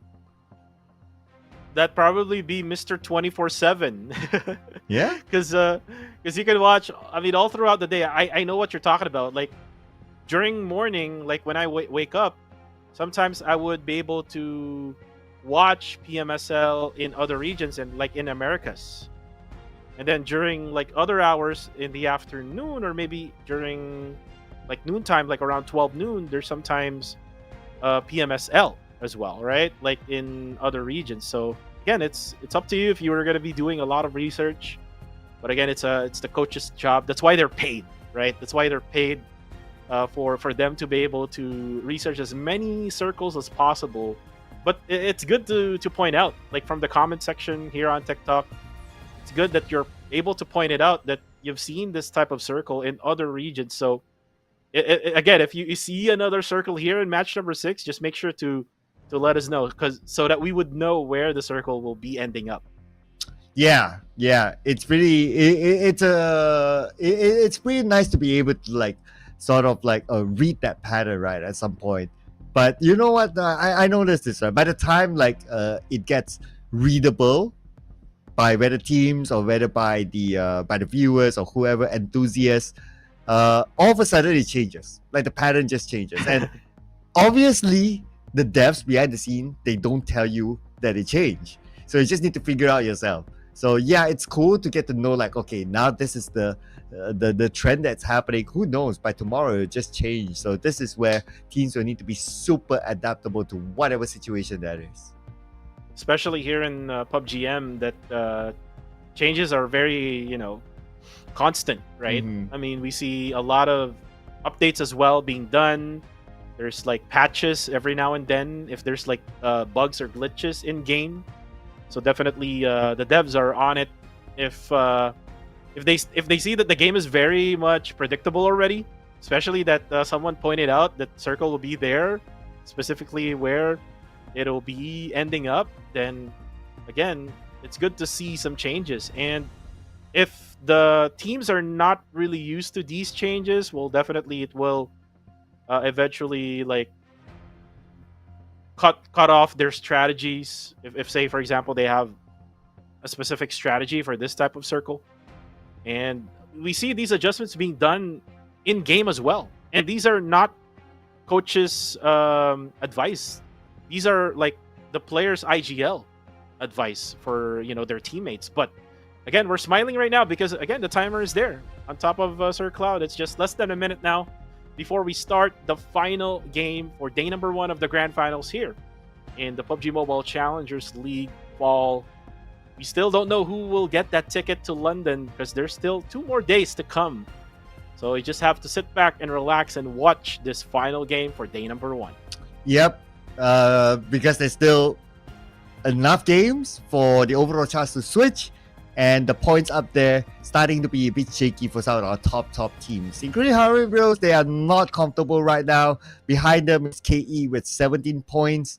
One game could switch it up.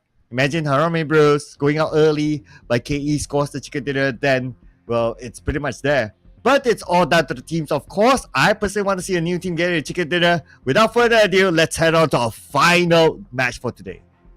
Yeah, final match of the day, match number 6 out of the 18 we're going to be playing for the grand finals. And again, if you have done bad in day number 1, you still have 2 more days to bounce back. I'm talking specifically to Ostia Esports, who has been really struggling. And I know you did mention about Mad Toy being a master IGL. Now that he's the coach of Ostia Esports, for sure that he will have a plan set out for even the final game of day number 1.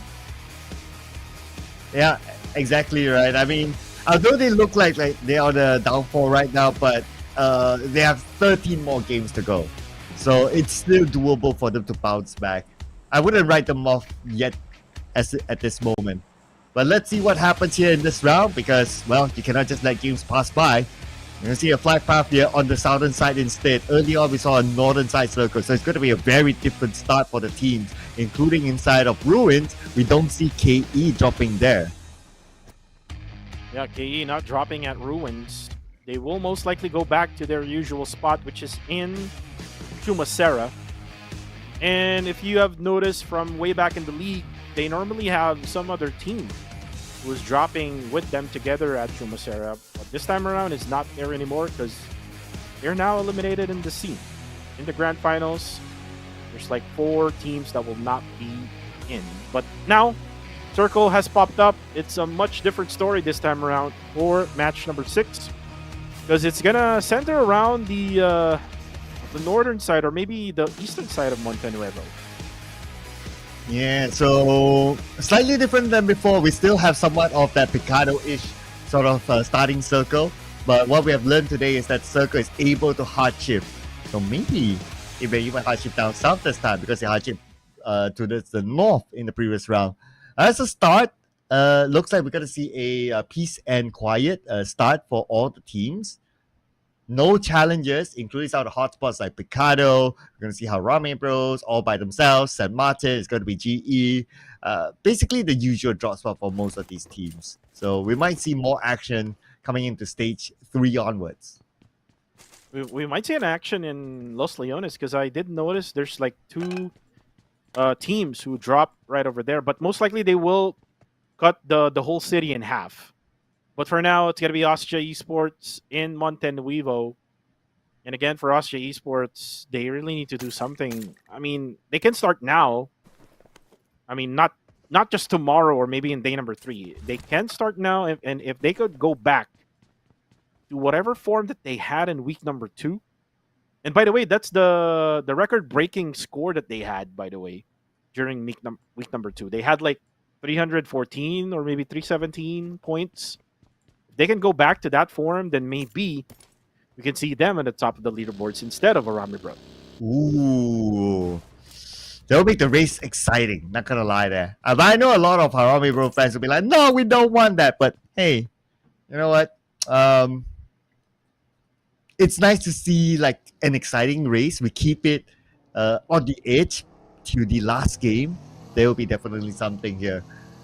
So far, what we're seeing, right, besides KE, Gold Esports actually not doing too bad. Same goes for Sin as well, being not one of the top teams that is always mentioned, but yet they are still up there with the amount of points that is able to still challenge for the number 1 spot. Yeah, we did mention about dark horses during our talk with Neptune and Lufa. Lufa did mention Sin being his dark horse. And look at what Sin is doing right now. Top number 6 with 44 points. With 1 chicken dinner, they can actually go on top of KE. So that's basically a real dark horse. I mean, I did mention my dark horse is Dread, which is just really close to whatever Sin is doing right now. But for you did mention about Exquisite Esports. right? That was your pick, right? Yeah, it was. Yeah, but right Mm. now, I'm not so sure with their current position in the overall. I mean, if they can go for some sort of consistent gameplay like what they did in match number 1, if they can be aggressive, then maybe we could see them maybe right above top 10. But for now, I guess not yet. Well, I guess our prediction is more of like round per round basis, right? So, and it's not based on the overall. If they're able to do well this round, I'll take it. Well, for now, speaking of Exquisite Esports, is this a time for Lufa to be activated? Well, Ooh. it is still early. I mean, it's just day number 1, like what we always say. But imagine the experience that Lufa has. PMGC experience, played with Reject, played with the the MVP, which is Reiji. Could he actually help out this team? He did say that if things are consistent, then he doesn't need to step in. Now, things are not as consistent as he probably would have hoped for. So perhaps it's a good time for him to come in and not only be the motivator behind the scenes, right, but also be the motivator inside the game itself. So I think looking at the current standings of Exquisite, frankly speaking, there's nothing much for them to lose to make a change. All right. Well, I mean, for today, I guess not for Lufa because it is his birthday today. So we'll let him celebrate this day, and then for tomorrow, and then the last day, which is Sunday, maybe then he can go for him to be able to play. For now, let's just let them celebrate. Michi is actually playing right now. It is his birthday right now. So he's not letting his birthday be a factor for him to have an excuse for him to not to play. Yeah, in fact, it could be a bigger motivation, right? Like, I get to score an MVP on my birthday. That'll be something. That'll be something to take home. Yeah. Like, how many people can say that, hey, I was an MVP at a pro tournament on my birthday? Like, that would be one of the best birthday presents ever. All right. Especially that you also have your fans providing support to you. Sending out those, whenever you go live stream and it's your birthday, there's so many donations. Oh, yeah. Right? I didn't get that much, though. So, maybe because I'm not the MVP. So, leave it to the players then. Well, way back when I was like regularly streaming PUBGM, and it was my birthday, there was like one stream that I had. There's so many support from the viewers. So wow. Yeah, if Michi would have that idea, then might as well do a live stream right after this, right? Yeah, since we did announce it's his birthday, so it would make more sense, right? Like for the place to like, for the fans to like, oh, we heard from the stream it's your birthday, is it? And then he goes like, yeah, it's probably is, yeah. Just being shy and all that. And then they just drop a big bomb donation, and then he goes like, woohoo! Oh, did I told you already that Michi played before in PMPL in Europe? Oh no, did he? Yeah, he did. He played in Europe. How? Before in PMPL. He actually was in Europe before he came back to the Philippines. Oh. Wow, that's interesting. Which team was that? It was I believe Gaijin. Right. Was the team name. Interesting. Yeah, correct me if I'm wrong from the comment section there, but I believe it was Gaijin in PMPL EU. So in this league right now, or like in the Filipino scene, you have two players who have international experience, and we're talking international like outside of Southeast Asia. I mean, that is definitely something to shout about. I mean, the quality of the PH players, right? And today is their birthday today. And it's their birthday today. Lufa and Michi. So they're kind of like connected, right? Right. So ladies and gentlemen, if you're planning to have kids, you know when is the auspicious date. And if your kid plans to be a pro player, that is. How do you even like set to when your kid will be, born? I haven't had a kid, so I can't answer that, to be fair. Haha. No trap answers there. No trap questions. No trap answers. Ooh, but right now, look at this. It's PBE versus Miramar, bro. Top 2 and top 1, or actually top 3. As AE already got over PBE. But looks like PBE got one of their players eliminated, and now Monboy will have to escape. For Range is over there to go for the spray down. A former PBE as well as Range. And now for Monboy, he's really smart. He's able to go through the ridges for Range not to have a quick view of him. And he's now able to go back to where his teammates were at, which is where Ryman and Mitchie is now in. As for Jarrell, unfortunately, got eliminated early. He's the first blood, by the way, for match number 6. Nice quick retreat there by Monboy. He had it all planned, like, okay, he parked his vehicle in a certain way. He doesn't need to, like, readjust his vehicle, reverse and all that to get out. So it was a quick getaway by Monboy to come back to his teammates. So it was part of the escape plan. And these are some of the things that, as a player, you need to figure out as well. Like, okay, if something goes wrong, like, what is the plan B? Like, what's the escape plan? Did we park our vehicles properly? Is it in the right direction and all that? So an experienced player like Monboy has figured that out. So it was a great showing by him early on. It is actually you thinking in advance, basically. Yeah. Like, what's going to happen next if all things fail? Ooh, but looks like it's going to be failing on Astroek. As he gets spotted by Damon and Barney. Barney gets the elimination there. Now, for Fearless, they will have... Ooh, looks like there's going to be another gunshot from a different angle. Damon needs to be careful. You need to heal up, bro. You just don't aim again, because you might be taken down. But for Fearless, they're now all safe in this little apartment building where they're in right now. Circle, by the way, is going to... I believe so, the northern side of Chumasera. They're all clamped up now in the circle. There's, I think, 5 teams left who's still staying outside the circle, which is we have Exquisite, RSG, Elevate, Goat, a little bit of, I think, half of Sin. And the reason behind that is because, again, I know how the gameplay works for Rankid's strategy. It's always them gatekeeping teams from getting inside the circle. But for them, based on our view, that is, there's no other teams by their side who's interested to come into the circle. So it looks like they need to find another way. But for Popov, he's finding another way across Max V9. And he circled around. Still lucky enough to be alive there, or not knocked at least.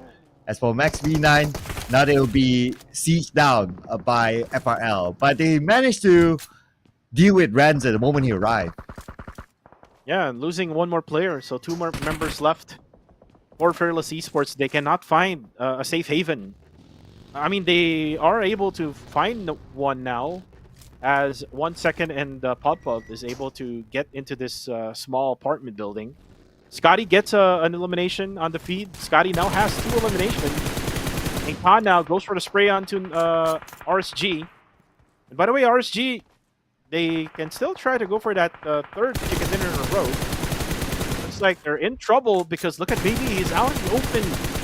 And you cannot manage yourself to be out in the open in Miramar, but Scotty, way too much spray as he's spotted by Goat Unknown. But the good thing about Scotty, I'm not so sure if they can, but some players of Elevate is now down, and I think there's only 1 left standing for them. Yeah, and trying to secure that elimination point from a distance with the AUG. WDZ gets from Exquisite. So it looks like Exquisite might lose 1 more player. As for the teams on the outside, we can see a long rotation to try to come back in. Raimon gets knocked down from afar, maybe still trying to drive away to safety, but now, because of his vehicle that's burned up, he has no choice but to abandon it, and look who's just right above him. Maybe he has to dance, and definitely he's not able to escape the scope of Red Bull. Oh, and Red Bull, with that beautiful skin, by the way, of that M4, able to spot 1 down. And again, this is the Red Bull that we need to actually see. He needs to be aggressive. He needs to add those elimination kills for the bag of Austria. Now the circle has shifted. And look at how, remember, bro, when it comes to circle predictions, they're really good at it. They're in the middle together with Max V9, and now Exquisite Esports is out. And again, it might be time for Lufa to be activated, maybe on second day or maybe on the third day. Yeah. Looking at the current situation, it's still a 0-point round for them. So throughout the entire day, they only managed to collect 17 points out of 6 games. Still a pretty tough round for them. Yeah, and maybe this calls for Lufa to come in, try to balance things up. As for Risk Guys, looks like they're going up against KE. Oh, but we got Icy here against Harame Bros, and he's alone though. His other teammates nowhere to be found. In fact, he's the final member of Risk Guys, and it's a simple elimination by Rig with that one nade. Risk Guys goes out at number 15. And Rig with that on-point throw of that nade, able to eliminate RSG. They cannot have another chicken dinner anymore. Will be taken by Harame Bro, who is in the middle of the circle. Now for YG, also struggling, was now at 9th place. Now up against Austria. This is not what IG wanted, to be up against Austria. Ooh, the top. Ooh, on point shots there with the Mini 14 now. You have to also manage the players who is now coming up the hillside, which is where Red Bull is at, but Red Bull is here. Be able to throw in some nades. 5 frag grenades left on him. Now it looks like Romeo Boy and Take Cloud will try to get away. But this is so bad. They're up against Red Bull. Ooh, still struggling with that aim. And this is not the Red Bull that we know. We know Red Bull can do it, but not this time around. But for WTZ, is now going to be chasing the blue zone. The top will now escape the area. As for WTZ, no more first aids left for him, and he will be shotted from afar. That's going to be Martin, who will eliminate him right away. And that's going to be point number 2 for Austria Esports.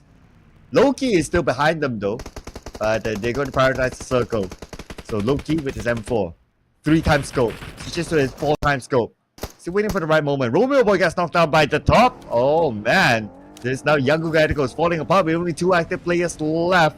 Austria Esports still around the corner, and they will gatekeep them from the inner side while Loki, nice long range to knock down Skynin. With Loki now, does he have enough first aid? Ooh, he's not going to go for the heal. He's going to go for the elimination instead. It's a bad decision there for Loki. Well, eventually he's so much pressured by Austria. For say Cloud, he can try to go for the revive now. It's all cleared out, especially that Austria is also recovering their teammate. And by the way, this is on the western side part of the circle. And Austria has been doing a really good job here right now. Still able to have 4 players complete. Now with 3 eliminations. Also spotting say Cloud out of the open. But then again, way too much spray for Red Bull. He goes down, and that's going to be Get Slow from behind. But the good thing about this for Austria, STE doesn't have that height advantage for them to confirm those kills. Well, they have to confirm the entry into the circle now that he has moved away, and Harame Bros is in the middle of it. Nice read of the circle again. GE on the north side, Playbook Esports on the north as well. But now we have Sin in trouble. This nade will eliminate Mix, and it came from Dread Esports. Sin Esports out with 2 points. Looks like I cursed Sin in this match because I did predicted them. Anyways, they're still on the top of the leaderboards. But for Dread, it's good to see them now. They're able to eliminate 5 now in this game, and they're able to do that against one of the top teams in Miramar, which is Sin Esports. Yeah, and Sin Esports out rather early this time. But then again, tomorrow's another day for Sin. Let's see if they can make that comeback. They'll be taking the rest of the night off. As for Austria Esports, still so far so good for them. Although Martin is not, but he has his other teammate together with him, so he should be back up real soon, as they need to defend their ground against potentially maybe STE. But STE, looking at the terrain, they don't have a good clear view of Austria Esports. So Austria Esports, they should have that time to not only reset themselves inside the game, but also reset themselves mentally. As for the kill feed, Martin goes down. Ooh, Skynin gets spotted by Get Slow. Now 2 players left for the side of Austria Esports. They have been doing pretty well until they are now up against STE. Looks like STE got their number. As now STE, I think they're planning on going for the push. Lucy together with NC2. It's now in their vehicles. Monster truck for Lucy. Then the SUV for NC2. Now, Red Bull has 4 frag grenades. Can definitely get those damage over to STE, but I'm not sure if he's going to be able to, accurately throw those nades. And looking at the precision right now between STE and Austria, I think STE got a better position compared to Austria. And SE has the numbers as well. And we can see that they are opening up the space. Like Getzlow is opening up the flank on the right with the nade in hand. He's cooking it up while he's moving. So they could surprise Austria Esports. If we could land and knock one member, that's their signal for them to go. Okay, one nade did land, but not enough to knock down anyone. It did chip away a bit of damage. But that does not give them the advantage that they were looking for yet. For now, Austria Esports is leading the voting result. But SOE. might be in trouble. Max V9 though, throwing in a lot of nades to GOAT Esports. Barney gets XZ11 on the kill feed, so even if Max V9 is giving them the pressure, it is actually Dread Esports is giving them the pain from long distance as they are now gone. Ooh, and look at this. 762 spotted Red Bull and got headshotted by that Mini 14, and now it's going to be up to Lucy. The gang, STE, but look at that spray coming from the top, knocking down NC2, and this will back them up while the revive is happening onto Red Bull, and the revive is not yet in commence onto STE, so it is not giving them the advantage. It is just giving them a fair chance. Oh, but the nade again by Lucy on point. It now goes towards their way now. They have the advantage now. I thought it was going to be even gameplay. But now for Lucy, he has to be careful. He has to be patient because he doesn't have any backup for now. But look at this. Backup comes their way. Gets low, comes in with the frag grenade. Throws in the last utility that he has for a molly. Actually, there's 2 more left. Oh no! And the top almost got hit there by the molly. Now Red Bull will have to defend.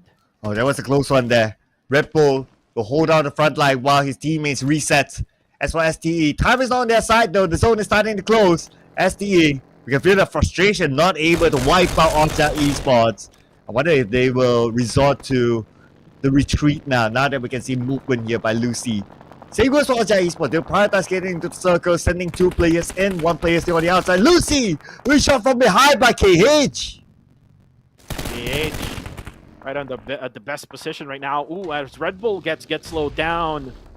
It goes the other way around now. STE, I thought that they're going to be able to get Austria Esports down as KH now exploded the player of STE.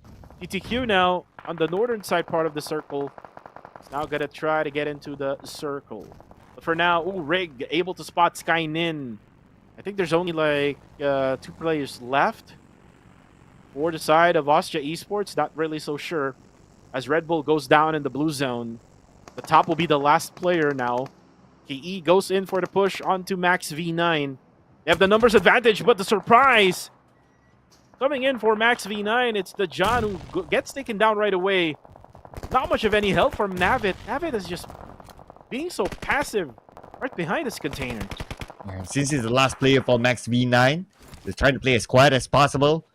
Looking for an advantage, maybe to steal away elimination points, but still not able to get that chance yet. Getzlow gets eliminated.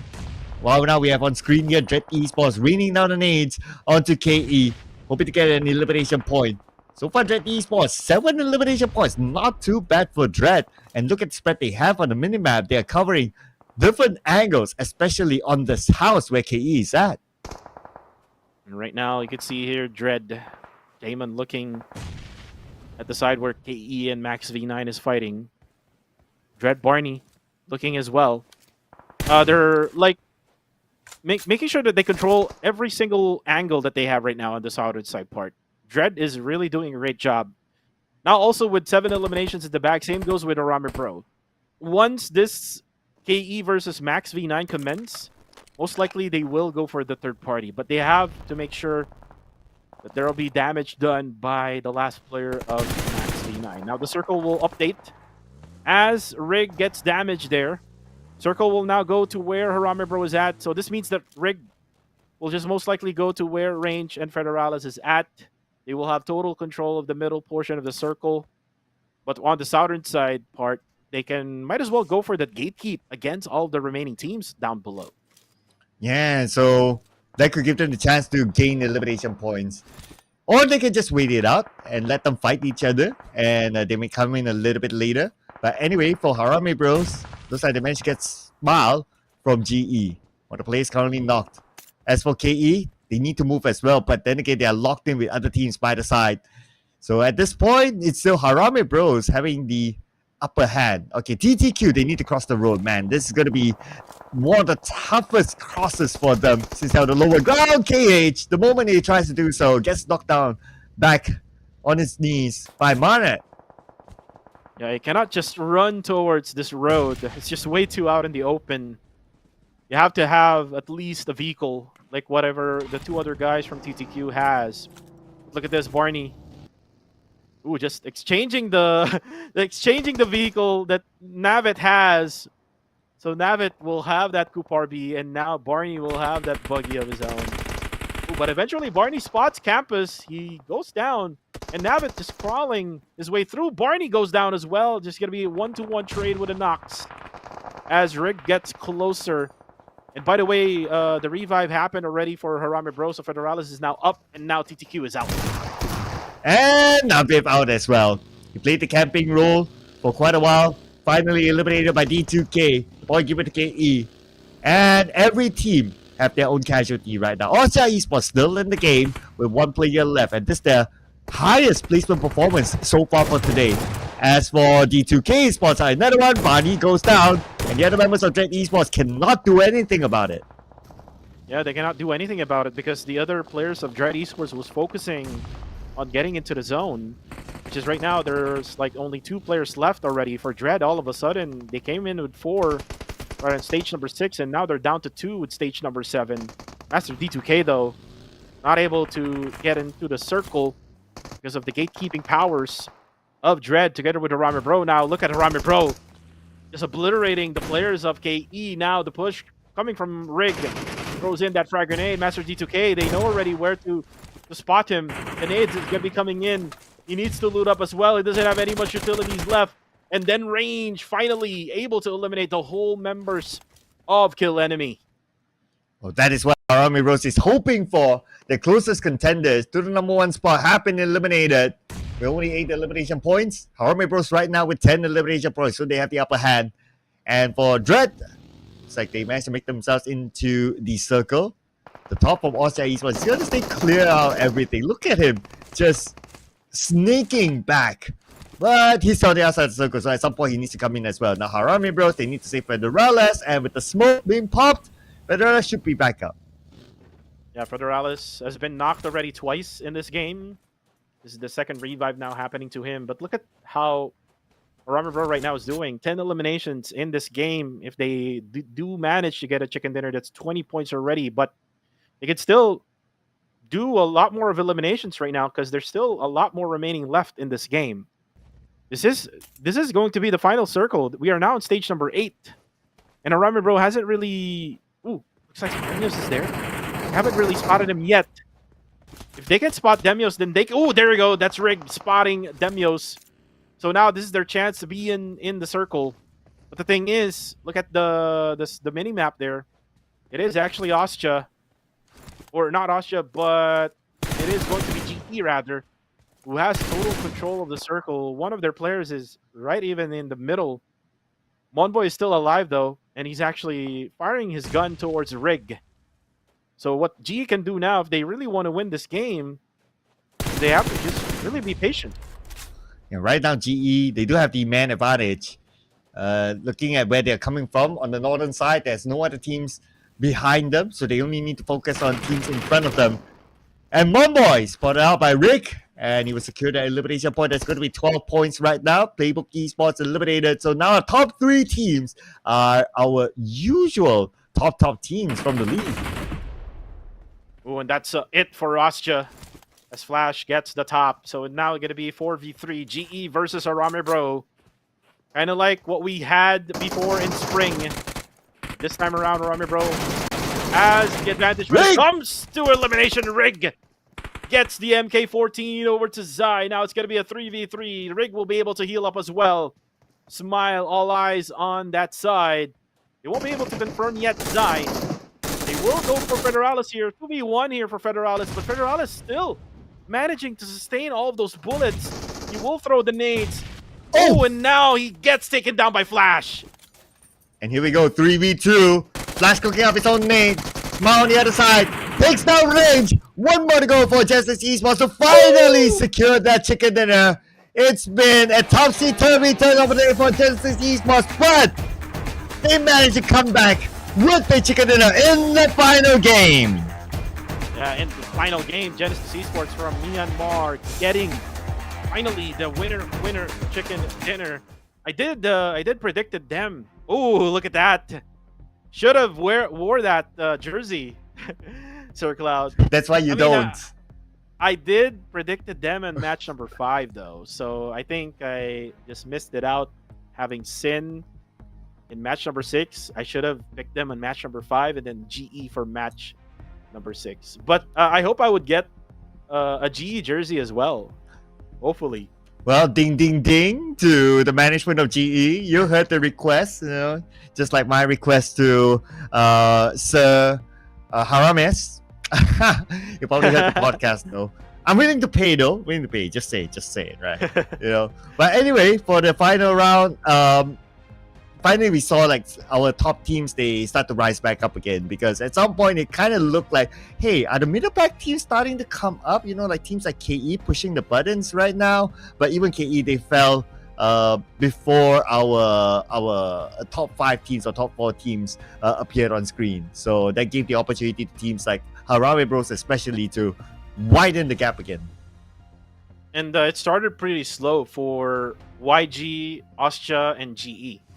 But then again, now with the final game, able to manage to get additional points for them to be able to at least close in the gap, except for YG, because YG, they got eliminated very early in this match.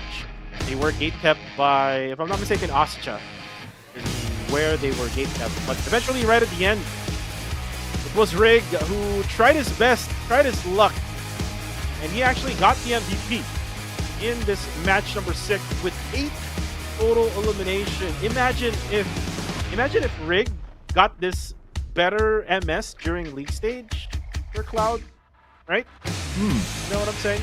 Yeah, it probably could have been a increased results, and with that he gets the MVP award. 8 eliminations, 954 total damage, 6 total knockouts, 2 total assists. Big numbers here on the board, by the way. 285 total heal, and a survival time of 28 minutes 56 seconds. So Rig, welcome to the Philippines, and he is definitely putting on a good show for Harame Bros. Yeah, welcome to the Philippines. I hope you tried our street food, especially the what we call the balut. Oh, And yeah. Don't listen to him, Rig. Don't listen to him. Don't listen. You have 2 more days to go. You can have that after the tournament is done. Well, here comes the winner chicken dinner team is GE. The 3-time winners here in this region. They need to get back to where they were at before, but right now starts with match number 6 with 9 total eliminations together with Flash in the lineup. This is a good sign for GE, to be honest with you, because again, they're losing their identity, in my opinion. I mean, during the league, they're losing their identity. Actually, even last season, they lost their identity last season in summer. Now they're trying to get it back, and I just hope that they can be back to their original form, so that we will have a neck-and-neck battle between the top tier teams here in this region. Yeah, I guess you made a good point. I like the way you put it. Like, they lost their identity, so they need to find back their identity, being the team that is the team to beat every season. Overall stats wise, well, no numbers are beaten this time. I mean, throw was used 257, and it's okay. Total eliminations 58. That means there are some players who actually got taken up by the zone at some point. And after 3, pretty standard, so standard numbers across the board. Even when it comes to coming distance, no big numbers here because it's a standard circle, I must say. Somewhere in the north side of Chumasera, but that's where the circle ended. So it was a kind circle. We haven't got like a side circle yet for Miramar. If we do get one of the side circles like a Patona or maybe like an Impala circle, then maybe the drive distance might shoot up. Oh yeah, especially that they will have to travel all the way down below or maybe down onto the edges of the circle. By the way, a special shout out to Kella, who corrected me. I did mention about Midkey playing in PMPL PU. He did play for Western Europe, he said. He played for Real Tigers and Excuse Me team. And he was actually also a Pro League MVP during those times. So PV has one of the individual players. But eventually, in this matchup, they only got 7 points. Look at this actually. GE and Erangel getting the same number of total points, 19. Wow, interesting. That's because Harame Bros is the only team to score a double digit in the eliminations department, bringing it out to 19. But Austria Esports, finally a double digit show for them. This is their best performance so far for today with the 10 points that they have collected. Dread Esports, KE 10 as well. Now when it comes to the overalls, Harame Bros, because of their, again, a good performance, despite not getting the chicken dinner, they open up this gap. But GE is back up on top, and the difference right now between these two teams is 25 points. Oh yeah, 66 to 91. Still, GE needs at least 2 chicken dinners or 2 good games in order for them to beat Harame. And they need to beat Harame very early, so this might be a concern for Harame as well, Sir Cloud, because sometimes if you are the top #1 team during day #1, you'll be the target for day #2 and day #3, right? Yeah, that's the thing. That's the thing. So Harame Bros, they need to be prepared for like teams to be coming at them, whether it's maybe even challenging their draw spot or try to block them off from their regular rotation, because you have like the 6 games being played today, so that's enough data for the grand finals in this lobby for teams to try to read out each other. Right, and we are still showing you the QR code. There was a technical issue with the QR code earlier on, so we did fix that issue already. So you can still keep voting for your favorite rising star right until the end of the stream. So scan the QR code right now to vote for your rising star, and whoever you vote will most likely, get the win. I mean, will help out to get that win for that award. Last season it was Federalis, so if you want to change that trend, might as well vote for a different one. And if you were to vote for your favorite team or predicted team for each round, it will be for tomorrow's show, ladies and gentlemen. So we're going to leave this here for now, just to give you more time for you to put in your predictions for tomorrow. So far, whenever there's Austria Esports play, they have been dominating the vote. So maybe it's time for another team to be able to come up there. So fans from the other teams, it's time for you to put in your favorite team's vote, and who knows, for once when Austria Esports is playing, we get to see another team being on top. Oh yeah, well, it's now done for day #1. We still have day #2 and day #3. So we'll see you guys again. And again, this has been Cuckoo TV together with Sir Cloud. This is PMCL Fall day #1 Grand Finals. We'll see you tomorrow, guys, and good night, everybody, and take care.